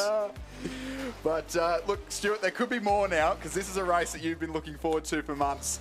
The schoolgirl quad scull, lane 1, Trinity Lutheran, lane 2, Launceston Grammar, lane 3, Radford College, lane 4, Gippsland Grammar, lane 5, Canberra Girls Grammar, lane 6, Northern Beaches Secondary, lane 7, Askham, lane 8, Strathcona. We've both got some vested interest in this race, and there's probably 3 crews that could realistically take the win here, given the day. Yeah, look, it's Canberra Girls Grammar, who were the New South Wales champions at the state championships in early February, getting off to an early lead there. Then the Northern Beaches Secondary were the crew that really pushed them the entire way, led early through 1,000 metres before Canberra Girls Grammar were able to push through. Gippsland Grammar also absolutely motoring this regatta. We've seen a couple of their rowers do fantastically well at the Victorian State Championships. So those 3 crews are unsurprisingly the 3 in the middle that have the lead. So Canberra Girls Grammar, that's Sophie Frost, Emily Walker, Charlotte Bowen, Isabel King and Eliza Miller, coached by Tufi Selly and Carolyn Pipers. The Northern Beaches Secondary crew, Freda Kirkham, Tanya Hornby, Elise Coates, Eloise Stevens and Emily Kemper-Massey, coached by Rowena Rowena Meredith and Tom Schranko. Gibson Grammar, Lily Canfield, Sarah Dyhood, Scarlett Tavassi, April Harrison and Lucy Hodges, coached by Nick Bartlett. The other school that we need to mention is the one that you've had an involvement with over the years, Chris. It is Askham School. Kitty Elias, Isabel Bug, Chloe Hitchens, Sabrina Koska, Pepper Grenfell as the coxswain, coached by Oliver Klotz, and our own Lizzie Chapman. Yeah, those Askham girls were in the middle of the B final last year, which was, I think, a great row from them, given we only trained the quad a couple of times.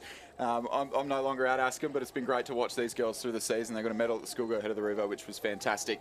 But the race that we're really interested in here is Northern Beaches Secondary v Canberra Girls Grammar. It was Canberra Girls Grammar at state champs, but in the coxless boat, it was Northern Beaches Secondary, or Mossman Rowing Club as it was. Then in the coxless boat today, this weekend, Canberra Girls Grammar had a much better row, but it was still just the girls from Mossman there.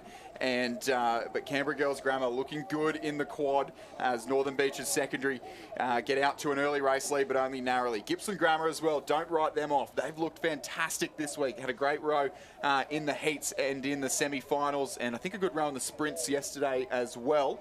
And they're currently running third ahead of the locals from Launceston Grammar, but that top three moving away from the rest of the field here. It's a battle of three. It's Northern Beaches Secondary, Canberra Girls Grammar and Gibson Grammar. We saw Northern Beaches Secondary lead by a similar margin in the New South Wales State Championships. Then back Launceston Grammar leading out Radford College. Askham in 6th place. Trinity Lutheran in 7th, and Strathcona back in 8th place. As we just have a look on the screen there, that looks to be the crew from Launceston Grammar, and it is well and truly a race in three out towards the front. It is Canberra Girls Grammar, Gibson Grammar and the Northern Beaches Secondary College, and Canberra Girls Grammar have not let Northern Beaches get away. Northern Beaches have that push, and one thing that is worth mentioning with that Northern Beaches Secondary crew, their regular coxswain unable to make the trip down.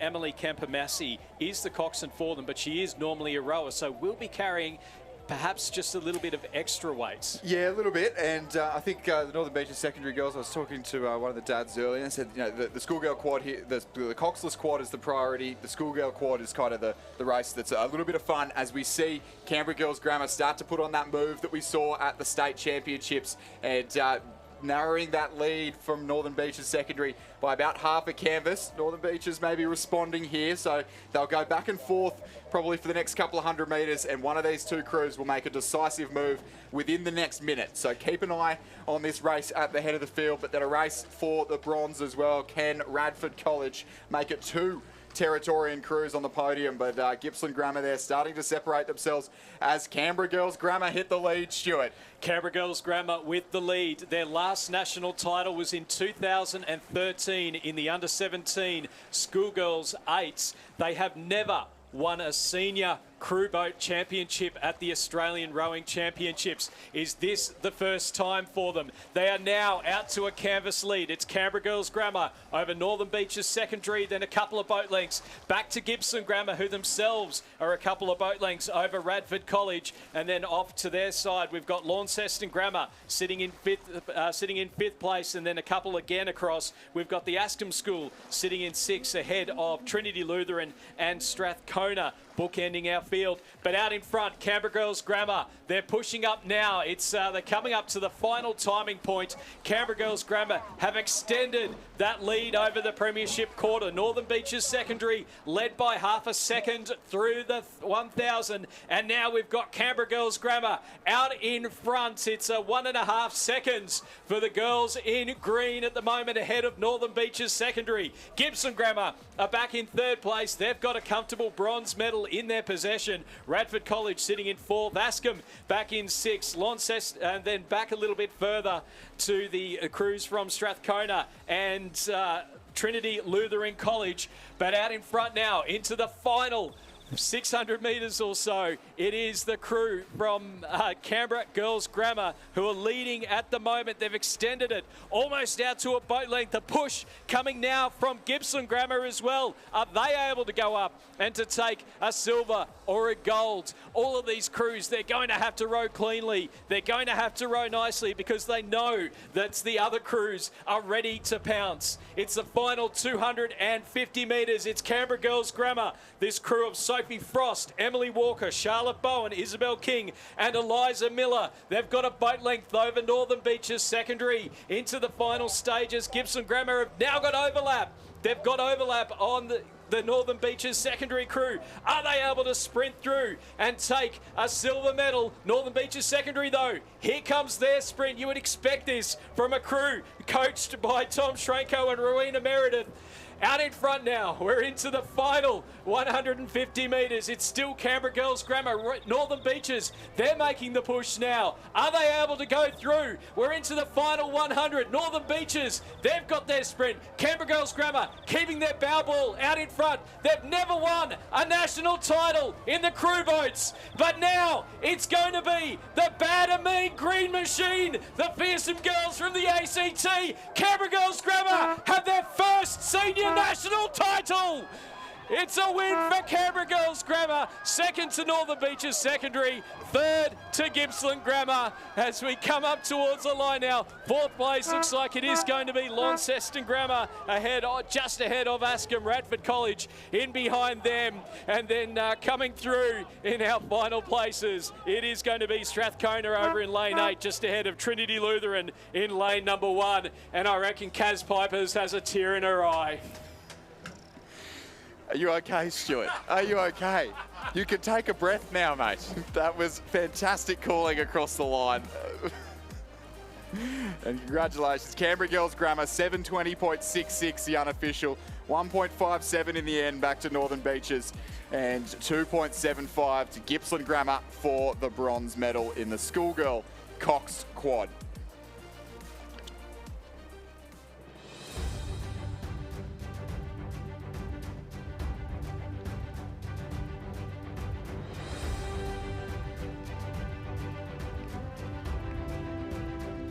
Ladies and gentlemen, the presentation of medals for the Club Men's Double Scull Championship of Australia. The medals will be presented by Sarah Cook, Rowing Australia CEO and dual Olympian.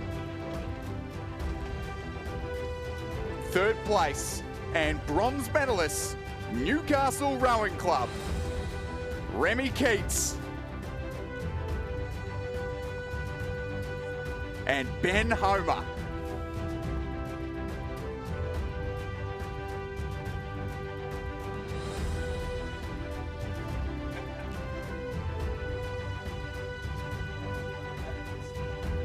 Second place and silver medalists, the University of Queensland, Mitch McGeever and Pat Murphy.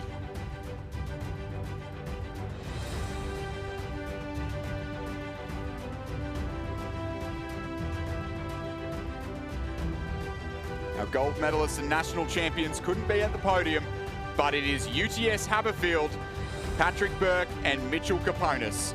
Ladies and gentlemen, a round of applause for our medalists in the Club Men's Double Scull.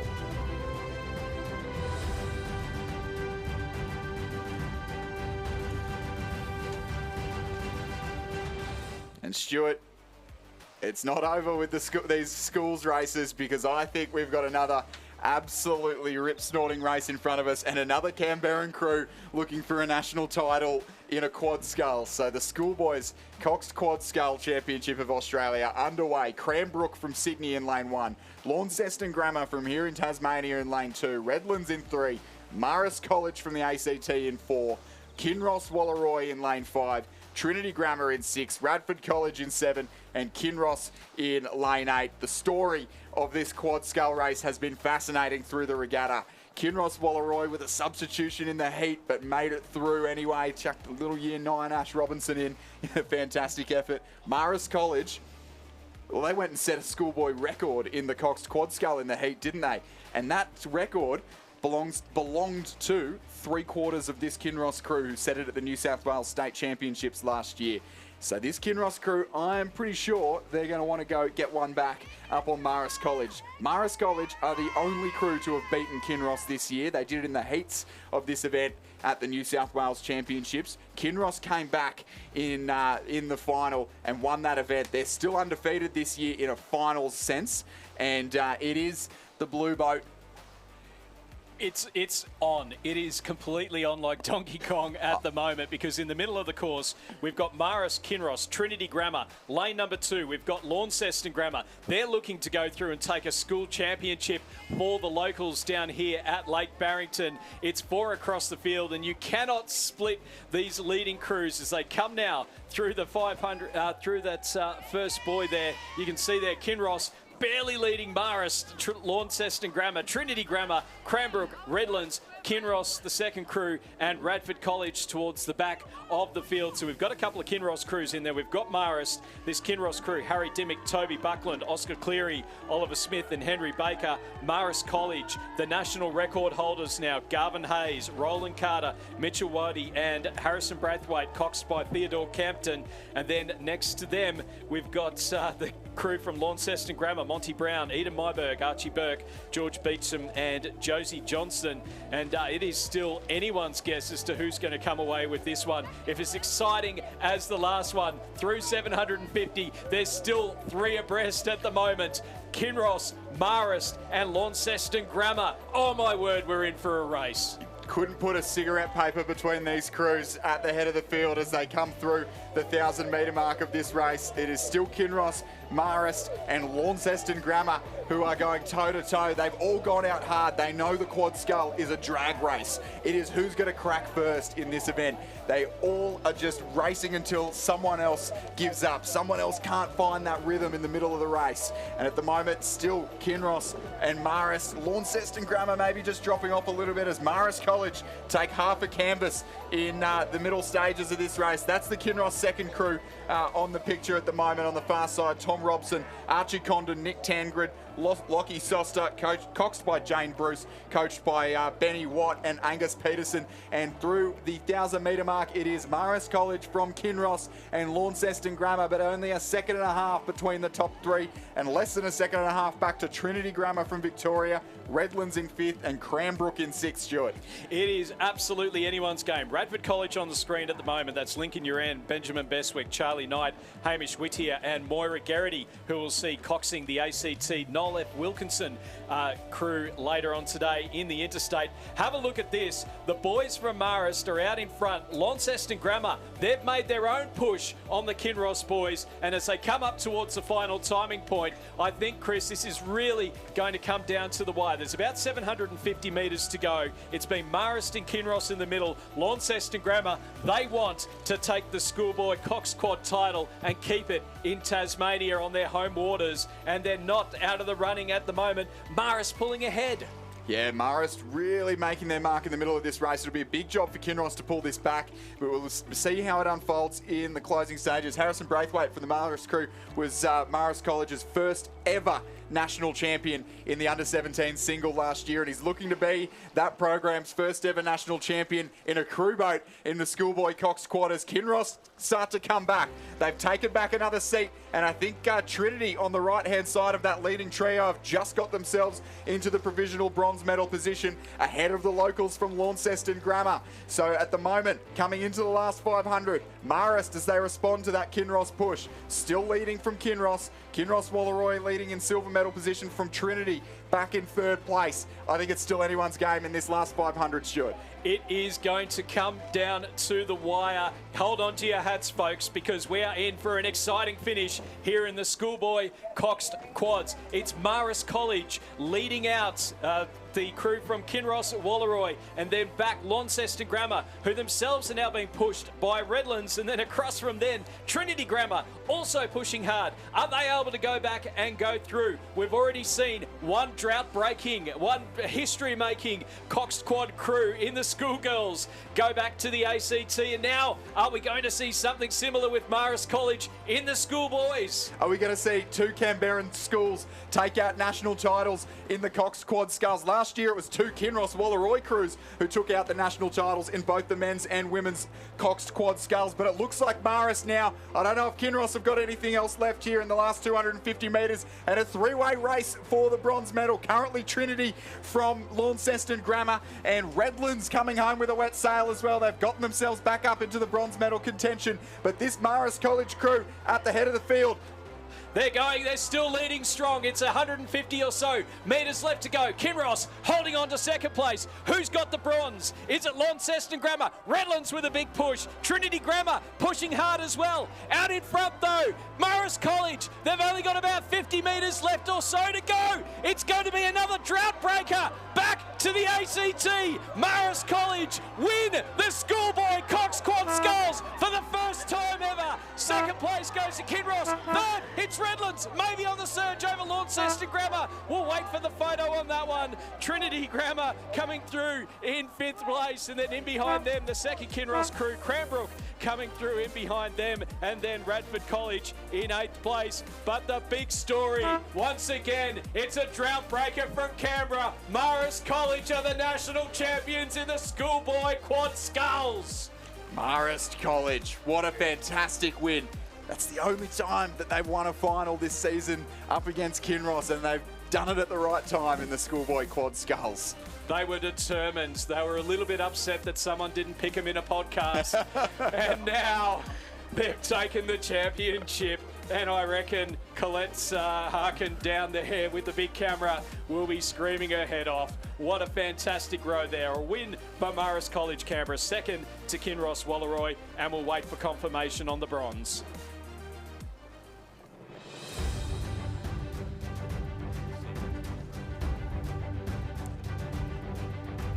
As we move down for the presentation of medals for the Schoolgirls Coxed Quad Championship of Australia. The medals will be presented by Sarah Cook, OLY, Rowing Australia Chief Executive Officer and 2008 and 2012 Olympian.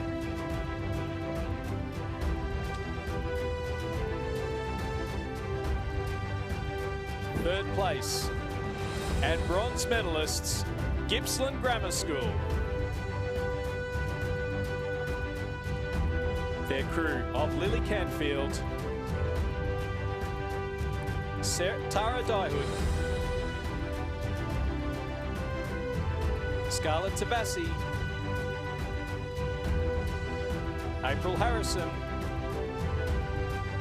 and Lucy Hodges. They're coached by Nick Bartlett. Second place and silver medalists, Northern Beaches Secondary College.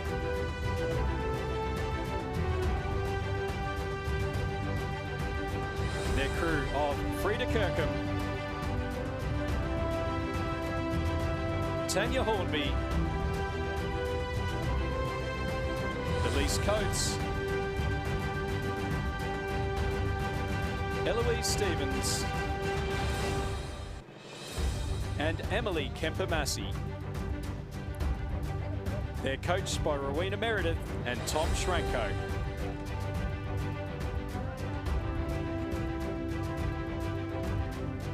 And our gold medalists and champions for 2025, Canberra Girls Grammar School.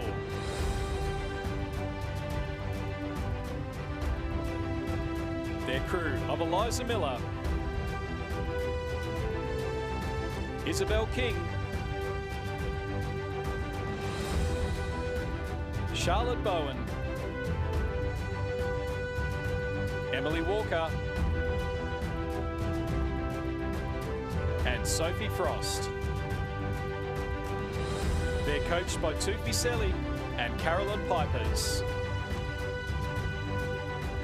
Ladies and gentlemen, please congratulate our 2025 champions and medalists in the Schoolgirls Coxed Quad Sculls.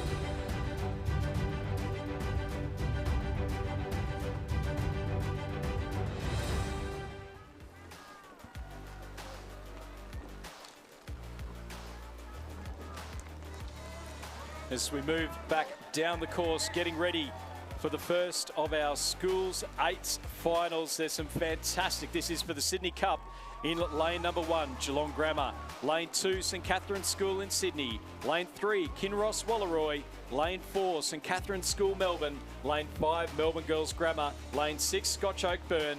In lane 7, Pymble Ladies College, and lane 8, Presbyterian Ladies College, Perth. Chris, we've talked about this all year. Kinross, the 2 St Catherine's schools, and then Melbourne Girls Grammar threw a spanner in the works in the heats as well. Who's going to take this one? They're all right across the field through the through the first 500. Yeah, Stuart, I don't think I've ever been as nervous to call a race as this one. I've been looking forward to it the entire way through the season. It delivered its spades at the New South Wales head of the river with probably one of my favourite races I've ever called, where Kinross got up over St Catherine's just narrowly. And then we came here to Lake Barrington, and in the heats, threw the form book out the window as Melbourne Girls Grammar got a fantastic victory up over St Catherine's from Victoria. And then in the finals, form book out the window again as St Catherine's had a great row over Pymble Ladies College, and Melbourne Girls Grammar had a great row over St Catherine's in New South Wales. But at the 500 metre mark, perhaps unsurprisingly for those who have been following with close interest, Pymble Ladies College starting fast. I spoke to Harry Randall earlier in the week. He said they're just getting better and better with every single race. So unsurprising to see them here at the head of the field at the early stages. But 0.68 in front of Melbourne Girls Grammar, 0.54 to St Catherine's New South Wales, 0.23 to St Catherine's Victoria, and Kinross back in 5th, but I wouldn't take too much note of that as 0.39 back behind 4th place. So all to play for here, and given how we've seen these races unfold over the last few months, I can't imagine that those are going to be the orders that we finish in. There is going to be swaps in the lead the entire way down the course here in the race for the Sydney Cup. It is, again, one well and truly on, as the conditions now at the moment that we had a slight headwind a little bit earlier on in the day, and now it's pretty much negligible. So the conditions are about as perfect. It's a perfect setting here at beautiful Lake Barrington. It's perfect conditions out on the water, and it's perfect racing here in the final of the Schoolgirls Coxed States. Have a look at that drone footage. You can see there is absolutely nothing to pick between them. St Catherine's from Sydney, they've got the lead now. They've pushed ahead of the St Catherine's Melbourne Girls Grammar, Pymble Ladies. Kinross still sitting in 5th place, which is a surprise. Scotch Oakburn, Geelong Grammar and PLC Perth in behind them. So it's the 2 St Catherine's schools, but have St Catherine's Melbourne made a pivotal move early on? Yeah, St Catherine's School from New South Wales. That is a decisive move from them in the middle of the race here to be leading this race as they approach 1,000 metres. Kinross look to be out of contention as they come through the 1,000 metre mark, but it's the 2 St Catherine's from New South Wales and Victoria leading it. In fact, now I think St Catherine's Victoria have been usurped by Melbourne Girls Grammar in the third 500. So we can see on your screen there the St Catherine's School from New South Wales, Melanie Poulos, Alice Steed, Evelyn Sticktup, Sarah Rupnick-Williams, Isabel Yardley, Chelsea Baker, Matisse Borthwick, Florence Hennessy, Georgia Parks, the Cox, coached by Jared Watson, and Olympic medalist Annabelle McIntyre. And that is the crew that have been no match to Kinross the entire way through the season. But they've come here renewed, refreshed, and ready to take the competition by the scruff of the neck. Melbourne Girls Grammar there in the centre of the course, or the third one from the right of the picture, I think right in contention to the lead.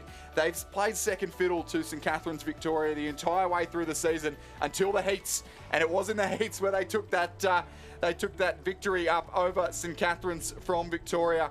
Pymble Ladies College, though, over in lane 7, are doing a great job of hanging with the field here. We've seen them be quick in the first half of the race, but they are going with the competition here through the middle of the race. 500 metres left to go here in the battle for the Sydney Cup, and there's still 4 crews who could take the win here on the waters of Lake Barrington.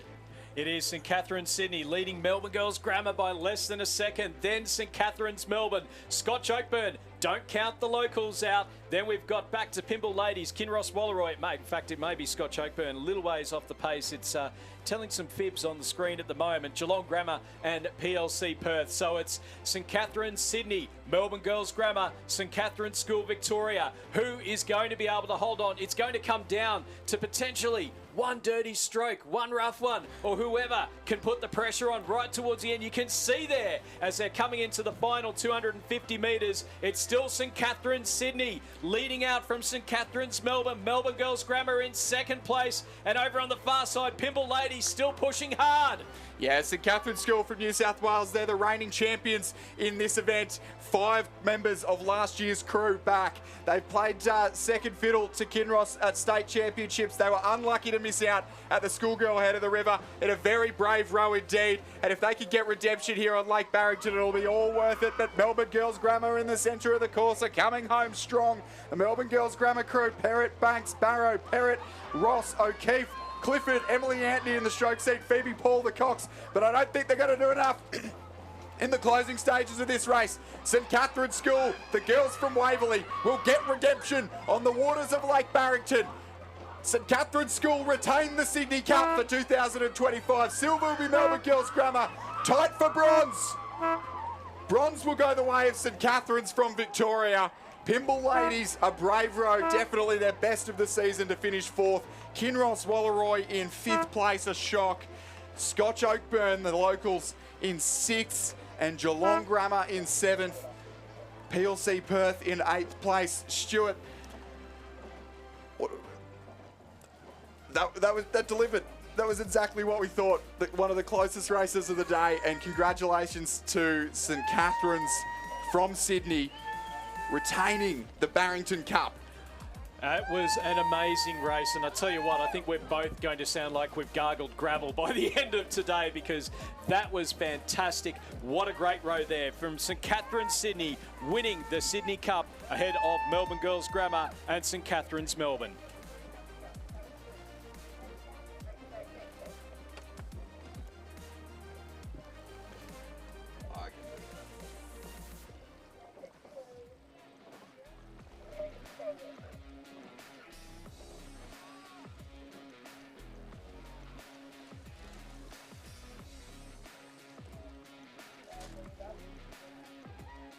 So we have the official result in the schoolboys Cox Quad. We know that Marist College won, Kinross in second.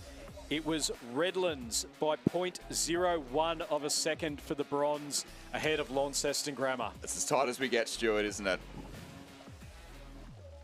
As we get ready now for the presentation of medals for the schoolboys Coxed Quad Sculls. So Chris, let's just while we're waiting for the presentations, let's unpack this. We've seen a couple of history be made twice in the quads, and then now possibly the best race of the regatta in the schoolgirl eights. I think St Catherine's in New South Wales, that's their best race of the year. That's the first time they've beat Kinross since, I think, the first race of the season they did, and they've chosen the right time to do it.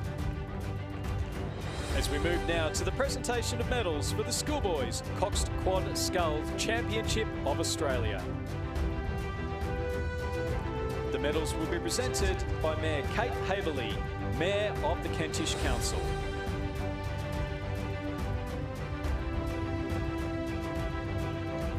In third place and bronze medalists, Redlands. Their crew of Jack Meek, Henry Dobson,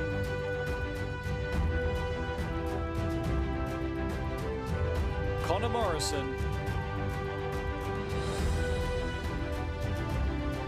Angus McInnes, and Anushka Lee.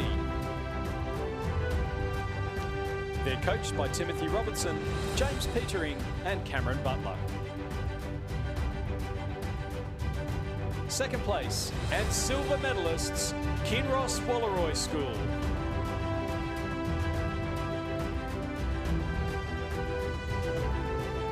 Their crew of Harry Dimmick,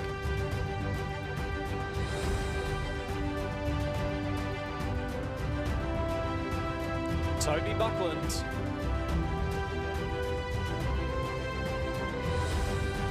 Oscar Cleary,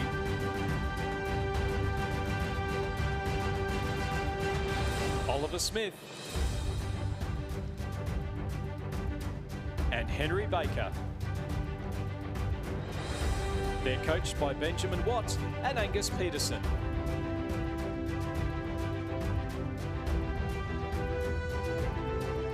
And our gold medalists and national champions for 2025, Marist College, Canberra. Their crew of Garvin Hayes,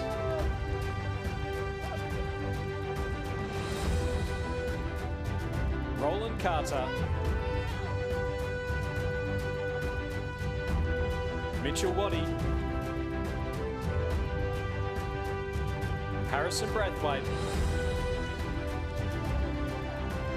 and Theodore Campton. They're coached by Tom Hayes and Cormac Hayes. Ladies and gentlemen, please congratulate our 2025 champions and medalists in the schoolboys coxed quad sculls. And well underway now, through the 500 metre mark, the race for the Barrington Cup for the championship Schoolboy 8 of Australia. Lane 1, Brighton Grammar. Lane 2, Newington College. Lane 3, the King's School. Lane 4, the Southport School. Lane 5, St Ignatius College. Lane 6, the Shaw School. Lane 7, St Peter's College. And Lane 8, Scotch College, Victoria.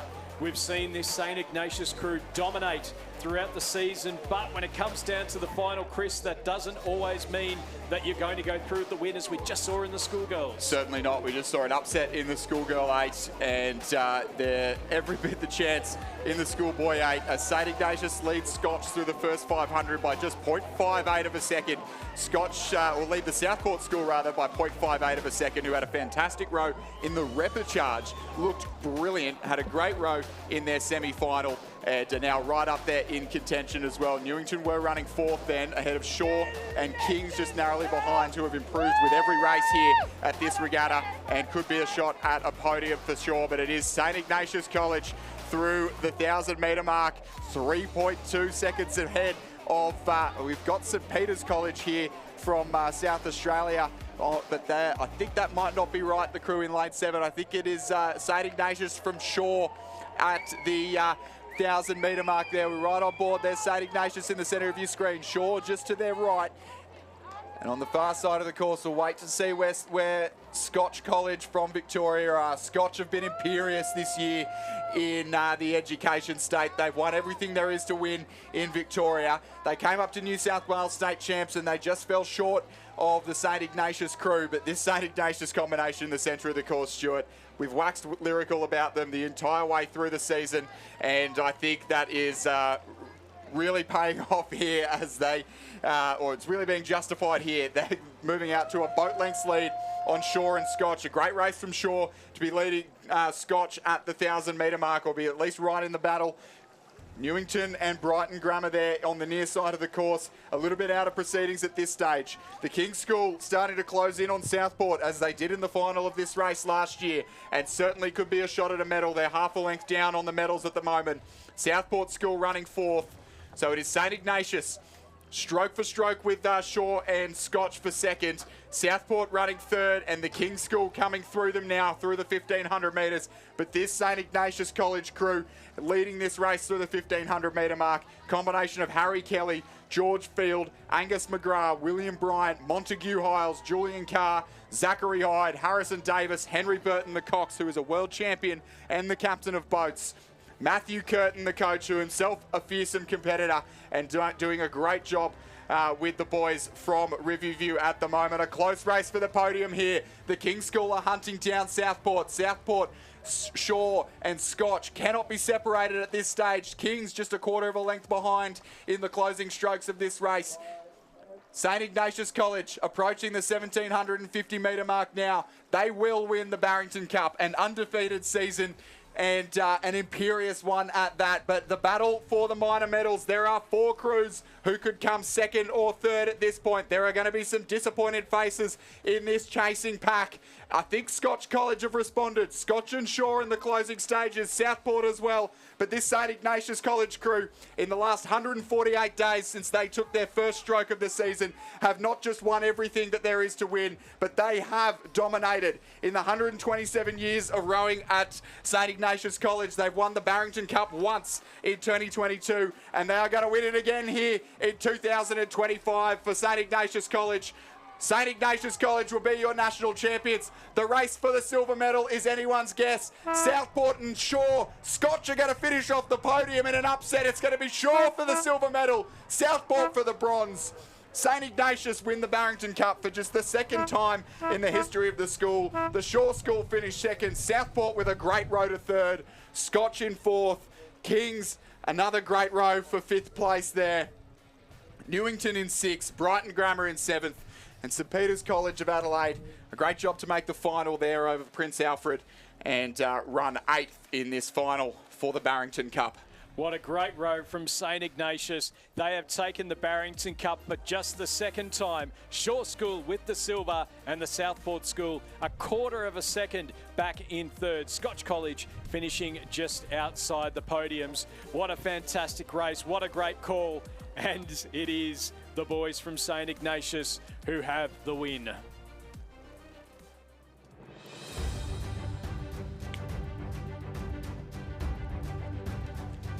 As we move to the presentation of medals for the schoolgirls coxed and the Sydney Cup. The medals and cup will be presented by Mayor Kate Haberley, Mayor of the Kentish Council.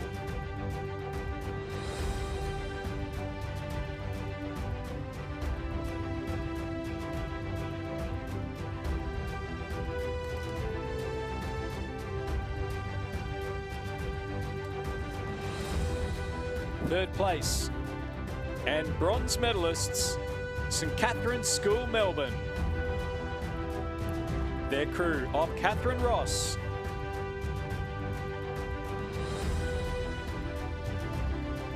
Isabel Peter,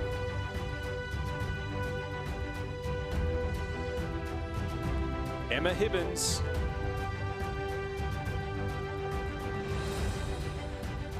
Amity Morris,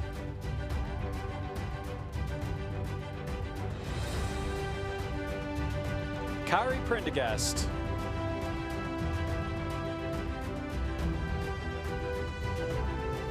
Sarah Hoban,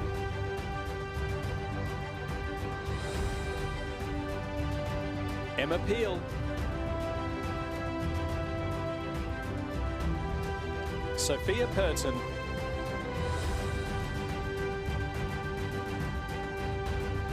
and Rachel Carton.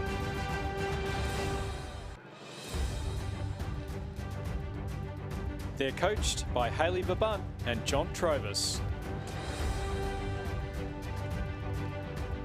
Second place and silver medalists, Melbourne Girls Grammar School.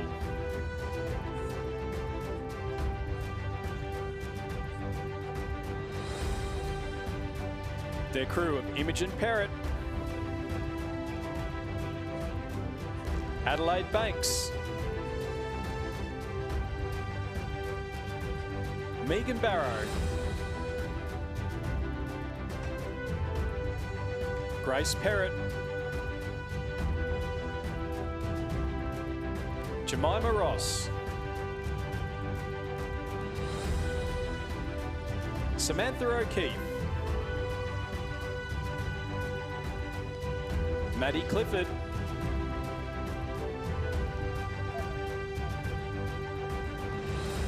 Emily Anthony,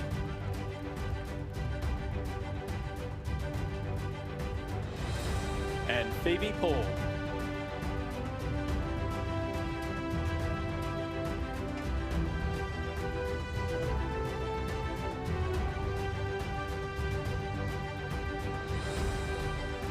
And our winners and champions for 2025, St Catherine's School, Sydney.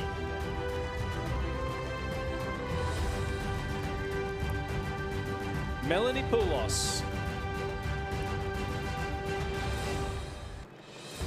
Alice Steed.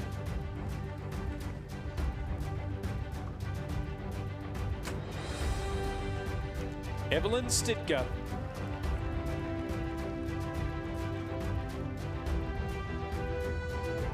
Sarah Rupnik-Williams.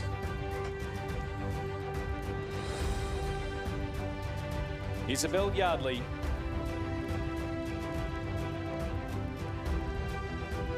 Chelsea Baker.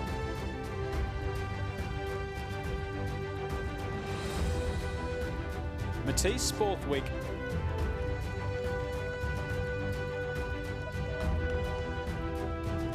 Florence Hennessy.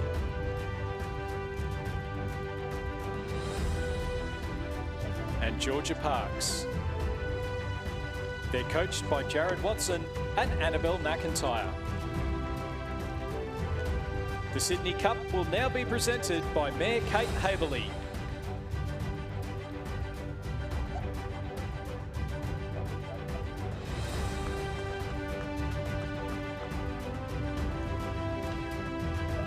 Ladies and gentlemen, please congratulate our 2025 champions and medalists in the schoolgirls coxed eights.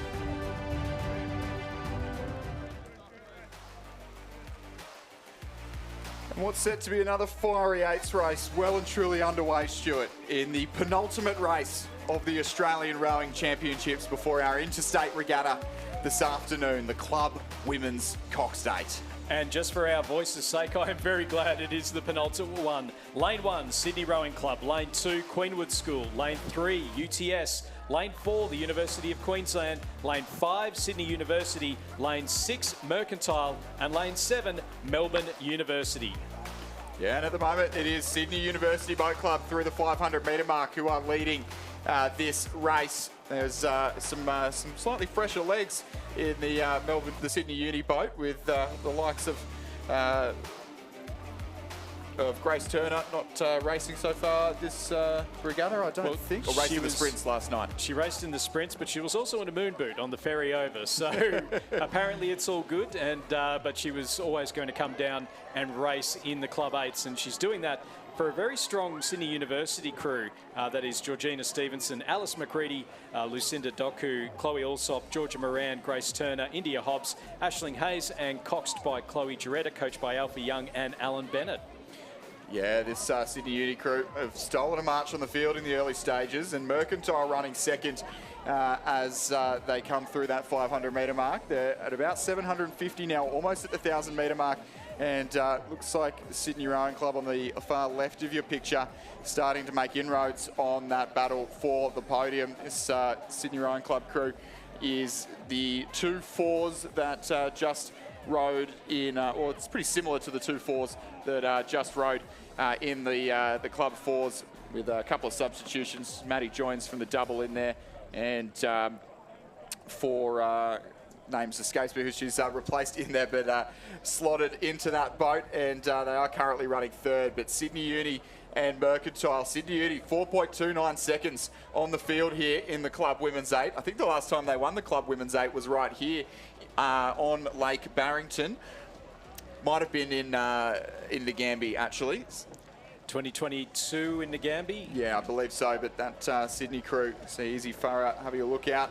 Just checking on where the competition is. That competition for them is currently the old rivals of Sydney Rowing Club. They're Victorian rivals from Boathouse Drive of Mercantile, who are currently running second, but only narrowly from Sydney Rowing Club. Sydney University with an early lead on the field, and I don't think it'll be particularly easy for anyone to wind that in the second half of this race. In an eights race, if you get out early and you have a lead like that at the 1,250 metre mark, you are every bit the chance. You'll put yourself in the position to win the race, and that is what Sydney University Boat Club here are doing in the Club Women's 8. Yeah, Mercs are going to have to put on a bit of a push as well, because I think Sydney Rowing Club, when we go through that 1,500 metre timing point, it will say that Sydney are ahead of Mercs, this Mercs crew of Amy Florence and Ellen Pinnicky, Lindsay Calvert, Tina McCauley, Grace Ivers, Freya Axton, Louisa Stocks, Louise Carr and Georgina Simmons, as we see through the 1500. Just Mercantile over Sydney, 0.27 of a second. It's well and truly on for silver and bronze. And then back a little bit further to Queenwood sitting in 4th place. And then we go to the University of Queensland in 5th, UTS Haberfield back in 6th place. And then across on the far side of the course, Melbourne University back in 7th. So Sydney University with the lead. Can Sydney or Mercantile get that overlap? They've got about 300 or so metres left to go. It is Sydney University, Sydney Rowing Club and Mercantile at 1, 2 and 3. Will they stay in that order coming through 250 metres? Yes, Sydney University Boat Club with clear water on the rest of the field. Now, it is certainly their race to lose, and barring disaster, will be national champions once again in the club women's 8. Sydney Rowing Club just struggling to peg back that lead that Mercantile had at the 1500. And in fact, I think Mercantile have even moved away from Sydney in the run-up to the 1750 metre mark. So Sydney Uni, Mercantile and Sydney Rowing Club, our top 3. And Sydney Uni distancing themselves from the field. Mercantile trying to go with them. And a big crab in the Sydney Rowing Club crew in the closing stages of the race. They've recovered well, but that will mean that they will not challenge for the silver medal. So it will be as they came through the 1,000 metre mark. Sydney University Boat Club in their closing strokes will be national champions in the club women's coxed 8. Mercantile will snatch the silver, and Sydney Rowing Club, unable to do the 4 and the 8, will finish with the bronze medal. It'll be the crew from Queenwood, who have all raced earlier today in a couple of different events, to take a fantastic 4th. And then very tight for 5th and 6th, but I think the University of Queensland just. The University of Queensland for 5th, UTS Haberfield for 6th place, and it'll be Melbourne Uni on the far side of the course to round out this final of the club women's 8. So a win for Sydney University, the silver to Mercantile and the bronze to Sydney Rowing Club, club women's coxed 8s.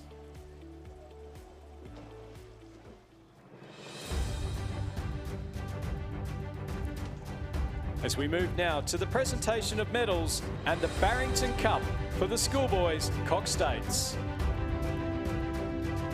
The medals and cup will be presented by the Honourable Ian Braid, OAM, former member of the Tasmanian House of Assembly and the Minister for Lands who opened this course in 1984.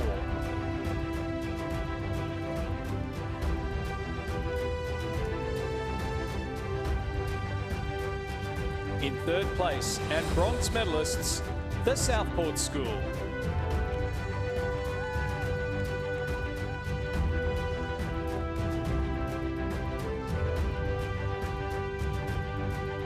Their crew of Max Galley, John Annetto,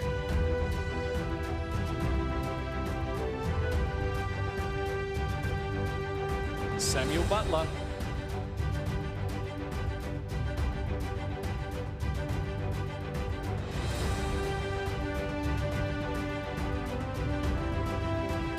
Harrison Howard,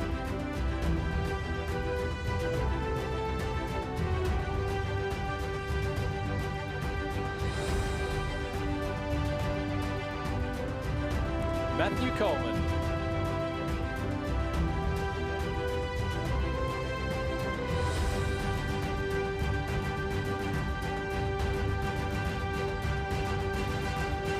Kine Baird,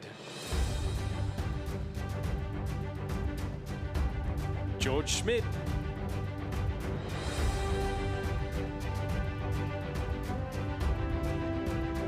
Leonardo Hughes,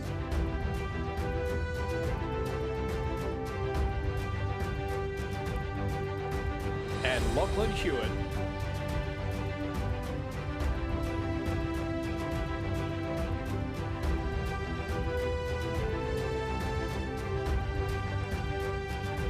They're coached by Cameron Kennedy. Second place and silver medalists, the Shaw School.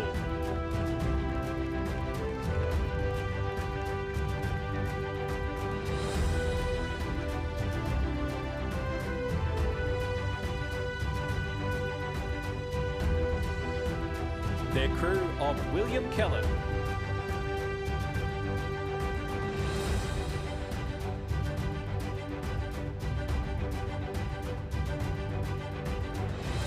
Joshua Braden.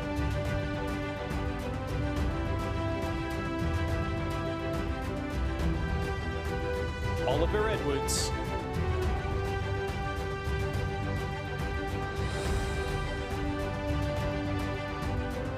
Ben McCutchinson.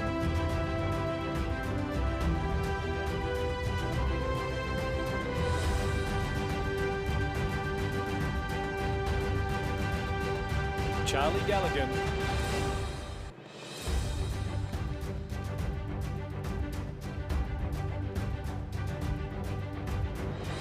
Ollie Harvey.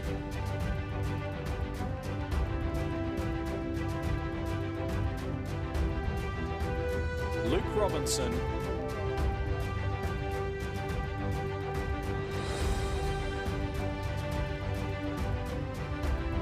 Oliver Paris.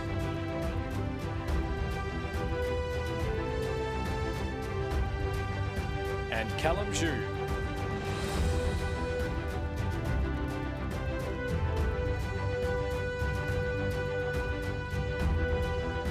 They're coached by Jason Baker.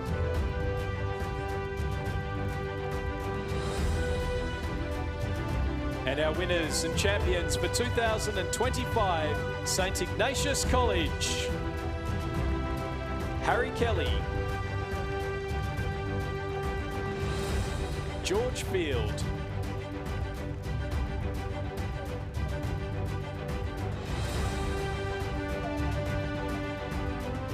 Angus McGrath,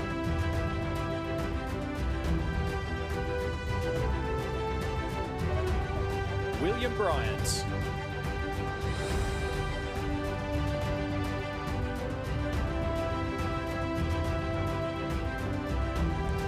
Montague Hiles,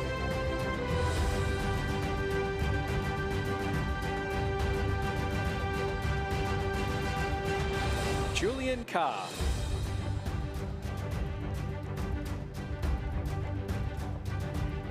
Zachary Hyde,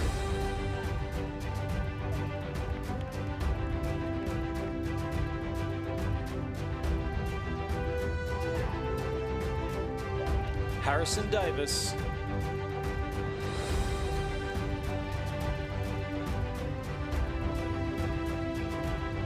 Henry Burton,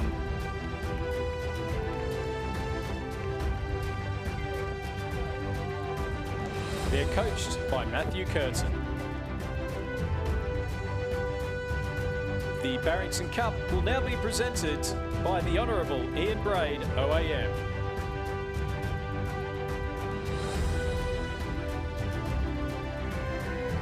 Ladies and gentlemen, please congratulate our champions and medalists in the schoolboys Cox States. Well, Stuart, here we are. The final race. Well, we will just as well announce as they lift the Barrington Cup that St Ignatius College have also won the schoolboy point score trophy for the high scoring boys program here at the National Championships. As we see on the course there, the start of the last race of a record 2025 Australian Rowing Championships, Stuart. I think this is one that's going to be a cracker. Well, it just goes with the theme that we've had all morning. It's for the last couple of hours. It has been our absolute pleasure to bring you the racing as we kick up with race 620. It's the club men's 8 final. Lane 1, Melbourne University. Lane 2, Toowong Rowing Club. Lane 3, Sydney Rowing Club. Lane 4, Sydney Rowing Club. Lane 5, Sydney University. Lane 6, Mercantile. And Lane 7, UTS Haberfield. And unsurprisingly, we're seeing Sydney Rowing Club pushing out to an early lead in lane number 3. But in lane 1, Melbourne University, I reckon they might have just had enough of the Sky Blues winning every 8s race. They're pushing hard. Can they take it back to Melbourne? Well, the Open Men's Cox State yesterday, it was Sydney Rowing Club first, and then the Melbourne Uni Composite, with a couple of friends from Mercantile and Canned in there, in second, and then Sydney Bronze. So Could that be, could we see a repeat here in the Club 8? I know Sydney want to get the Quinella in the 8s.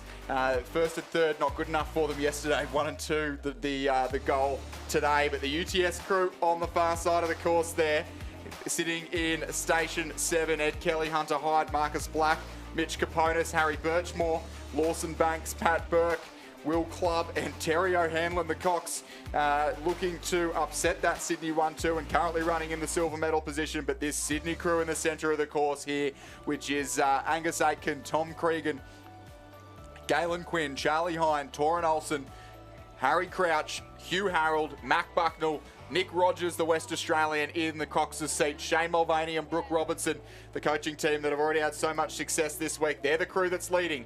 UTS running second at the 500. It's saying Sydney Uni third. I think it was the second Sydney crew third, and Sydney Uni in fourth, with Melbourne Uni back in fifth after that quick start. Mercantile in sixth, and Toowong, that we could see on the screen there, in seventh. You see the backs of the Melbourne University Boat Club crew on the near side of the course as have a number of umpires' boats coming down before the lunch break. Yeah, this Melbourne Uni crew of Harvey Stewart, Corey Johnson, Matthew English, Charlie White, Nick Atkins, Patrick Rocek, Giacomo Gentili, Max Boycott and Scarlett Pringle is their coxswain as this crew's just starting to spread out a little bit now. You can see Sydney on the screen in the foreground there. You've got UTS off in the background. There's always a bit of rivalry between Sydney, UTS and Sydney University, and they will be well and truly on. The Melbourne University crew there in the foreground, they'll want to try and break up any Sydney dominance of the club men's eights. And as they come up towards 1,000-metre timing point, I think that we're going to get a bit of an idea. I think they've spread out a little bit over that second 500 metres, and it is, in fact, Sydney Rowing Club still with that lead. UTS sitting in second. The second Sydney crew, half a second back in third. Then back to Melbourne University. Mercantile sitting in fifth. Sydney University in sixth. And then Toowong Rowing Club sitting in seventh place as the flotilla of the BRO boats follows up behind them. This is the final race before we get into the interstates, and it's looking like a Sydney 1 and 2, just for something a little bit different. Yeah, something a little bit different. Wouldn't it be first and third not good enough in the open eights, looking for a 1 and 2 here, but UTS still leading at the moment. You mentioned a New South Wales top 3. The last time that a crew not from New South Wales won this event was way back in 2018, I believe, where the Sydney crew had Clinton Boltman in it, who's just sent me a message, who's loving the commentary from home. So hello to everyone watching these Sydney Rowing Club boys power on to hopefully what's for them is going to be their final national championship of the year. Tom Cregan there in the 2 seat. Congratulations to him. He's just had a child this year and is looking to go for the 3-peat in the club men's 8. He'd be the first person ever to do so. I'm glad you said this year and not this week, because I would have been a little bit concerned. The man will do a lot for Sydney Rowing Club, I'm sure. But UTS currently in second, so the battle that we want to keep an eye on is that battle for second place between Sydney and UTS, and whether it's going to be Sydney 1-2 or Sydney 1 and 3 at the moment.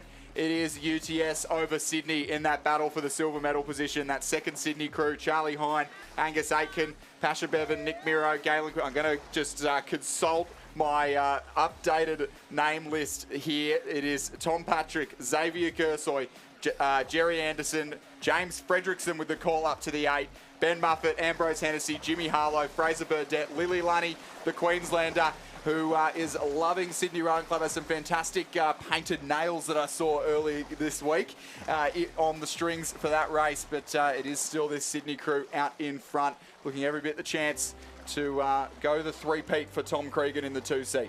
It is Sydney Rowing Club in lane number 3. UTS v Sydney. It's still on for the silver and the bronze. Then in the Battle of Victoria, we've got Mercantile and Melbourne University battling it out for the Victorian lead. It is the Mercs crew that are slightly ahead of Melbourne University, and then back to the crew from Sydney University and Toowong. Yeah, Sydney leading here. Their first 8 have led start to finish, or a little bit of a quick start from Melbourne Uni, who have dropped back now. And it is the race for the silver medal that we're keeping our eyes on. We've seen Sydney versus UTS all the way through the season.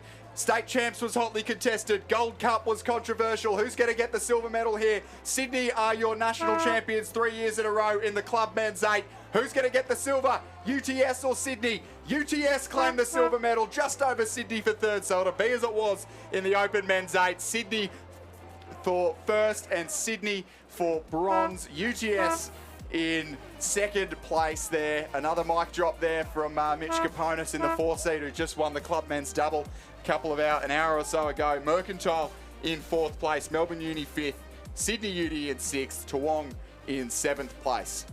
So a win there for Sydney Rowing Club in lane number 3, ahead of UTS Haberfield in the silver medal position, and the bronze to Sydney Rowing Club.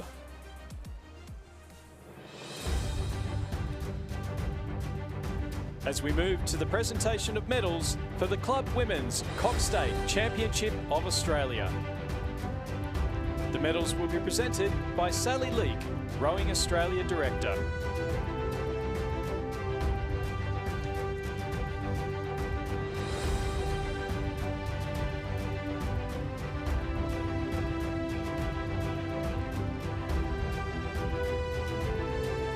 In 3rd place, and bronze medalists, Sydney Rowing Club. Leah Data Screen.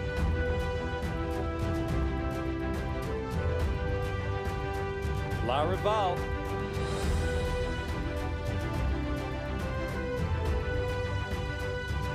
Madison joins. Isabella Niven.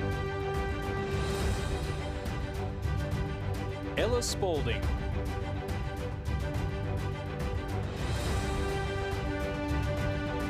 Lucy McLean.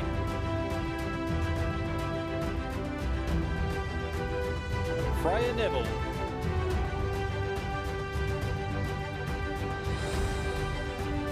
Isabel Fura. And Mietta Jones. They're coached by Lachlan Carter and Florence Griffiths. 2nd place and silver medalists, Mercantile Rowing Club.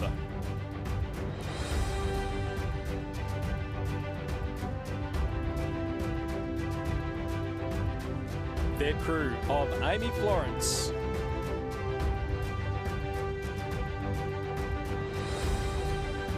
Anne Ellen Pinecki,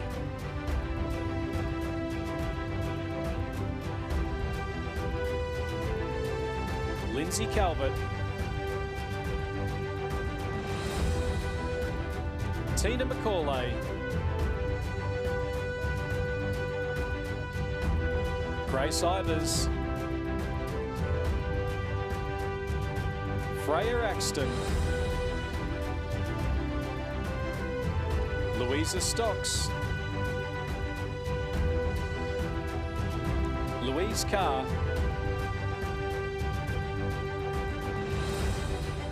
and Georgia Simmons. They're coached by Peter Somerville.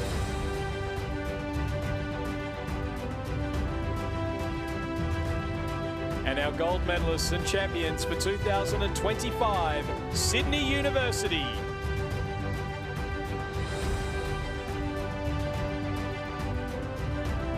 Georgina Stevenson.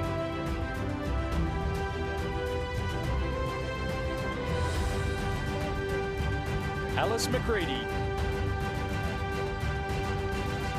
Lucinda Doku. Chloe Alsop. Georgia Moran.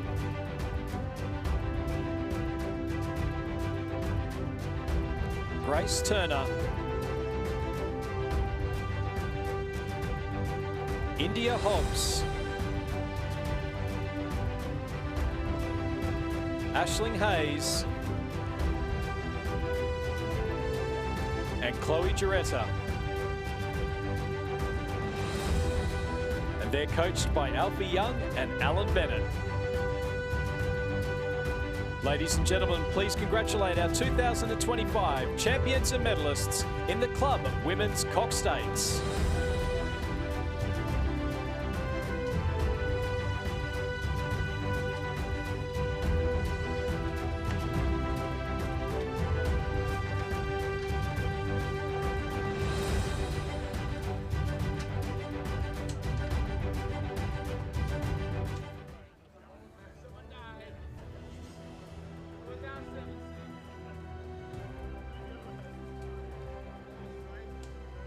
Don't forget to check out our traders and boat builders in the boat park to service your boats and provide spare parts.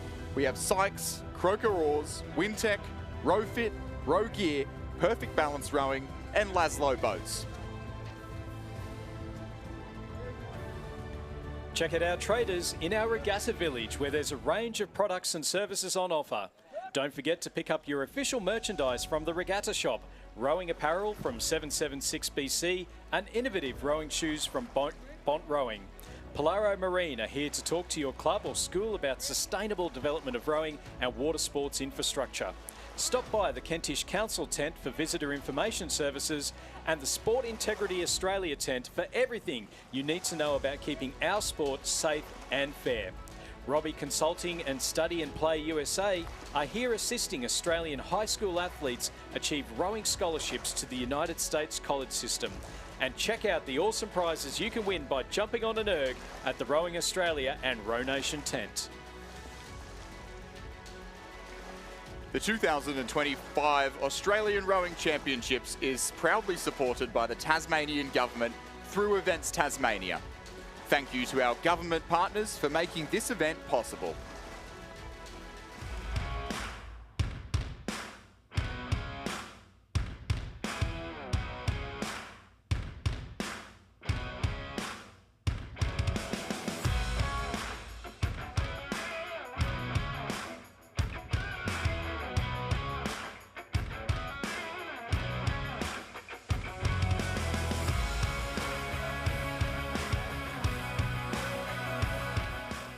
Hi, I'm Tony Rice, one of the sports scientists with Rowing Australia. Welcome to some of the programs on Row Nation, built for high-performance athletes and now tailored for you. With the technical sessions, you're looking at perfecting your technical aspects of the stroke. Other sessions are what we'd call a work session, and you're looking to get as much out of your physical capacity as you possibly can. When you combine those two aspects, you become a much better rower, and we guarantee that what we've learned over years and years of working with high-performance athletes is that if you follow these programs, they'll work for you and you'll be a better rower and more fit and healthy by the end of the programs.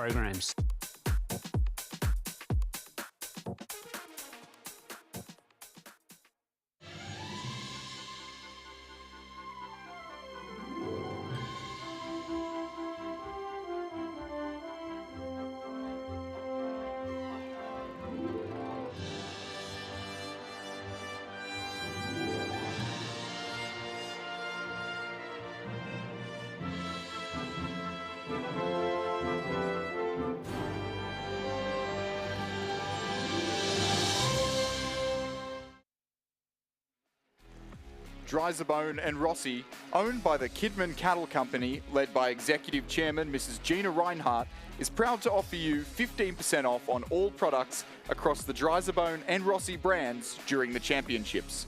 Visit dryserbone.com.au or rossiboots.com.au and use the code OSTROWING15 at the checkout.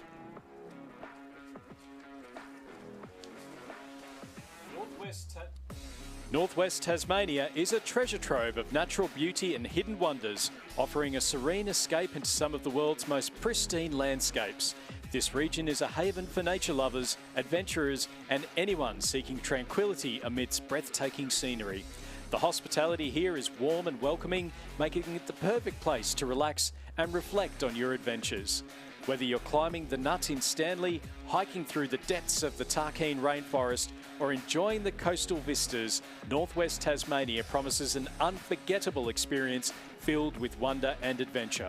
Discover all of Tasmania's personality, from secluded arcs of white sand to verdant vineyards, succulent seafood, artsy festivals and adventure in wild places at discovertasmania.com.au or download the Discover Tasmania app.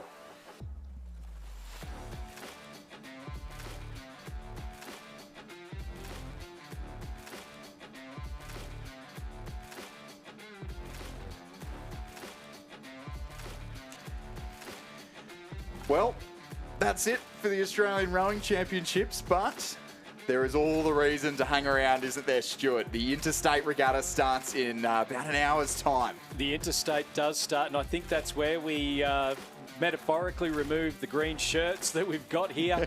And you put on the sky blue, I put on the wonderful colours of the yellow, the white and the blue of the Australian Capital Territory. Cannot wait to see those races and the passion that those excite. But what a morning of racing we've had. And what a week of racing we've had as well. It's been fantastic.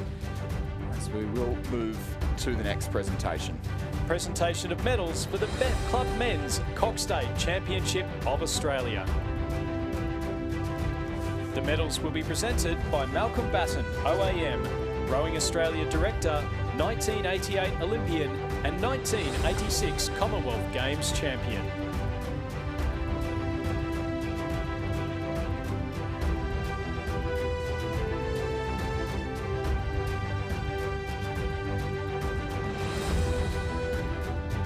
In third place, and bronze medalists, Sydney Rowing Club.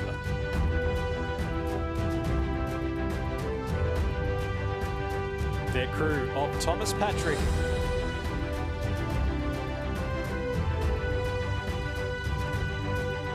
Xavier Gersoy,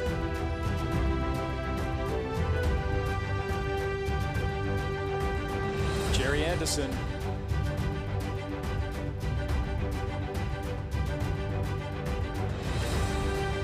James Fredrickson, Ben Muffet, Ambrose Hennessy, James Harlow, Fraser Burdett, and Lily Lunny. They're coached by Shane Mulvaney and Brooke Robertson. Second place and silver medalists, UTS Haberfield.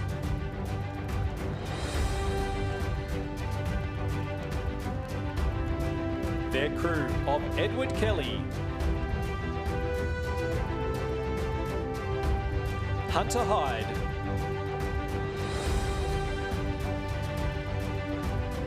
Marcus Black, Mitchell Caponis,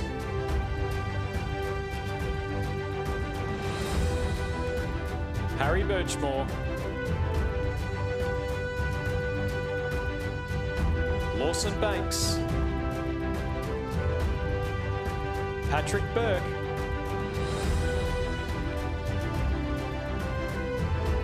Will Clubb,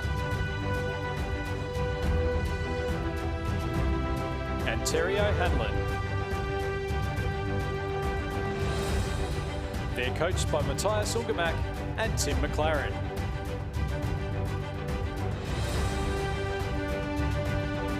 Our gold medalists and champions for 2025, Sydney Rowing Club.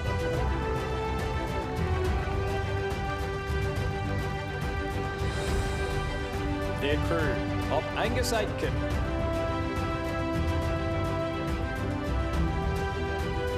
Tom Cregan, Galen Quinn, Charlie Hine, Torin Olsen, Harry Crouch,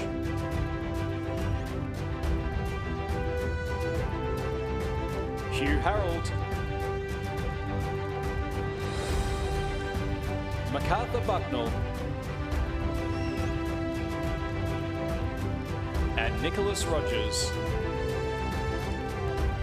They're coached by Shane Mulvaney and Brooke Robertson. Ladies and gentlemen, please congratulate our 2025 champions and medalists in the Club Men's Coxed States.